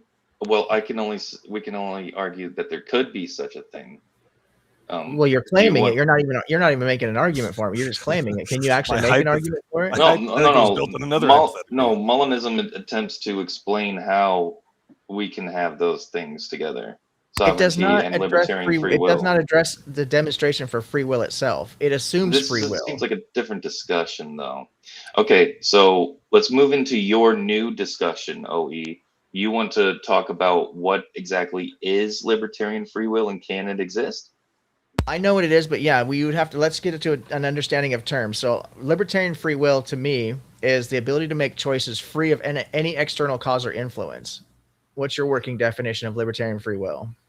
Yeah, I would say an agent is the source of the causal chain for actions. No. The start of the causal chain. What? Causal chain what? No. That's not it, man. Come on, well, man. For libertarian free will choices, libertarian it is. Free will means you could have done otherwise. You can make choices if you rewind the tape back to 5 years ago, a decision you regret. If you went back 5 years ago, you would have decided something different. But that's a huge assumption because number one, you're in a different brain state or mind state you're in today than you were back then. If you went really back in time, you would be in the same mind state. and so you would have made the same decision because you'd have Well, been. that but is you'd have that the is the way same they try amount to. of free will. That is the typical definition people try to use, but that doesn't work because it's unfalsifiable. Right, and So it's unfalsifiable, right? Yeah, you got to come up with a falsifiable working definition for this libertarian free will. It can't just be making choices because, as I said earlier, making choices falls within the definition of both compatibilism and hard determinism. So there's got to be something that separates libertarian free will. It would, as I said, the only definition that I'm aware of, the only working definition is the ability to make choices free of any external cause or influence. And I don't think you can demonstrate that that's even possible. Oh, okay, I want to interrupt. I want Zeal. Can you see my screen that I'm sharing?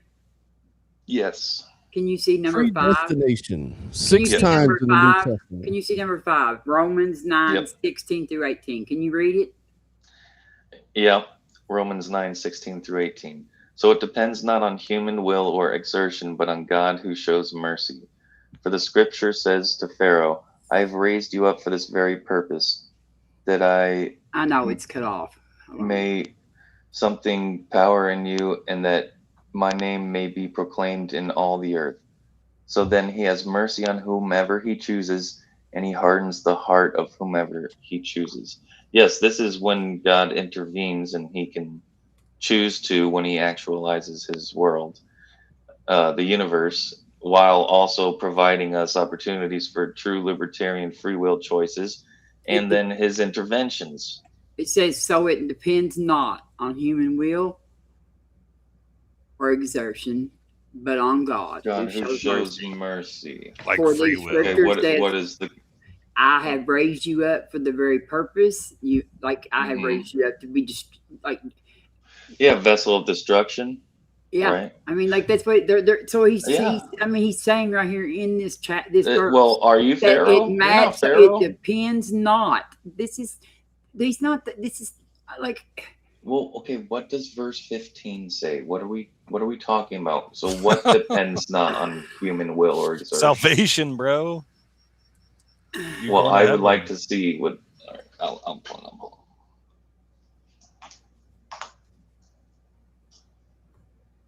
And then right here. You guys read the next one. Yeah, the next one's pretty. Why did you make me like this? Does the potter not have the right to make the same lump of clay? Some pottery and some for the purpose of destruction or whatever.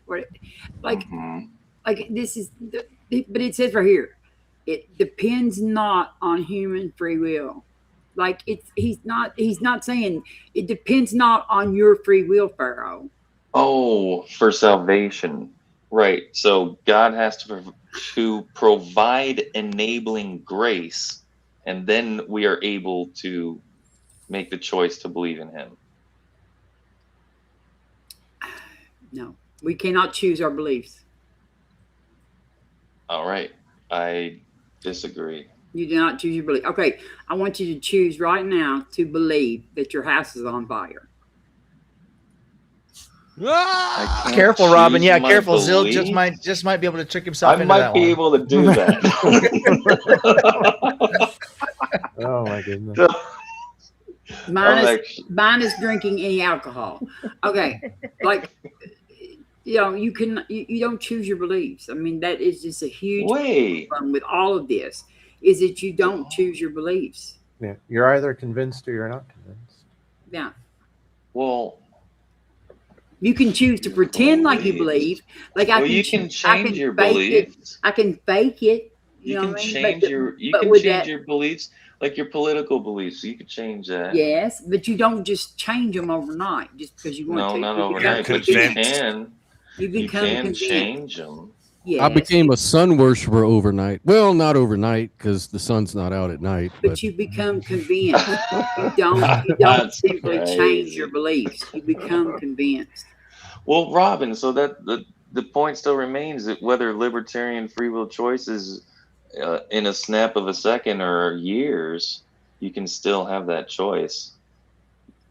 I mean, like the libertarian free will is absolutely the most ridiculous concept. It is. It's like there's no way. Without it, everything is meaningless. So you have to deal with it's that. not. Yes, No. it is. And Of course like it I is. would trade my free course will it to is. know that no babies would ever be born with cancer. I would Oh, trade every drop of my free will for that. Very nice of you, Robin. Thank you. And I would be perfectly happy because I would know that even though I didn't have free will, guess what? No babies had cancer. Okay. Well, I mean, free will is easy to debunk. It's real easy. Oh, how? I mean, try to will yourself to stop thinking about stuff. Well, you will can't stop your myself to thoughts. make my brain stop working? Mod's doing it right now. Shut up, yes.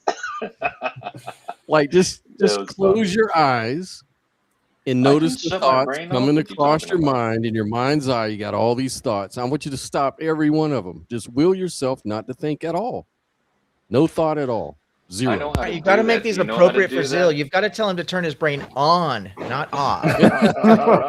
It's a toggle switch. You just gotta poke it, and eventually something happens. That's what she said. But that's true. That is true. Shut up, yes. But oh well, now I forgot. And now I forgot what you were saying. You were about to say that run. And welcome to No, atheism, brother. no. Oh, you said something about free will. You're gonna have to say it again. All right. So debunking free will is pretty easy.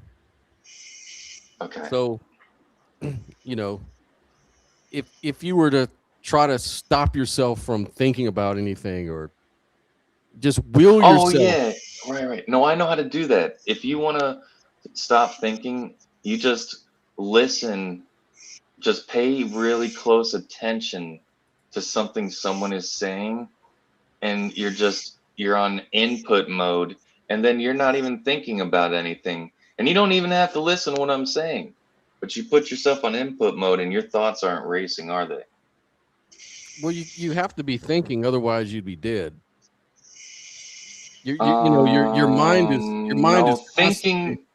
It's processing inputs. You know, if you're processing inputs from the external, then it's a Well, mental subconscious you're process. talking about.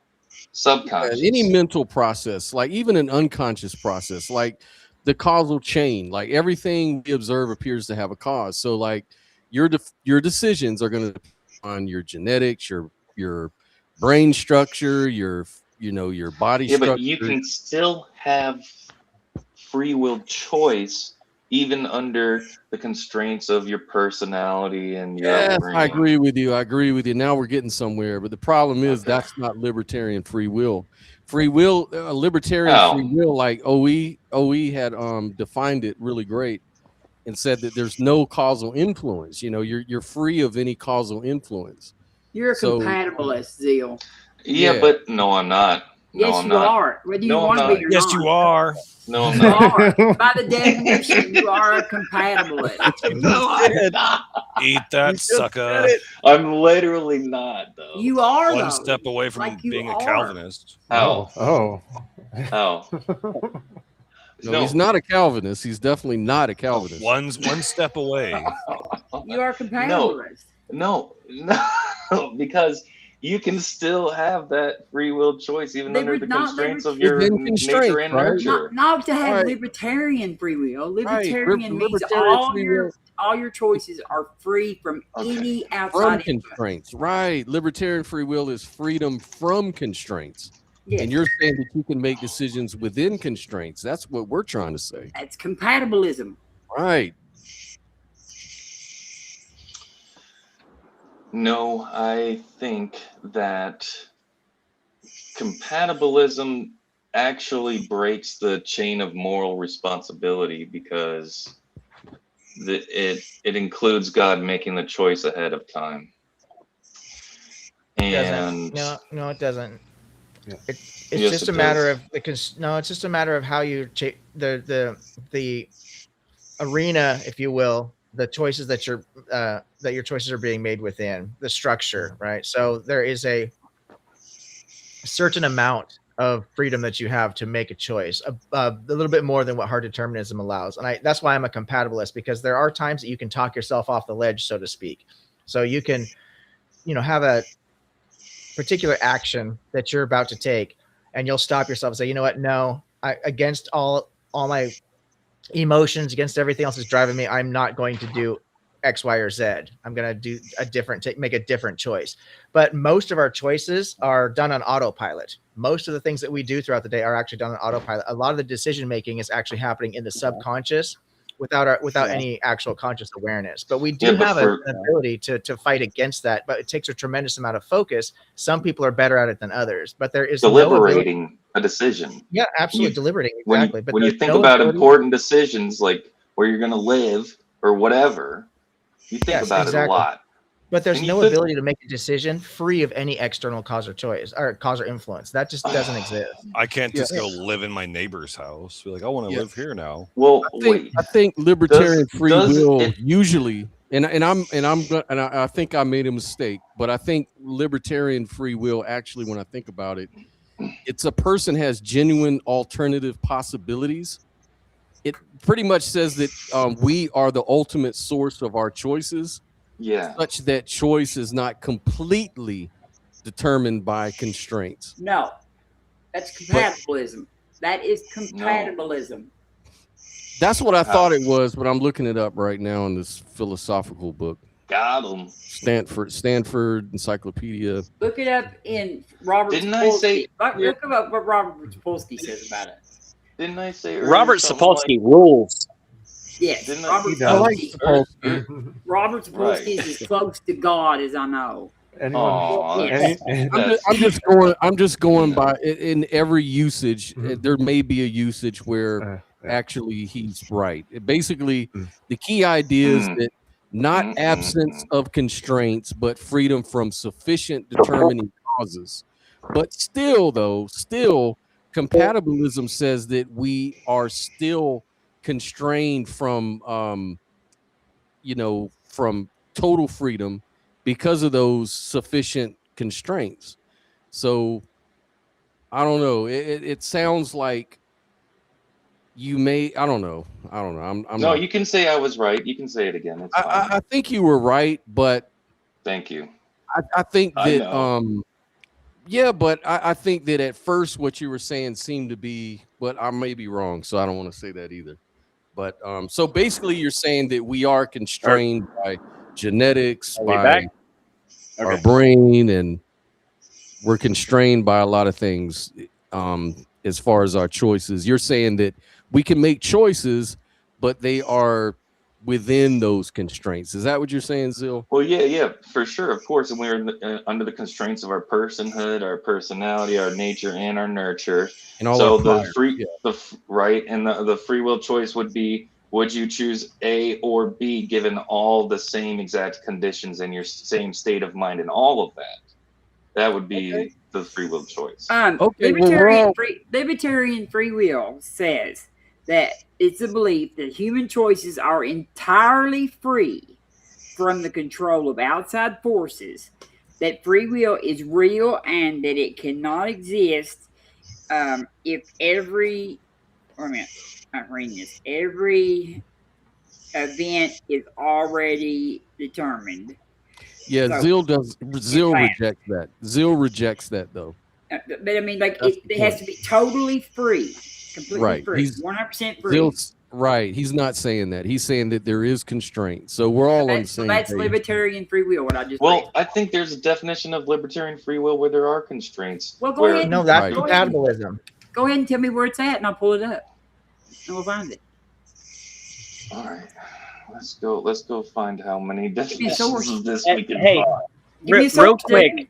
Real quick, as this man is looking up definitions, I would just like to say that what I've come to find within these streams is that what 90% of what the conversation is just agreeing upon what definitions are. Yes. Yeah, that happens a lot. That's what it's all. That's what all of these kind of discussions have to do. It's really important that people define their terms, because otherwise people start talking past each other. So that's why that always breaks down like that. Yeah, a lot of sense, because I have all sorts of woo-woo ideas where I may distort what libertarian or liberal or conservative even means. but you have to keep it within a certain dynamic for people to understand what's relevant. I mean, what are we even talking about? Obviously, we're talking about, in this context, God, as far as how I understand the general consensus of what people are usually talking about. But the title of the stream is God versus politics, and that's a wide, very wide definition. Who knows where everybody's coming in on this perspective. So hope that all that I had, that whoever was going to come up with their definition has come up with it by now. Awesome, Nave, your mic is muted, bro. You mean with the definition of God? No, we heard I'm him. sorry. I heard him. The definition of God, I think he's I was speaking talking about very Christian. generally here. I wasn't. Yeah, I wasn't trying to be any sort of contentious. I was trying to look up the definition of libertarian free will, and it seems like it's not exactly defined the same way in different places. Right, So, that's what I'm telling you. It's got usages. Yeah. In the Stanford Encyclopedia, or you can go to Plato.stanford. Yeah, I'm there right now. Yeah, and right, it says, go there. You're gonna find out fatalism, determinism, all. Okay, different. so yeah, it says human, and it says like Yeah. human beings have free will in the strong sense, usually called libertarian. And I've also seen it defined as the kind of free will that is incompatible with causal determinism. Mm-hmm. That's what I reject. That's what you reject. So that's what I mean, hold to. let me take that back. Let me take that back, because actually, I don't even believe in ultimate causation. So that might be a wider. I'm not sure about that. So, Well, do you believe the universe began to exist? No. So you believe the infinite universe was always infinitely here? I don't really believe that either. I don't know. Well, it has to either be one or the other. It's either one or the other. But if it could be that the universe always existed, or something like a cosmos, or something outside the universe created the universe. I mean, there's all kinds of ways of talking about it. But I do believe it's something. I don't believe that in a philosophical nothing, just because there's a conceptual problem there. So, but it could be that the universe was caused, but it seems like science and other lines of thinking lead to the idea that really all we can talk about are relationships between things, dependencies. We don't really get behind, like, there's no causal feature involved in a billiard ball. There's nothing in a pool ball, like a pool billiard ball, where there's a causal principle inside of it, right? That's bullshit. Like, all you got is billiard balls. What happens between them is relationships. It's not like the causal is just a story, you know. Well, okay, right, because we talked about stories, because at some point things need to happen, right? Yeah. Objective ethics. You know, there's like, to me, you can look at it like, there's an experiential subjective reality, and then there's this inaccessible fundamental reality. And so since we don't really have access to the fundamental reality, we can't really talk about causation like that. All we can talk about is what we observe, which, first of all, is that we're having a conscious experience, and that's really all we know. And then we can talk about the shared contents of our intersubjective field of experience. And that really just means relations. Doesn't mean causation, doesn't mean time, doesn't mean any of these things. So you believe during a very important decision where you do a lot of deliberation and all the same things happen, you believe during that replay you'll always make the same decision every time? It seems like it, because it's like the universe does what it does because it is what it is.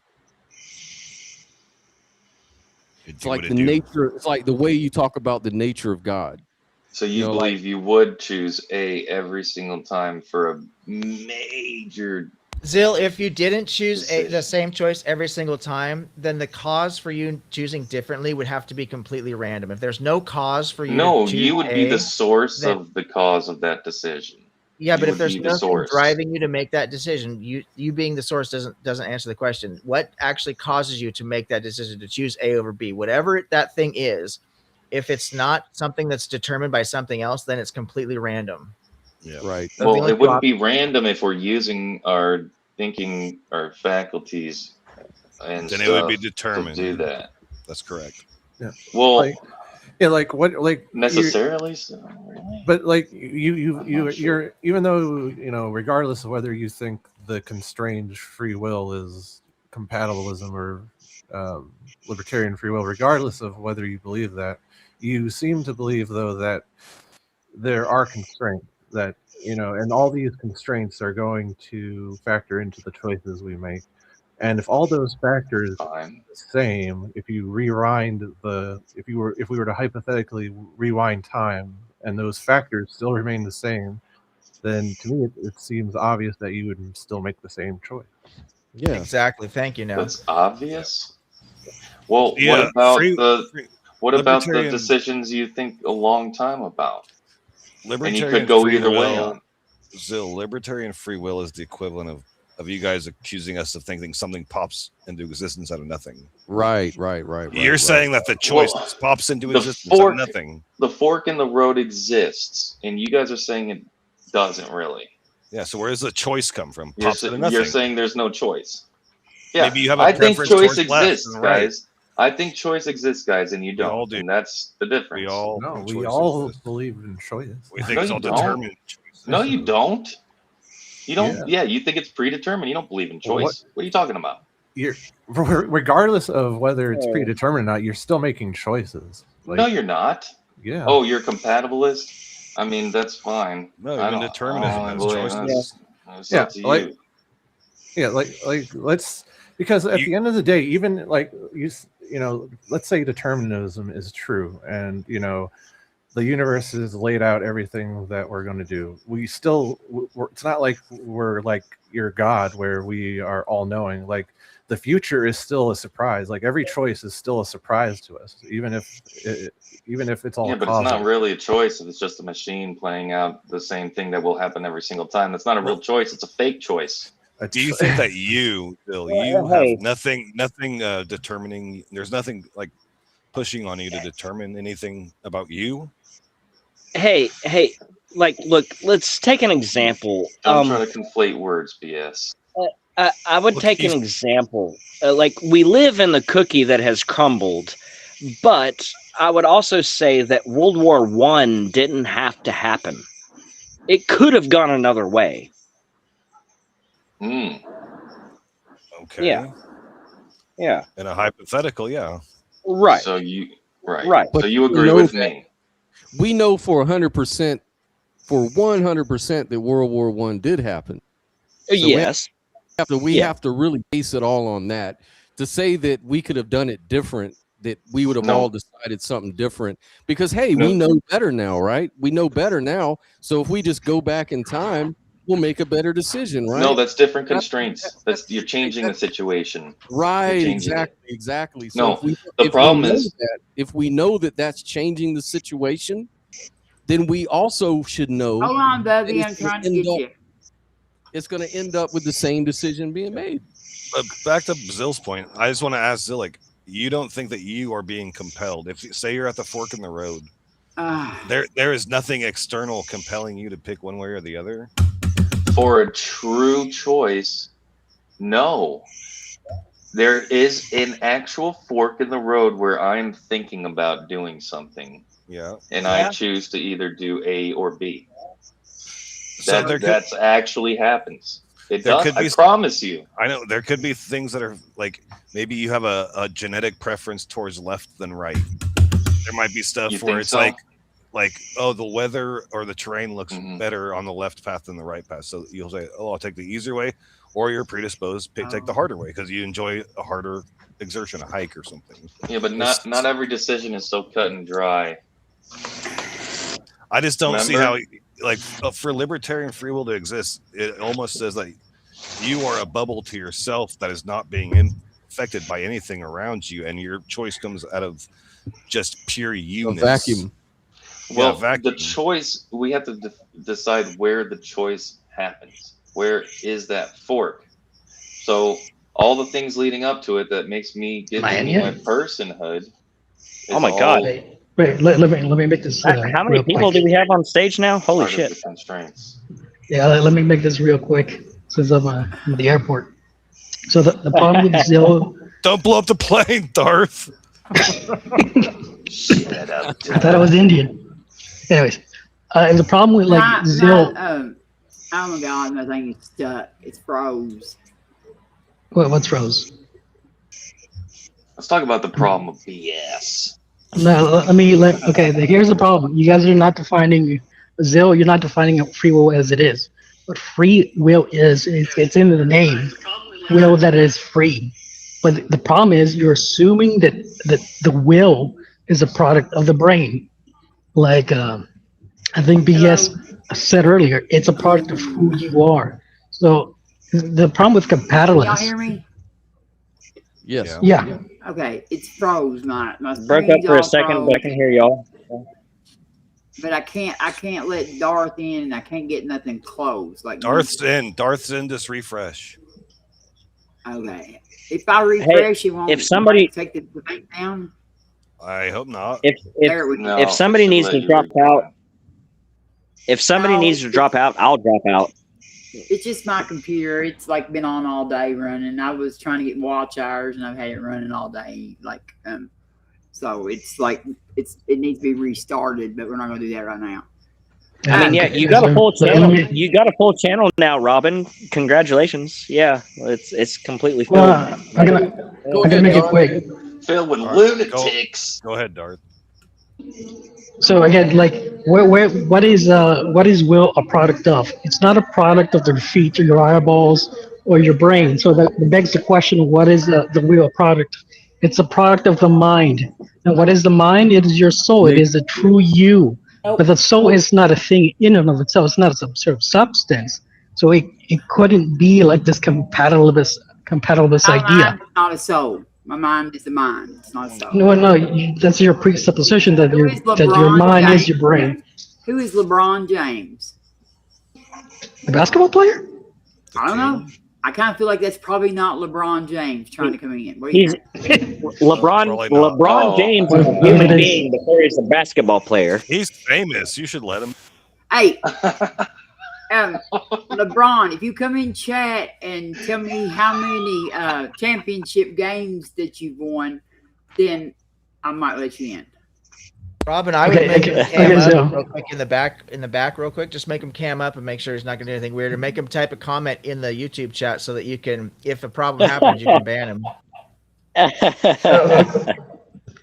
Okay, so do you understand that free will just means your mind is not controlled? That's all that means. It doesn't mean anything more or anything less. Well, it is the free will of the mind, not the free will of the body. So that's your definition. Okay. That is the definition. It's in the name. Is your soul free to leave your will body, outside Darth? of nature? The mind is not a product of the nature. Is the will outside of nature? Or is it? Well, technically, Okay, it is outside of nature because the will is a product of the mind, and the mind is not a product of the nature. We're talking about consciousness too, guys, and there's lots of discussions on where the heck that lives at. Right. So what? Yeah, not really. This is going into something else now. Like, what does No, it mean? it's on outside- topic. What does outside of nature mean? I'm just confused. That it's not a product of some sort of materialistic or physical outcomes. It's supernatural. What does that By mean? definition. At least not in this physical space-time dimension that we are subject to. Because the supernatural stuff could just be in a higher dimension. Supernatural just means not natural. Not natural meaning it is not a quantity of substance. Well, not in our physical universe. It's nature that is outside of our common understanding. It's not to say that the supernatural is inherently unreal. Right, lightning was considered supernatural at one time. As was gravity. As was gravity. And I would. That's a ridiculous conclusion because we know that. Famous LeBron James got out of here without us getting an autograph. I'm sorry, he left. Oh. And I mean, at least I would personally would just say anything that happens within the cosmos would be considered natural. So, like, I don't see how you could make the claim that the will is beyond nature. No, because you have to demonstrate that consciousness is a product of nature. Well, no, now you're switching between the will and consciousness. Like, no, the will is a product of the consciousness. It doesn't come from the body. Hold on a minute, y'all. Look, now I'm trying to come in. Look, I know that's me. I know I'm me, so I know you're not me. Whoever you are, quit. It could be you. Solipsism.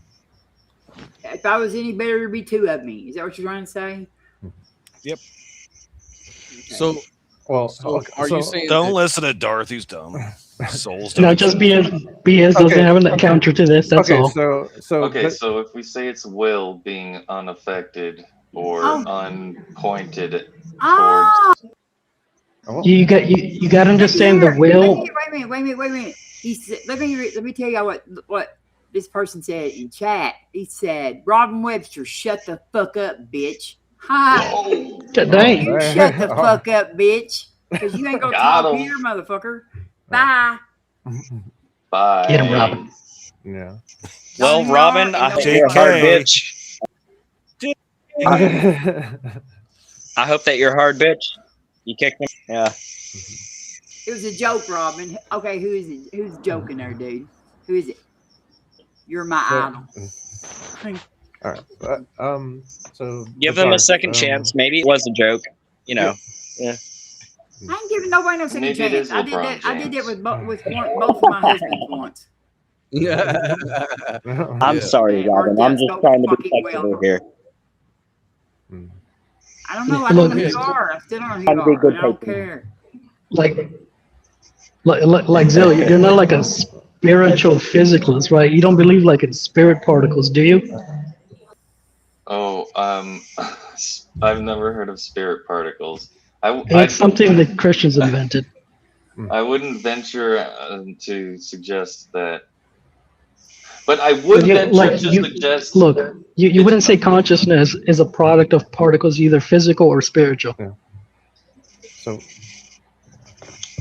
Particles. So I was interesting. I had to train a thought. I would say that I'm not consciousness. Sure. I don't think that's so. I would say that consciousness arises synchronously with materialism. Yeah, and all right. So I was. Wait, why can't we be thinking on a higher plane than where our body is? Go ahead, Neil. Here's the thing. Yeah. Here's the thing, Azil. The brain is either. Here's the thing. Here's the thing, though. Either the brain is a computer or it's just a radio.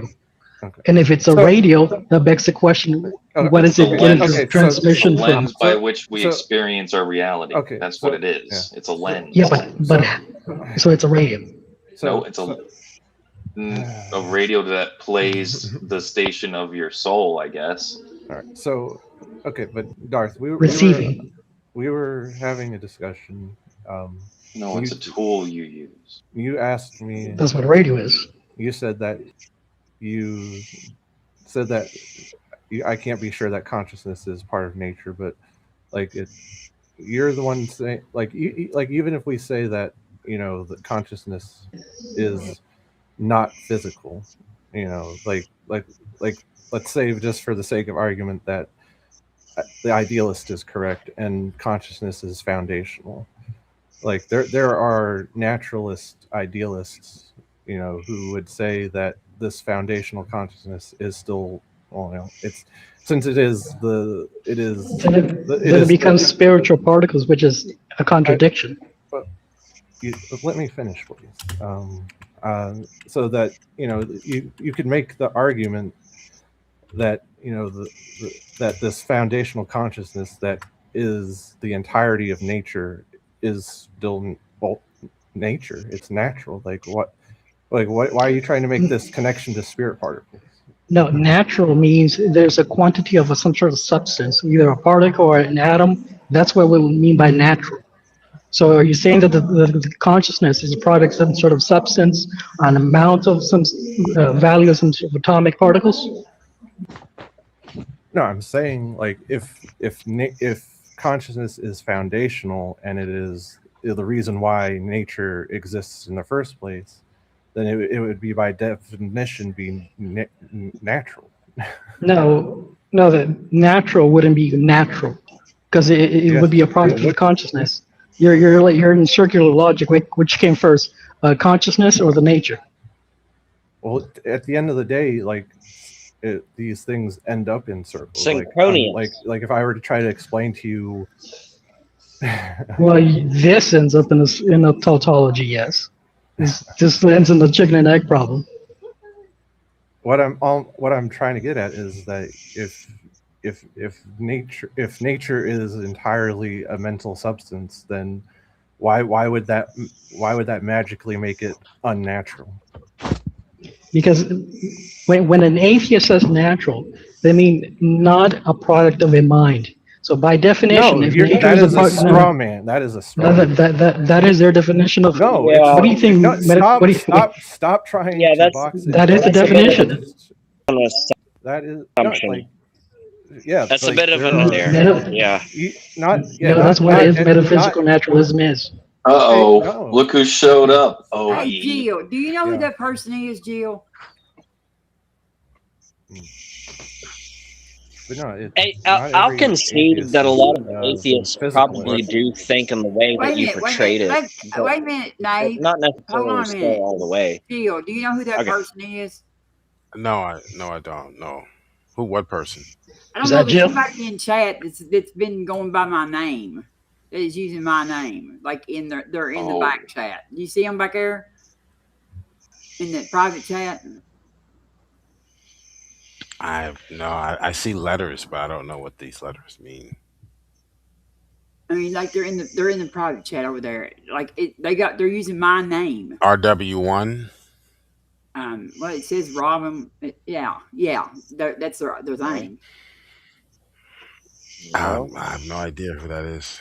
I don't know either. I'm sorry. No. And Scott, try to come back in. I'll let you back in. My name is Bob. We'll go Bob somewhere. Fuck off. All right, I gotta head out. See Who's heading out? Take it easy, light. Yeah. Yeah. All right, later. Peace, dog. Take it easy. Bye. Sorry, I'm a bitch. It's just the way it is. No, you're doing the right thing. You just got somebody targeting you. And that I didn't get a chance to say before he left, but Darth Thrain just came in here to add 3 more unproven assertions and then claim that somebody else had the burden of proof. That was hilarious. Okay, Scott, I'll let you in. Oh boy. Well, like you can't pay much attention to Bubby. Like he thinks Dalmatians are like I don't even want to try to explain that, but never mind. He has a very interesting idea. Like, I mean, like it's one thing to say that consciousness is foundational, which that's up for debate, but it's another thing to then just say, well, that means consciousness is supernatural, or that this consciousness is God. Those are different arguments. Also added the soul, that the will is attached to the soul. I mean, there was so many just claims that he was making. Yes. None of them were proven, and then he asserted that somehow he made the strong argument, and then nobody could refute it or something. It's like, what are you talking about, bro? You just came in here and made a bunch of claims. Yeah, the soul is a dualistic term, anyways, and I'm not sure dualism is true. You're not getting in here. You're not coming in. Fuck off! I'm telling you, bitches, you're not getting in here. Yeah, he's a troll. You fuck off. Go on. You're not coming in. Can you not ban him from the back chat? I don't have any ability to do it. I can't. I don't know how to ban him from the back chat. I'll take him out. Real quick, where else? like to say that I'm very happy to be held on stage by Robin on her channel, and I'm on stage with OE Objective Ethics. Hi, how goes it? Good to see you, Max. Yo.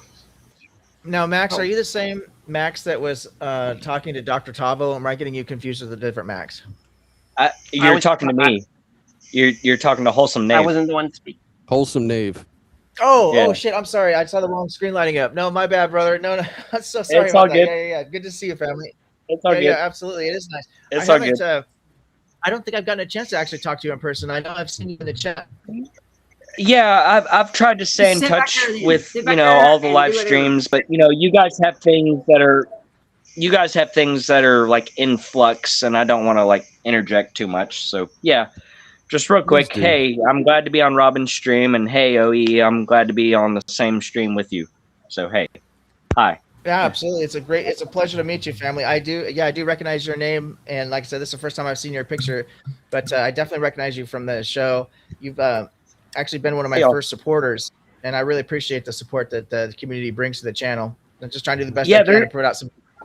There's tons I would love to speak with you. In time.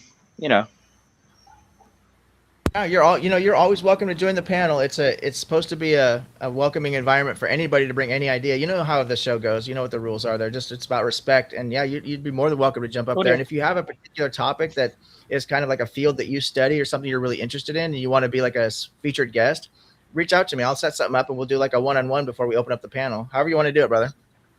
Cool deal. Yeah. Async is set up a certain type of Discord, but yeah, networking. Yeah, we'll stay in touch.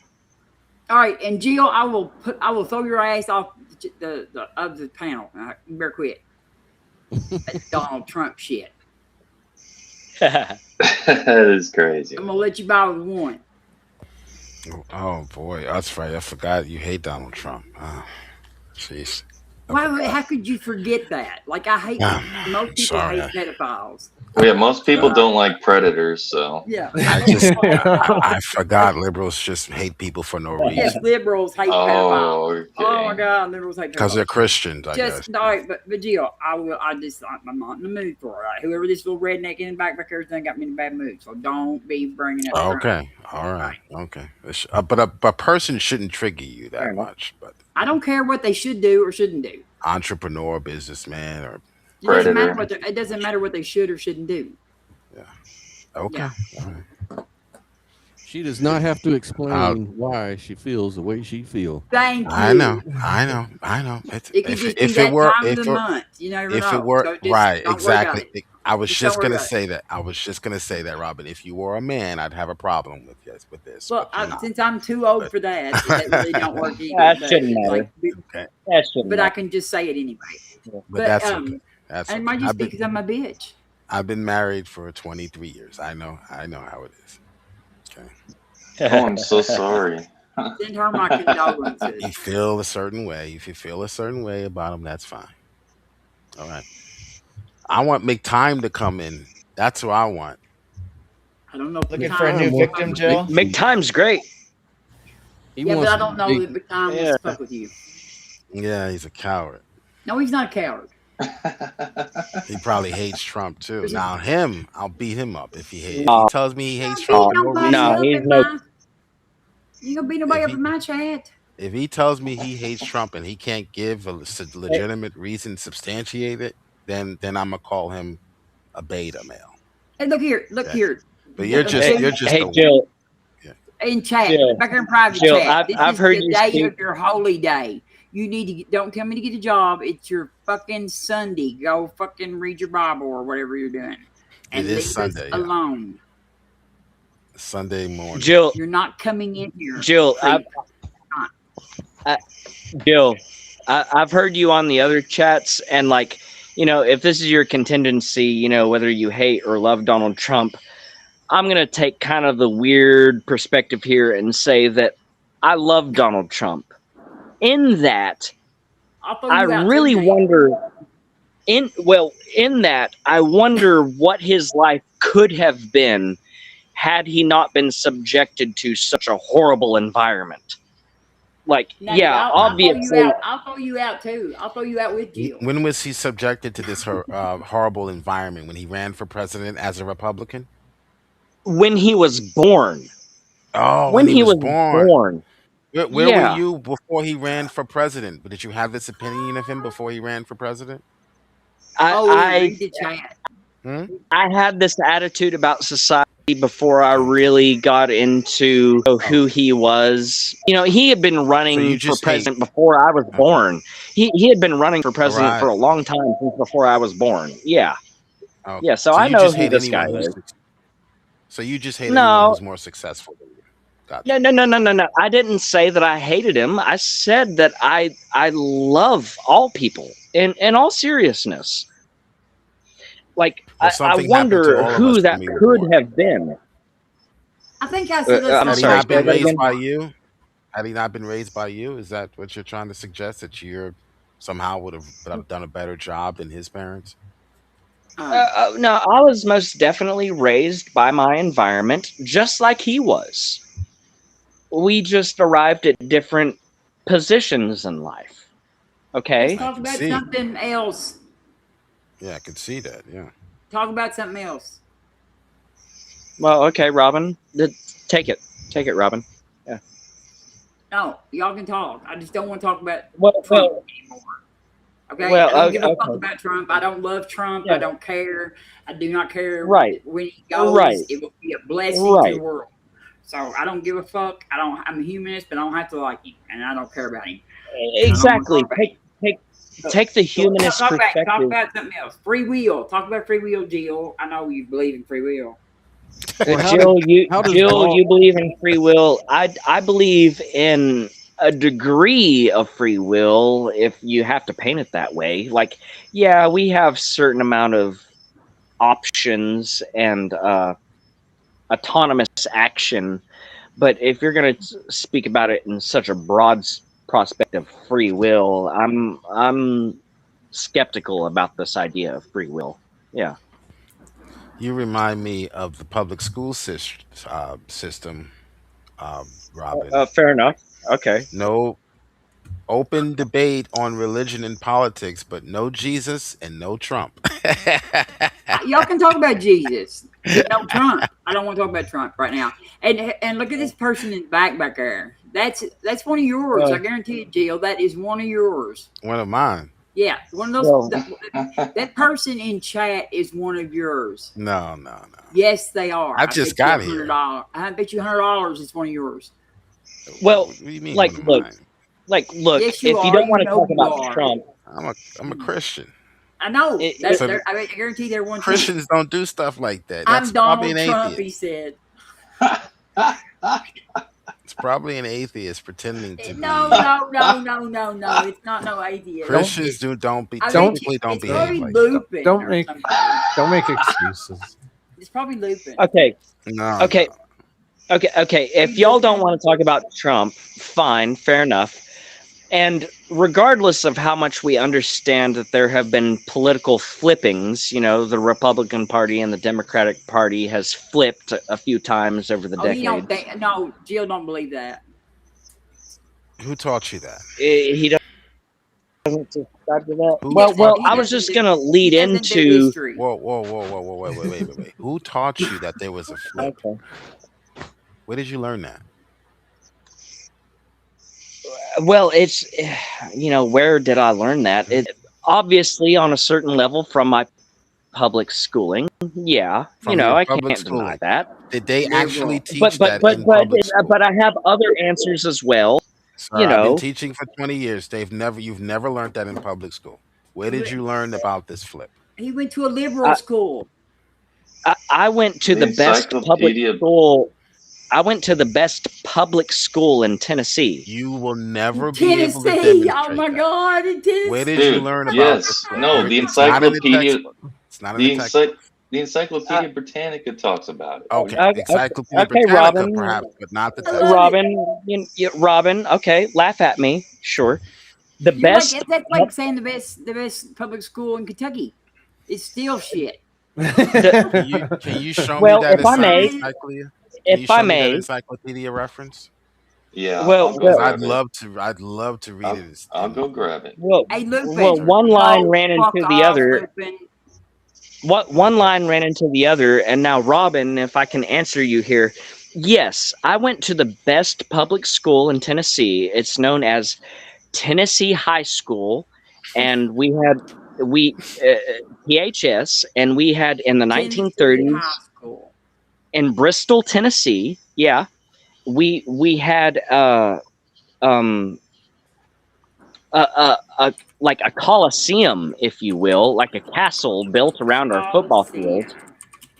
Yeah, it really is. It's the best public school system, arguably, within the general nation. I mean, as far as the South is Within the concerned, nation. as far as the South is concerned, yeah, Bristol, Tennessee High School is one of the better public school systems within the entire nation. Yeah, and I went to it. Mm-hmm. Okay. Well, they didn't teach you that in this public high school. If they were one of the best, they certainly didn't teach you that. I can also tell you that, yeah, the half of the things that I understand was not taught to me within that public school system. No, I understood these things through my own investigations. And you didn't find that sometimes, either. Sometimes, whenever I was in my history class, I raised my hand and I was surprised that I did not get sent to the principal's office for suggesting, hey, at the end of World War I or within the middle of World War I, why didn't we as Americans, red-blooded Americans, just give the middle finger to America, to England? I'm sorry. I'm surprised that I didn't get sent to the principal's office for that, but I didn't. So, this might give you a little bit of context. I'm gonna put a video on you in the private chat for you to watch. It's a historian who's gonna tell you what really happened, what the big switch actually was. The big switch was the Democrats switching from Jim Crow and slavery to now welfare states and eugenics. That was the big switch. It's a revision. There have been multiple party switches. Okay. Again, that's the switch. It's All right, I'm gonna show you. Again, and I'm gonna have a historian tell you this. I'm gonna have a historian. Again, to my original point, like the Democratic Party draws its roots to Andrew Jackson, okay? Yeah, exactly. And the Republican Party draws its roots to Abraham. As much as the Democrats might not like, as much as the Democrats might not like to tie their legion to Andrew Jackson, yeah, that's where it comes from. Nate, they swapped parties. Do you not know that? No, they did not. Yes, the southern strategy is well documented. Like, how can you deny Yeah, I posted not the in the Southern history. I'm not Strategy denying. link. I'm not denying. It's not in the encyclopedia. It is the Southern Strategy link is in the private chat. You can click it. Find now. out what the Southern Strategy was. The Southern Strategy was It's right Nixon here. appealing. The Southern Strategy was Nixon appealing to Christians through No, the it's same about thing that the Republican. racists. Hold on, let me finish my point. The same thing that the Republican Party appeals to Christians with today, even though they may not be genuine, which is conservative values. That was the Southern strategy. To appeal to the Southerners who were saying they were It was Christian. over racism, though. It's over That's not slavery. racist, sir. No, it And that Appealing was to only someone's one party Christian flip. beliefs is not racism. Christianity. Dude, there have been like 10 party flips. Oh, there's been like 10 party flips now. No, the Southern Strategy was designed around racial politics. Don't you Show know us that? that. Show us the evidence for that. You know, I posted the link in chat. Oh, no. Dude. Okay, let's open up. Can we open up this link? Yeah. I mean, Yeah, let's open up this link. Let me ask you. And what let's do we- see. I don't know Now, why. here's Let me what they're ask going you- to tell you. They're going to tell you the Southern Strategy was a racist strategy, but they're never going to be able to show you one slogan from that party when they were promoting, when they were running for president. Usually you'll see some sort of slogan, commercial, campaign ad, something that we could put our finger on and say, you know what, they are appealing to racism. Okay, like, hold on a minute. You have nothing. Gio, like in propaganda? back in the Civil War, like before, I've got during one. the Civil War. Nate, do not say another word. Back Okay. before the Civil War, Gio, which party was fighting for states' rights? States' rights? It Yes. depends Which party? on it. Which party supported I states' would rights? Don't not act put. like you don't know Hold on, English. relax. Can I answer you? Relax. Take a All deep right. breath. Take a deep breath. Don't sit there. Just say First and which one it foremost, is. I would not put that much importance on state I didn't rights. ask you to put Hold importance on, on it. hold I asked on, you to hold tell me on. which party. Relax. Just answer Relax. the damn question. Relax. I don't know. I don't know. I have to look it up. But what I'll tell you is You have to this. look it up. What I'll tell you is this. I would not put that much onus on who's fighting for state rights. All right, listen. Can I All right, No, Robin you asked cannot. me the No, you same cannot. question. You cannot. And all Nate, right, Robin, shut and the I'll fuck stay up. Robin asked me the same question, and I'll give you a straight answer. Nate, I'm trying to answer. I don't. I said I don't you know, hush. but I would not put that much onus on it And I will mute you too, Jill, because I'm gonna tell you right now, you're gonna let me talk on my own show. Okay. All right. There was the reason why they fought was because of states' rights. That's why they fucking said, because they said that their rights to own slaves came from their states. I mean, like anybody who has ever studied history knows this about It was the Democratic Party. So when you act like you don't know this, I understand that you're lying. You're because you're not that dumb. Okay. And Nave, when I tell you to hush, I mean hush. Okay. Allow an answer if you ask the question, Robin. Just allow an answer, okay? Because you acted like you didn't know it, so I gave you the answer. I said so I don't. I'll have to look I'm making it up. a point. So which party? I'll look it up. Which party supported? Let's see. What was some of the other? Okay, you're not going to let me respond to the No, statement? I'm finishing my point. My point is You're trying to bring up something else now. Because every conservative value, every value that you claim is a concern. Dave, I swear I will kick your ass out if you say open your mouth again. I am not joking. Every value that you claim is a conservative value was the values that the Democratic Party held during the Civil War. Exactly. It's word for word. Perfect. It's the same shit. Okay. They swapped during the civil rights era. They swapped. And because the Democrats took on the platform of the civil rights, the half of the people who were in the South, all of the Dixiecrats got pissed off and they fucking left and went to the Republican Party. And the ones that didn't tried to stay. Strom Thurmond, who was the last one of the Dixiecrats who was still in Congress. He was the last one to leave Congress. And the only reason why he didn't want to leave Congress is because he had all these committee appointments that he had to give up when he went to the Republican Party. Because once you change parties, you lose all your committee shit. So he gave up all his committee shit, but he would hated to. That's why they tried for one whole election period to have their own Dixiecrat party, but you couldn't split the Democratic Party in half and have any power. And from then on, it's been like that. I mean, I'm not saying that there are no racists in the Democrats. I'm not saying that. But I'm saying that the party that uses that as a value is the Republican Party. Okay. Do I have a chance to respond now? Is it okay to respond? I mean, I guess, but you're not going to convince. Yes. I mean, not if you're going to try to tell me I'm wrong, because I'm not. Oh, not if I'm going to tell you you're wrong. Okay, fine. I won't tell you you're wrong. You know you're wrong. But I would. What I was trying to say is I would not put any onus on who is for state rights until I figure out what rights they're actually advocating for. So the Republican Party was advocating for the rights of people, of Black people, to be free, to own their own land. They were leading the effort in Reconstruction. The Democrats wanted no parts of reparations, and they still don't want any part of reparations, even though they say they do. So the Republican Party was giving Blacks reparations, was repairing cities. The Democrats were sending in their armies to tear it down.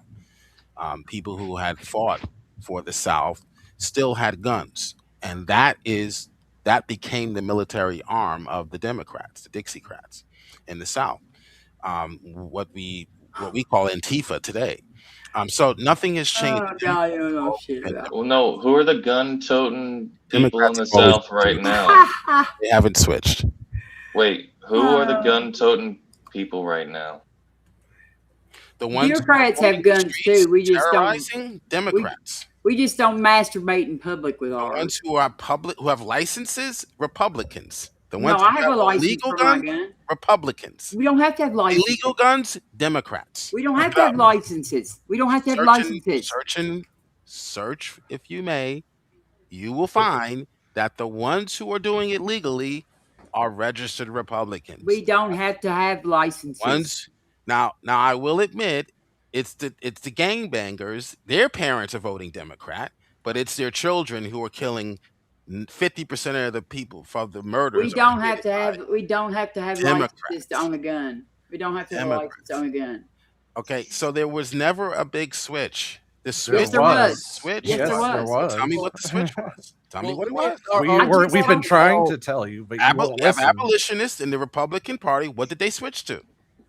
Well, I mean, are you denying that there wasn't a realignment? Like, I would say, tell me what it was. Yes, he's denying it because he's a revisionist. There was a realignment without demonstrating what it was. Well, see, the thing is, it was never. It was gradual. It was over roughly the entirety. Hold on. Let me get a word in. Gradual. Over roughly the entire 20th century, especially from the New Deal era, all the way through the Civil Rights era, and afterward, the coalitions of both parties. Hey, Jill, they gradually let him changed. speak. Democrats move towards a coalition which include more urban voters, labor, minorities, the whole thing. Republicans at the same time increasingly attracted more conservative voters, including many white Southern voters who had historically been Democrats. My parents are part of that. They left the Democrat Party, now they're Republicans. But many historians will argue that the phrase the party switched or flipped or whatever you want to say is just oversimplifies a complex decade-long realignment. That's what I'm trying to tell you. It wasn't. We can't show you a flip. We can't show you that because that's not what the claim is. That's not what the claim is. Jill, he can't show me. Jill, because it doesn't exist. Not what the claim is. Can't show Jill, I will the kick your claim ass is out. that it was a realignment over I'm not putting up time. your shit, Jill. I'm not. So yeah, let me respond to that really You're gonna quickly. sit here and So lie to people who know better, and you're not So- going to do it. Okay, thank you. So yes, mean, there all I'm was saying is an that- effort. Oh, can I respond? Yeah, to yeah, that yeah. really Go quickly? right ahead. Yeah, just 10 seconds. So All yes, there was an effort in the Republican Party to appeal to conservatives, which is what I said earlier. What is the problem with that? The conservatives. They went are from the racists. abolition. They went from being an abolitionist party, from freeing the slaves to Reconstruction, and then in the 70s, in the 60s, and the 70s, they decided we're going to try to appeal to conservatives. Wow. No, they were the conservatives. Yeah. Wow. So the Democrats conservatives were the What a fucking big conservatives. Yeah. I mean, all I'm You're- telling are you- you so is you're- I understand it. What's so evil and nefarious about that switch? What's so evil? How about this switch? You just Let me give you debunked the yourself. Democrat switch. You just debunked yourself. Let me give you the Democrat switch Wait a really minute. quick. I'm going to throw you out, Jill. Jim Crow, I'm gonna throw slavery, you out. I'm going to throw eugenics, you out. You're gonna abortion. Stop lying. You're gonna Jill, stop I'm lying. just asking you, Which Jill. switch would you prefer if you're a He's Christian? making his case. He's making his You're gonna case. This stop is lying, good. or I'm going to kick your This ass is out. good. I'm telling you. Well, go ahead. Go ahead. All I'm trying to ask you is, are we agreeing or are we disagreeing? Because I just laid out how I understood it, and it sounds like you understand it the same way, right? That there was a realignment that happened over time. Most of us what you understand this. Yeah. Are you saying that that's how you understand it? That over the entirety of the 20th century, from the New Deal era through the Civil Rights era, and even after that, the coalitions of both parties gradually changed. That's all I'm saying. I think that's what you're saying, right? Changed to what? You're not. You helping you us. you You're admitted not that helping that the voter. If, you- if I'm a voter and I want to know who to vote for, Jill, you and all admitted- you keep saying is, well, both parties made a Yeah. gradual change. Yeah, Both they parties did. made a Yeah, and gradual change. Jill, That's you- undeniable, what? right? Jill, Tell you me what admitted. Jill, policies Jill, they- you hold admitted. on. Can I finish my point? You Tell me keep what over. policy. Hold on, You relax. keep over talking everyone I'm not else. over talking anyone. Yes, You're over you are. talking me. Tell me what policies they switched from what to what. Then I'll Demo- be more convinced to vote for you. No, Don't just say Democrats. both I'm talking parties about changed. history. Yeah, both parties I'm did change. I'm trying to tell you. And I'm I trying can to tell tell you you. what those changes were specifically. Jill, I'm trying to tell you. Trying to admitted. tell you. Somebody's trying to tell me. Go ahead. Democrats moved, and it's a lot of different topics here, but Democrats moved towards basically a coalition that included more urban voters, meaning black folks, labor unions, You're not giving me policy, minority, sir. the social liberal voters. You're That's not what giving me Democrats moved. policy. How did they Let him appeal to those speak. people? Let him speak. Don't just Yeah. tell me the people Jill, that they you appealed keep to. over talking I'm trying- Tell everyone. me what policies they implemented to appeal to those to that demographic. You don't let anyone speak, Jill. I do. Yeah, you're making No, it hard for me to answer because you keep on. You keep repeating the same thing. They appealed to blacks. They appealed to urban people. Tell me what policies they Jill, included to Jill, appeal to. you admitted yourself that Because the if their policies are crap, I don't care what demographic they Jill, appeal to. you admitted yourself that the Republican Party attempted to win over conservatives, and they did. Yes, Like by promoting conservative values. You just admitted that the current Republican Party are the conservatives now. Right. Right. The And I'm Democrats just were the trying to- I'm just conservatives. trying to tell you, like historically. Historically, before the New Deal, before the 1930s, Democrats historically were for state rights, agrarian interests, limited federal government, Southern white political dominance, right? The Republicans, which were founded in the 1850s or something like that, were all about anti-slavery origins, stronger federal government, industrial development, business interests, tariffs, national infrastructure. The GOP was strongest in the North and among many of the businesses and industrial voters at that time. And then after the New Deal era, what I'm saying is the Great Depression transformed American politics. So under Franklin D. Roosevelt, he promoted policies like Social Security, labor unions, minimum wage laws, public Child works labor programs, laws. government intervention during economic crisis. Yeah. Think about the Republicans during that same era. They promoted policies like smaller federal government, lower taxes, business-friendly policies, less regulation, limited expansion of New Deal programs and stuff like that. Programs. He finally did it. Thank you. All right, can I respond now? Yep. Thank you. You finally told me what it was. Well, I wanted to They promoted. Here's how they promoted to blacks and poor people, which is wicked. Which is why I can never support them. They appeal to poor people and blacks by promoting programs, welfare programs, the New Deal. And blacks wanted in on it, so they abandoned the abolitionist party, the party that freed them from slavery. They abandoned the Reconstruction effort, and they jumped over to programs. Yes. That was the big switch, dummy. So you Well, would have that's been what better I'm off trying to sticking. tell you. That's blacks why- would have been better off sticking. What Reconstruction? Hold on, No, let me finish hey, my point. Can I- Hey, everybody when I no, there's a huge international context here. I'm just saying that I thought we were agreeing on everything based on what Jill was saying. Then he says, no, tell me the policies. I outline them, and then you just go ahead and agree with me. So I was right to begin with. As far as these I threw him out, programs, Scott. I threw him out.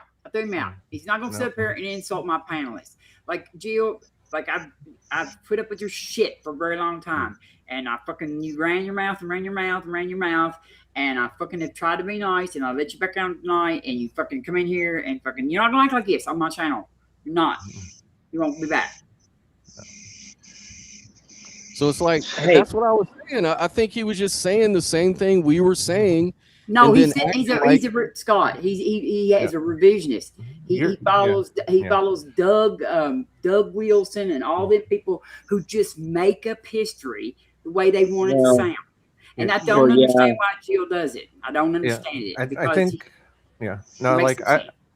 I try to be very charitable with people, and I think you're being too charitable there, Scott. Yeah, I know, because I just try to find some kind of commonality to build on, because the thing is, if he's saying the exact same thing that we're saying, then he self-refuted himself. He wasn't saying yeah. the same thing as that. Well, he was He was self-refuting trying himself. he was trying to say wasn't. he was trying to say that the only reason why that black people started wanting to vote for the Democrats because the Democrats were going to give them free shit. That is what he was saying. Or the bare minimum of what society should. I don't care, Nave. He wasn't saying the bare minimum. He was saying well, they well, wanted well, free shit. yeah, I know, to undermine what And he's a black really man. is. To undermine. He talks about his own people like that. Fucking makes no sense. It's fucking stupid. Yeah, to undermine like what a society really deserves, especially within the modern day. You know, FDR I'm gonna isn't some close this sort of. down, y'all. My nerves are shot from this, whoever this person is, and Okay. like yeah, we'll go. You can go over Gretchen's.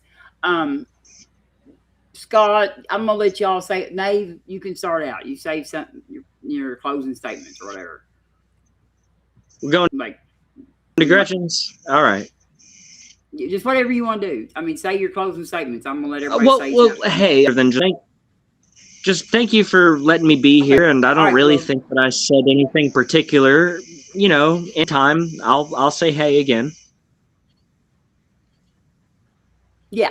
Well, I mean, I just need you to quiet down because like you're just over talking. Okay. I'm Thank the you for bitch in having charge me in here. here. So Yeah. Nah. Love you. Love y'all. All right. Love the mohawk, brother. That's a great look. Sorry, y'all. Scott, I'll let you go, or Zeal, you want to go next, or what? Yep, I'll go. I believe that God as the creator is the best explanation we have for how we got here and why we're here. And Arminian Molinism is a great explanation for how he can be both sovereign while giving us true free will choices. And have a good night. Is he's a sucker. Bye, And shut up, sucker. BS. Bye, sucker. I love you. See it. All right, Scott. Yeah, I just say, man, it's nice conversation, really exciting and all that. I kind of turned like, not sure if we progressed very far, but you know, at least we got to, you know, smell each other's shit for a while. Hey, I get like every now and then I get like this. I mean, like I have a everybody thinks that I don't have like a threshold. You know what I mean? But I do. Yeah. I have a threshold. So when I've had enough, I've had enough. Yeah. I mean, a lot of these topics, you know, I don't know why the misunderstand. I just think a lot of people get brainwashed into their, you know, views, and they just can't see another person's perspective if it saved their life. So I don't know what to say about that. And then there's some people right now that are interested in just changing history, writing history for their own benefit. Well, they carry the bone too. They you know, yeah. You keep hearing it enough on Fox News and stuff like that, then it becomes second nature. I mean, and like, you know, I'm sorry, don't come in here bragging about being a Christian and voting for Trump. He's a pedophile and fucking you've shot yourself in the foot with your Christianity the minute that you claim that you fucking love Trump. A big liar, Trump. You're a Trump loving, a pedophile loving Trump supporter. That's all I can say. That's all I gotta say about it. Thank you. Is that all you had to say, Scott? Yeah, I'm good. That's all I had to say. Good night, guys. I really appreciate it. Go to Mirror Point. Yep, and come to the Mirror Point, and we got shows and shit. Yes. And yeah. Yeah. Later, guys. Bye. Love you. All right. Who wants to go next? Neil, I'm sorry. I love you. You've been like so patient on this panel. I was trying to be patient, but Jill really tested my patience at the end there. Oh. Yeah. Jill has already tested my patience for like about a month now, so that's why he finally got to see that there. No, I appreciate coming on the show. Had a lot of fun there, and even though Jill kind of soured the mood at the end there were a lot of good guests that I was able to interact with. Yes. Yeah, we did have a pretty good conversation. And like I said, I just got grouchy at the end, and I just went and moved it up with him. I'm tired, and I'm ready to quit, and I just think moved it up with it. But I'll see you tomorrow, I'm sure, over there somewhere. Mm-hmm. Oh, and it was nice seeing you, Objective Epic. Oh, always, sister. Loved interacting with you all. Hopefully, I get a chance to see you stop by the show today when I wake up. We get that thing fired off, and then I'm looking forward to our conversation on the 8th. Yes. And please do keep an eye on your Discord, because I can't create the studio in advance. I can only do that for like an open panel live stream, and we're just doing a private conversation between the two of us. It's not going to be open for people to join. Mm-hmm. So I'll have to send you the link like the day of the show. Okay. And I think we said 6 p.m. Eastern on the 8th. So definitely keep an eye out for your Discord, because I'll just send you the link like probably a half hour beforehand. And then if that works, and then that way, if you have any media or anything, any screen sharing, any studies or anything like that you want to bring, it's always appreciated to have some visual aids and stuff. You know what I mean? It it helps people understand, better, especially I'm a visual learner, but however you feel most comfortable about doing it. Okay. I appreciate it. Oh, you all have a good night. Bye now. Thanks. Mm-hmm. Oh, what do you think, OE? I think your Kentucky ass just love to see them rodeos. I just saw and look, Gio is still in the back. Gio, you just might as well go on, because you're not coming back up here. I'm not in a good mood, and like I was not in the mood for this shit tonight. Like I was tired already. I think this could be a good idea for you, though, Robin. Actually, you had a really good turnout. I couldn't believe when you sent me that Discord message that you were going tonight. I don't even know where the hell I was. Where did I come from? I was having another conversation. Oh, Ace Philosophy. That's where I was. Had a good talk over there. But anyway, yeah, you could. I think this could be a good way for you to get your views up, because those shorts. I mean, I don't know how you did it. You got a ton of subscribers just off blasting out those shorts. But those shorts are only like, 90 seconds long or whatever. That's not going to get your watch hours up, even if you do 100 of them. You got to get these longer streams going, and I think this might be a good way to do it. There's not a lot of competition at night, compared to during the day. And I mean, I couldn't believe how many people. There was like 20 people in here. Well, Gretchen like that. So and them are on now, so like I don't want to constantly do that. There just wasn't nobody on for a Saturday night, like usually Mark Reed, you know what I mean, and Ember are streaming, and they're not, because Ember's at NanaCon. But they're not streaming this late, though, are they? This is pretty late. Yeah, but Gretchen usually comes on by midnight, so I don't really usually interfere with Gretchen, Yeah, it's gonna be tough to avoid that, because I think they usually go 7 nights a week. That's gonna be tough to avoid that. Yeah, they do. But I don't know. I don't think if you only go for like an hour or two, I don't know if they would have a problem. I think she would probably want to support your effort too. I don't know. You guys have to work that out between the two of you. But if they're running their show 7 nights a week, that kind of, it's not really your fault at that point. You know what I mean? Like, I mean, you can't. Yeah. That's kind of tough to expect nobody else to come on ever at night, because they're doing a show 7 nights a week. And I know, it is good to support their show, and they do a good job with their show, and they have a lot of great people over there. But it does kind of make it kind of tough if you're going to do because the daytime is so jam packed. There's so many people. You got to kind of get in where you fit in. You know what I mean? Yeah. Well, I'll tell you what I did today was when I left today, I turned both my computers on. I made a playlist of my videos, and I left both my computers on playing those playlists. That won't get your watch hours up, though. Why? It's from your own. Yeah, if it's from your own IP address, the same one that your channels and stuff, it won't count towards your videos. I don't think that'll count towards your videos. It showed that it went from 962 to 14 something. Really? Okay. Well, maybe it will work then. I know that years and years and years ago, when I actually started my YouTube channel, I was selling the boats, and I wanted to try and get my channel boosted in the algorithm. So I did the same thing with trying to just left I had my laptop, 2 different laptops, and I think probably a phone, and just let the videos play and stuff. And then when I came back to check it at night, none of the views had gone up. It accounted for 1 view per device, but it didn't count. Even though I kept replaying it, it only counted for 1. But they might have changed that. I don't know. Well, I can change. I mean, like it changed it on like my view per video, so it may not count on the total watch hours then. I'm not sure. Yeah, because I know they can identify where the views are coming from. Yeah. So it I'm sure they'll recognize that you're watching your own videos. I don't know if they're going to count that towards that. They might or they might not. I don't know. I honestly don't know. I just know that when I try to eat, and this is like 15 years ago or whatever, when I was selling those boats. So I don't know, or 10 years ago, but still who knows what they're doing now. I'm certainly not the tech expert. I just know that it didn't accomplish what I was trying to get out of it back then.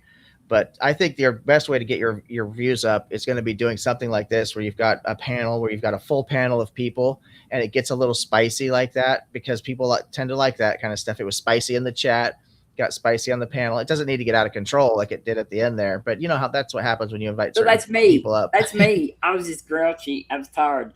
I know that was Lupin in the back there. That's who that was. It was Lupin. You know who that asshole was? I'm pretty sure. Yeah, about 80, 99, about 92% probably sure of who it was. Yeah. Jesus, what an asshole. Now, yeah, I would highly recommend you. I don't know if you and Hizzle have made a decision on that StreamYard thing, if you missed out on that sale, but I would definitely look into doing that, because on StreamYard, you can actually ban people from the back chat, from the regular chat, or from the studio itself. Yeah. Well, I mean, I just, this kills me that people are like, no, we're not coming. Like, yeah. Well, the dangerous thing about that is that if somebody who knew what they were doing was really tech savvy, there are ways to write programs where he could just blast your back chat with so many chats, that it will actually lock up your stream. It'll crash your stream. If you know what I mean? If a person wanted to do that, I've had people do that to, in fact, it happened to Gretchen and Arpy's Discord server. Somebody went in there and just put in a computer program. I remember, yeah. Yeah, exactly. So just to be able to protect yourself from that kind of stuff, because I did some research while you were talking to other people, and even on the paid version of Restream, there's no actual ban option. So I don't know if that's necessarily, because you can't stop somebody at that point. They can do whatever they want. I mean, you can stop them from coming up on the stage, but if you can't ban them altogether, they could do all kinds of crazy shit to your. I know, these assholes. They got nothing better to do with their time than go fuck with other people's shit. Yeah, he can go fuck himself. And Gio, you're not coming back up here. I'm not putting up with you tonight. I'm in a bad mood, and I'm not in the mood for you. I'm getting ready to shut this down and go to bed. And yeah. Yeah, my wife's already come out here like, what the hell? You have a show in the morning, and you're going to be pissed when you don't get enough sleep. And she's right. I'll be all cranky. Could you hear me yelling? Did you hear me yelling? No, not at all. I don't have the volume here up that loud. She's in the other room, but she came out to get a glass of water, and she's like, "What are you doing?" Because I was complaining. I've been complaining about I haven't been getting enough sleep lately. I don't know what's going on. I've been fighting with some stress and depression and just stuff, and I have no excuse for it, because my life overall is actually, like, I'm very fortunate, and I know this, but I've just been. Man, I get too much. I don't know. That's all I do sleep. Yeah. What, you got like a little gremlin making all those shorts for you? Then who's doing all that work? Yeah, that's not hard. That's easy. This shit's easy. I sent you a message today and told you that if you'd send me a list of titles for your videos, I would make you a bunch of because it takes like 2 minutes a piece to make those thumbnails. I need to. I would really appreciate the help, and what I need to do though, I need to figure out how to get you a seat. I want you to have a seat on my thing, so that you could do whatever you want. Because I was thinking that I think they do have. It might be kind of nice. I think they do have 2 seats. Like the one that me and Nissa looked at, like in StreamYard, has 2 seats. Well, I think I've got the paid version. I think when you were reading it, I think I have 4 seats. Oh, okay, yeah, all right. So I could definitely give you one, and if you and Hizzle wanted to do put on a show on my thing, so it would, I wouldn't have to. It would help me to get some content. I trust you implicitly. And so, and then you could plug your own channel when you're up on mine, you know what I mean? To get people to go one to the other. If you're ever interested in doing something like that. Restream though, like on Restream, I'm allowed to punch in like what channel I want to add to this, so I can like I could add another channel, and I wouldn't have to like when I went live, I wouldn't have to go live on my channel. I could go live on another channel. I think I could do that on mine too. I'm just not smart enough to figure it out. I mean, you know what I'm saying? So like you can have, because you can have different seats, you can actually have different, like, you know what I mean? Like, I don't think I don't think he wants his own channel, but like if we made like a political channel, then we could go live. Yeah, that's we what I could was go thinking. live on this channel, or we could go live on like another channel, like political channel or whatever. And yeah, I was thinking about that. If you and Hizzle wanted to do like a politics show, since I don't know enough about politics to do a whole show about it, and I'd probably just piss everybody off anyway when I did with my views. So I was like, maybe Robin and Hizzle. Yeah, you might step in it. Enemy. Like, well, I mean, that's what I did with Joe. See, I was with Joe when we started the politicality. You know what I mean? And that was our show. Yeah. And I got tired of doing it, and so then he started doing it with whatever her name is, Lil, and you know what I mean. I got burnt out on doing like a regular show on it, because like right now, it's not just politics to me right now. I'm so disappointed in the people that live in my country right now, and I'm just so disappointed in that people. Like they just, I don't know. It's like they're like they just completely dunked their head in stupid, and they're not planning on coming out of it. No, I felt like that for the last 8 years almost. Really, I mean, I've just been watching. Society just crash out. I mean, it seems like people are to me, what I'm seeing is a lot of identity politics going on. I don't think that people on either side actually, not everybody, obviously, there are some really genuine, sincere people out there, but I think so much of what I don't think there's anybody on the Republican Party that's genuine. I swear to God, I think they're all cowards, and they're all traitors, because they're all standing behind a man who is claiming that the election was stolen.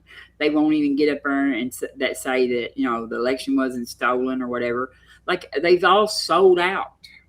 They've all sold out. Well, I know people in real life, though. I know Republicans in real life. I'm talking about our. Yeah, but those people are voters. I'm talking about the people who are our electors. And why, if you're a Republican voter, do you support a candidate, the lawmakers like that? Well, I don't want to keep you up all night with this, but I mean, I have a lot of issues with the whole thing. I think the fact that, these guys constantly. I mean, these people attack our Capitol. They tried to steal an election. They tried to run a coup on our government. They tried to overthrow our election.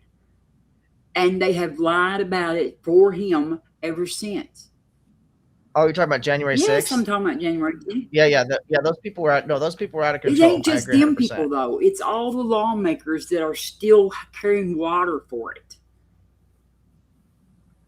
Well, the problem is that all this stuff that's going on, this back and forth between the politicians, it costs the taxpayers so much money. Every time they sue one politician sues another politician, the fucking taxpayers are the one that pay that bill. Well, every investigation, and it needs to. But the only people suing anybody is Trump is suing us. Trump has sued his own DOJ and won. Well, yeah, Trump has done that, but they've been suing. They just sued Trump to pay back tariffs. Not us. Other countries did. The Supreme Court ruled it. I know, but it's not us that gets the money back. It's the countries or whatever, or the. Well, I know, I understand that. That's the problem. Is that? But I'm saying, no, Trump actually got to sue his own DOJ.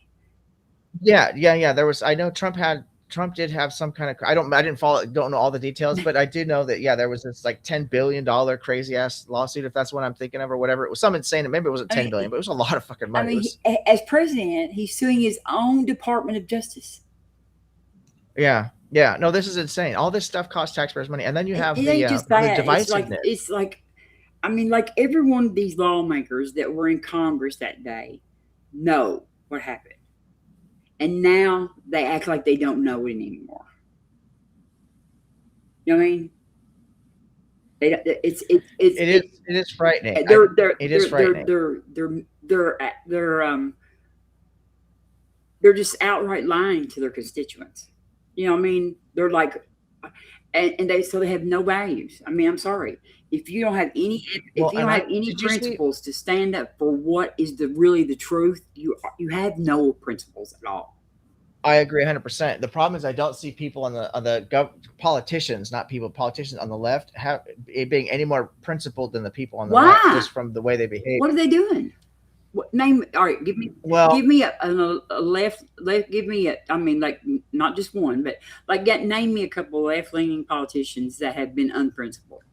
And there are some, but I don't know if you know them or not. Well, probably not, but I would think, okay, so like, for just example, so I travel all the way from San Diego to Seattle. I've got properties all up and down the West Coast because I'm with business. I'm all over the place. So I know a lot about California, Oregon, and Washington personally. And in Oregon, there was the protesters were protesting outside the ICE building, and they were doing it for like, I don't know, 4 months straight, 24 hours a day. And I totally understand the ICE issue. It's not like I'm that ignorant to where I just have no idea why they're upset, because I totally understand. The problem is, well, there's two problems with that. One is directly across the street from the ICE building is low-income housing.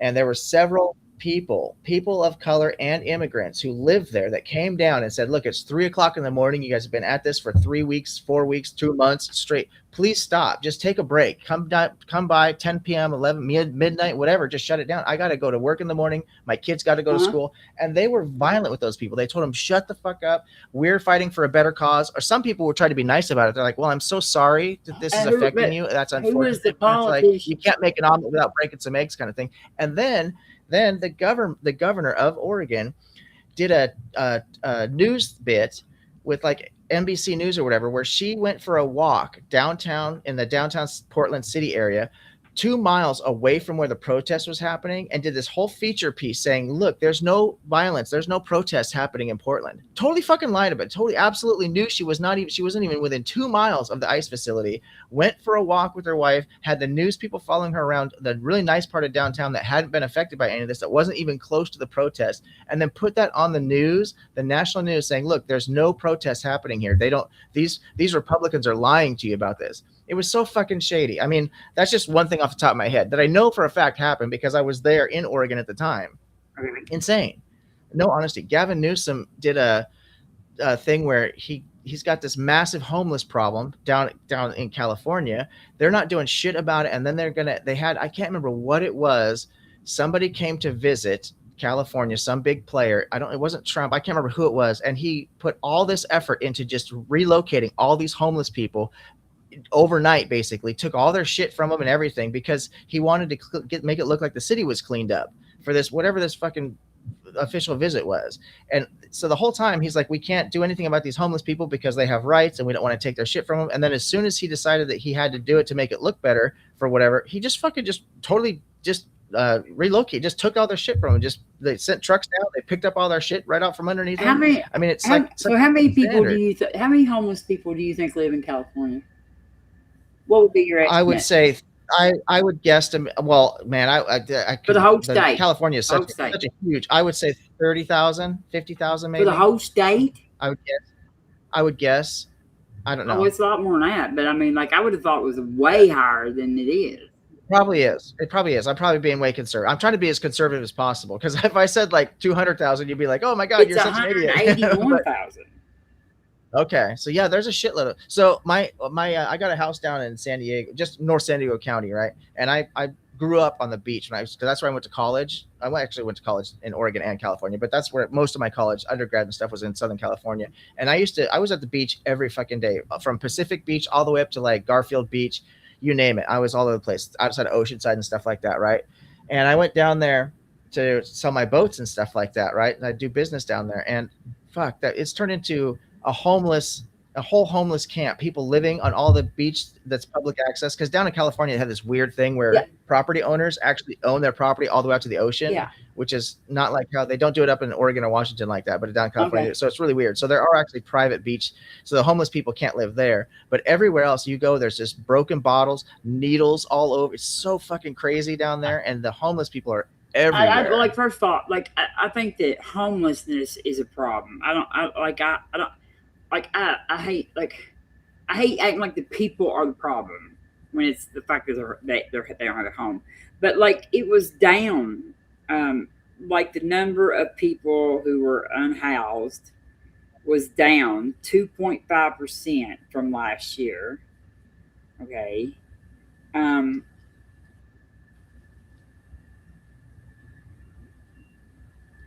Well, I think the homelessness issue is a serious issue that's based on economics. I don't think it's any of the politicians specifically want homeless people around or don't care about homeless people per se. I mean, I don't know, maybe some of them do, but I think it's just the way that the system, the way that the economic system is set up in America. Housing has gotten out of control, shelters in the state of California are set up to shelter less than half of the people who are unhoused. Well, there's another problem. That's what it says right here. I'm looking at the things like the problems. Right. No, there's another problem because I actually have in the past I've actually worked for and I still currently volunteer at various homeless shelters. Yeah. Right now I'm focusing on a homeless housing relocation center that basically provides transitional housing for military veterans and their families. So I'm very familiar with the homeless shelter situation, and unfortunately, a lot of homeless people won't live in the shelters because the shelters all have rules about drugs and alcohol and some kind of domestic violence, other things. They have restrictions, and they won't. Yeah, a lot of these people. They won't go. They won't get off the drugs to go in the shelter. A lot of these people they're addicts. They're addicts. Yeah. I mean, like it's all like we can't just expect them to just quit doing drugs. Like they're addicted. They have addiction problems. Like addiction is an illness. Alcohol isn't it? Telling me I used to do all that kind of shit. I know all about and so that like kind of stuff. I know, but like I don't know. I just don't like to blame the people. I think that Well, I think the people, unfortunately, Robin, because I did grow up on the streets and I did have a drug and alcohol problem.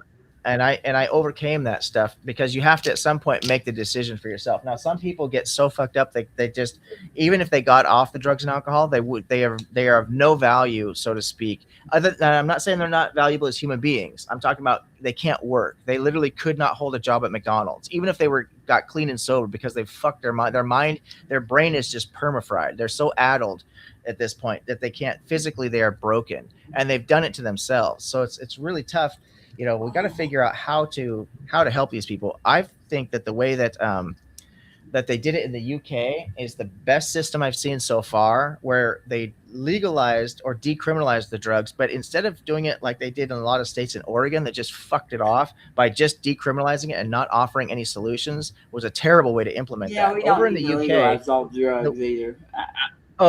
So over in the UK, the way they handled that, which was brilliant, and they have seen a lot of success with it, is so like in a lot of states, they'll have these marijuana dispensaries, right, where they sell marijuana. And the state, it's heavily regulated by the state. Well, over in the UK, they have these drug dispensaries, but it's inside this building. Imagine walking in the building. It's almost like the DMV. You've got one section to the left and one section to the right inside the same building. On the left side is where you go get your drugs. And on the right side, you have access to counseling, job placement programs, housing placement programs, all this kind of stuff. And what they found is that everybody goes in there. They always go into the left at first because they're there to get the drugs. But more and more people would actually start going to the right because so many people that are using drugs don't actually want to be using drugs. Very few people that are using drugs are doing it because it's a good time. You're literally putting poison in your body, right? That's not really that much fun.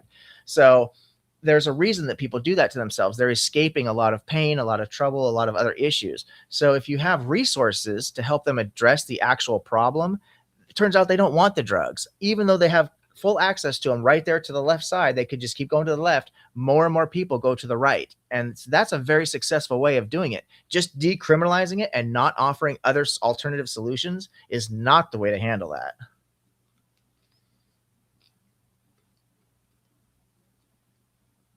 Sorry, but we do have to figure out housing for people. We've got to come up with a good solution, because there are going to be people who, even if they were clean and sober, they've fucked their mind up and their body up so bad they couldn't fucking pump gas. They're literally worthless as far as like the job market's concerned. And it's unfortunate, but that's the truth. But they're still human beings, so we got to figure out something humane to do for them, right? Yeah. I mean, like, yeah. And I don't think the Republican, I mean, like, the Democrats don't always have good plans either, but I don't think the Republicans have any plan at all. That could be the case. Now, did you watch the show that Dr. Greg did? They're like, you know, they just put them in jail or make homeless. Make yeah, but homeless, that doesn't work. Being homeless illegal. Work. What the fuck does that do? Yeah, that doesn't work at all. You cannot just put people in jail. You can put them in jail. Yeah, and that doesn't work. They'll get out and they'll go right back to jail. In fact, I know when I was in prison, there were people who actually committed crimes on purpose, and it got caught intentionally because they get free meals and free housing. Yeah, and they don't mind being in the joint because they know the politics, they know how it works in there, and so they can get along with everybody. Yeah, and people, they like to lock people up because we have paid prisons. So somebody gets rich off owning a prison. It's a total scam. Yes. No, it's a total scam. You were there for the show I did. Prison Has a Revolving Door. That was a really good show. I was really happy with the way that's why they want people in jail, because they get that's why they don't want to. Yeah, that's why they don't want to fix the system, because they're getting paid. The way the system is now, it's not about rehabilitation. It's about profiteering off of criminal behavior, and they're incentivizing it essentially. It's fucked up. Being unhoused should not be criminal behavior. Right? No, absolutely not. Absolutely not. That in and of itself should not be a crime. But I love and they you. Need to, I'm gonna be off here. I'm really tired. Okay. And just, yeah. Like I'm driving through here. And all right. No, that was supposed to give a final statement, so that was my final statement. Yeah, you can make your final statement. Yeah. No, that was. I'll see you tomorrow or today, this afternoon when you wake up. We're doing the Bible Failed Prophecy series with Johnny B. That's always fun. So stop by and say hello, okay? Because all of the Bible prophecies failed. Every one of them. He's done such a good job. Johnny B's the one doing all the work with that. And yeah, there. So far, Jesus is 0 for 8 or whatever we've gone through right now at this point. Oh, I wonder how long they'll wait for him. We're gonna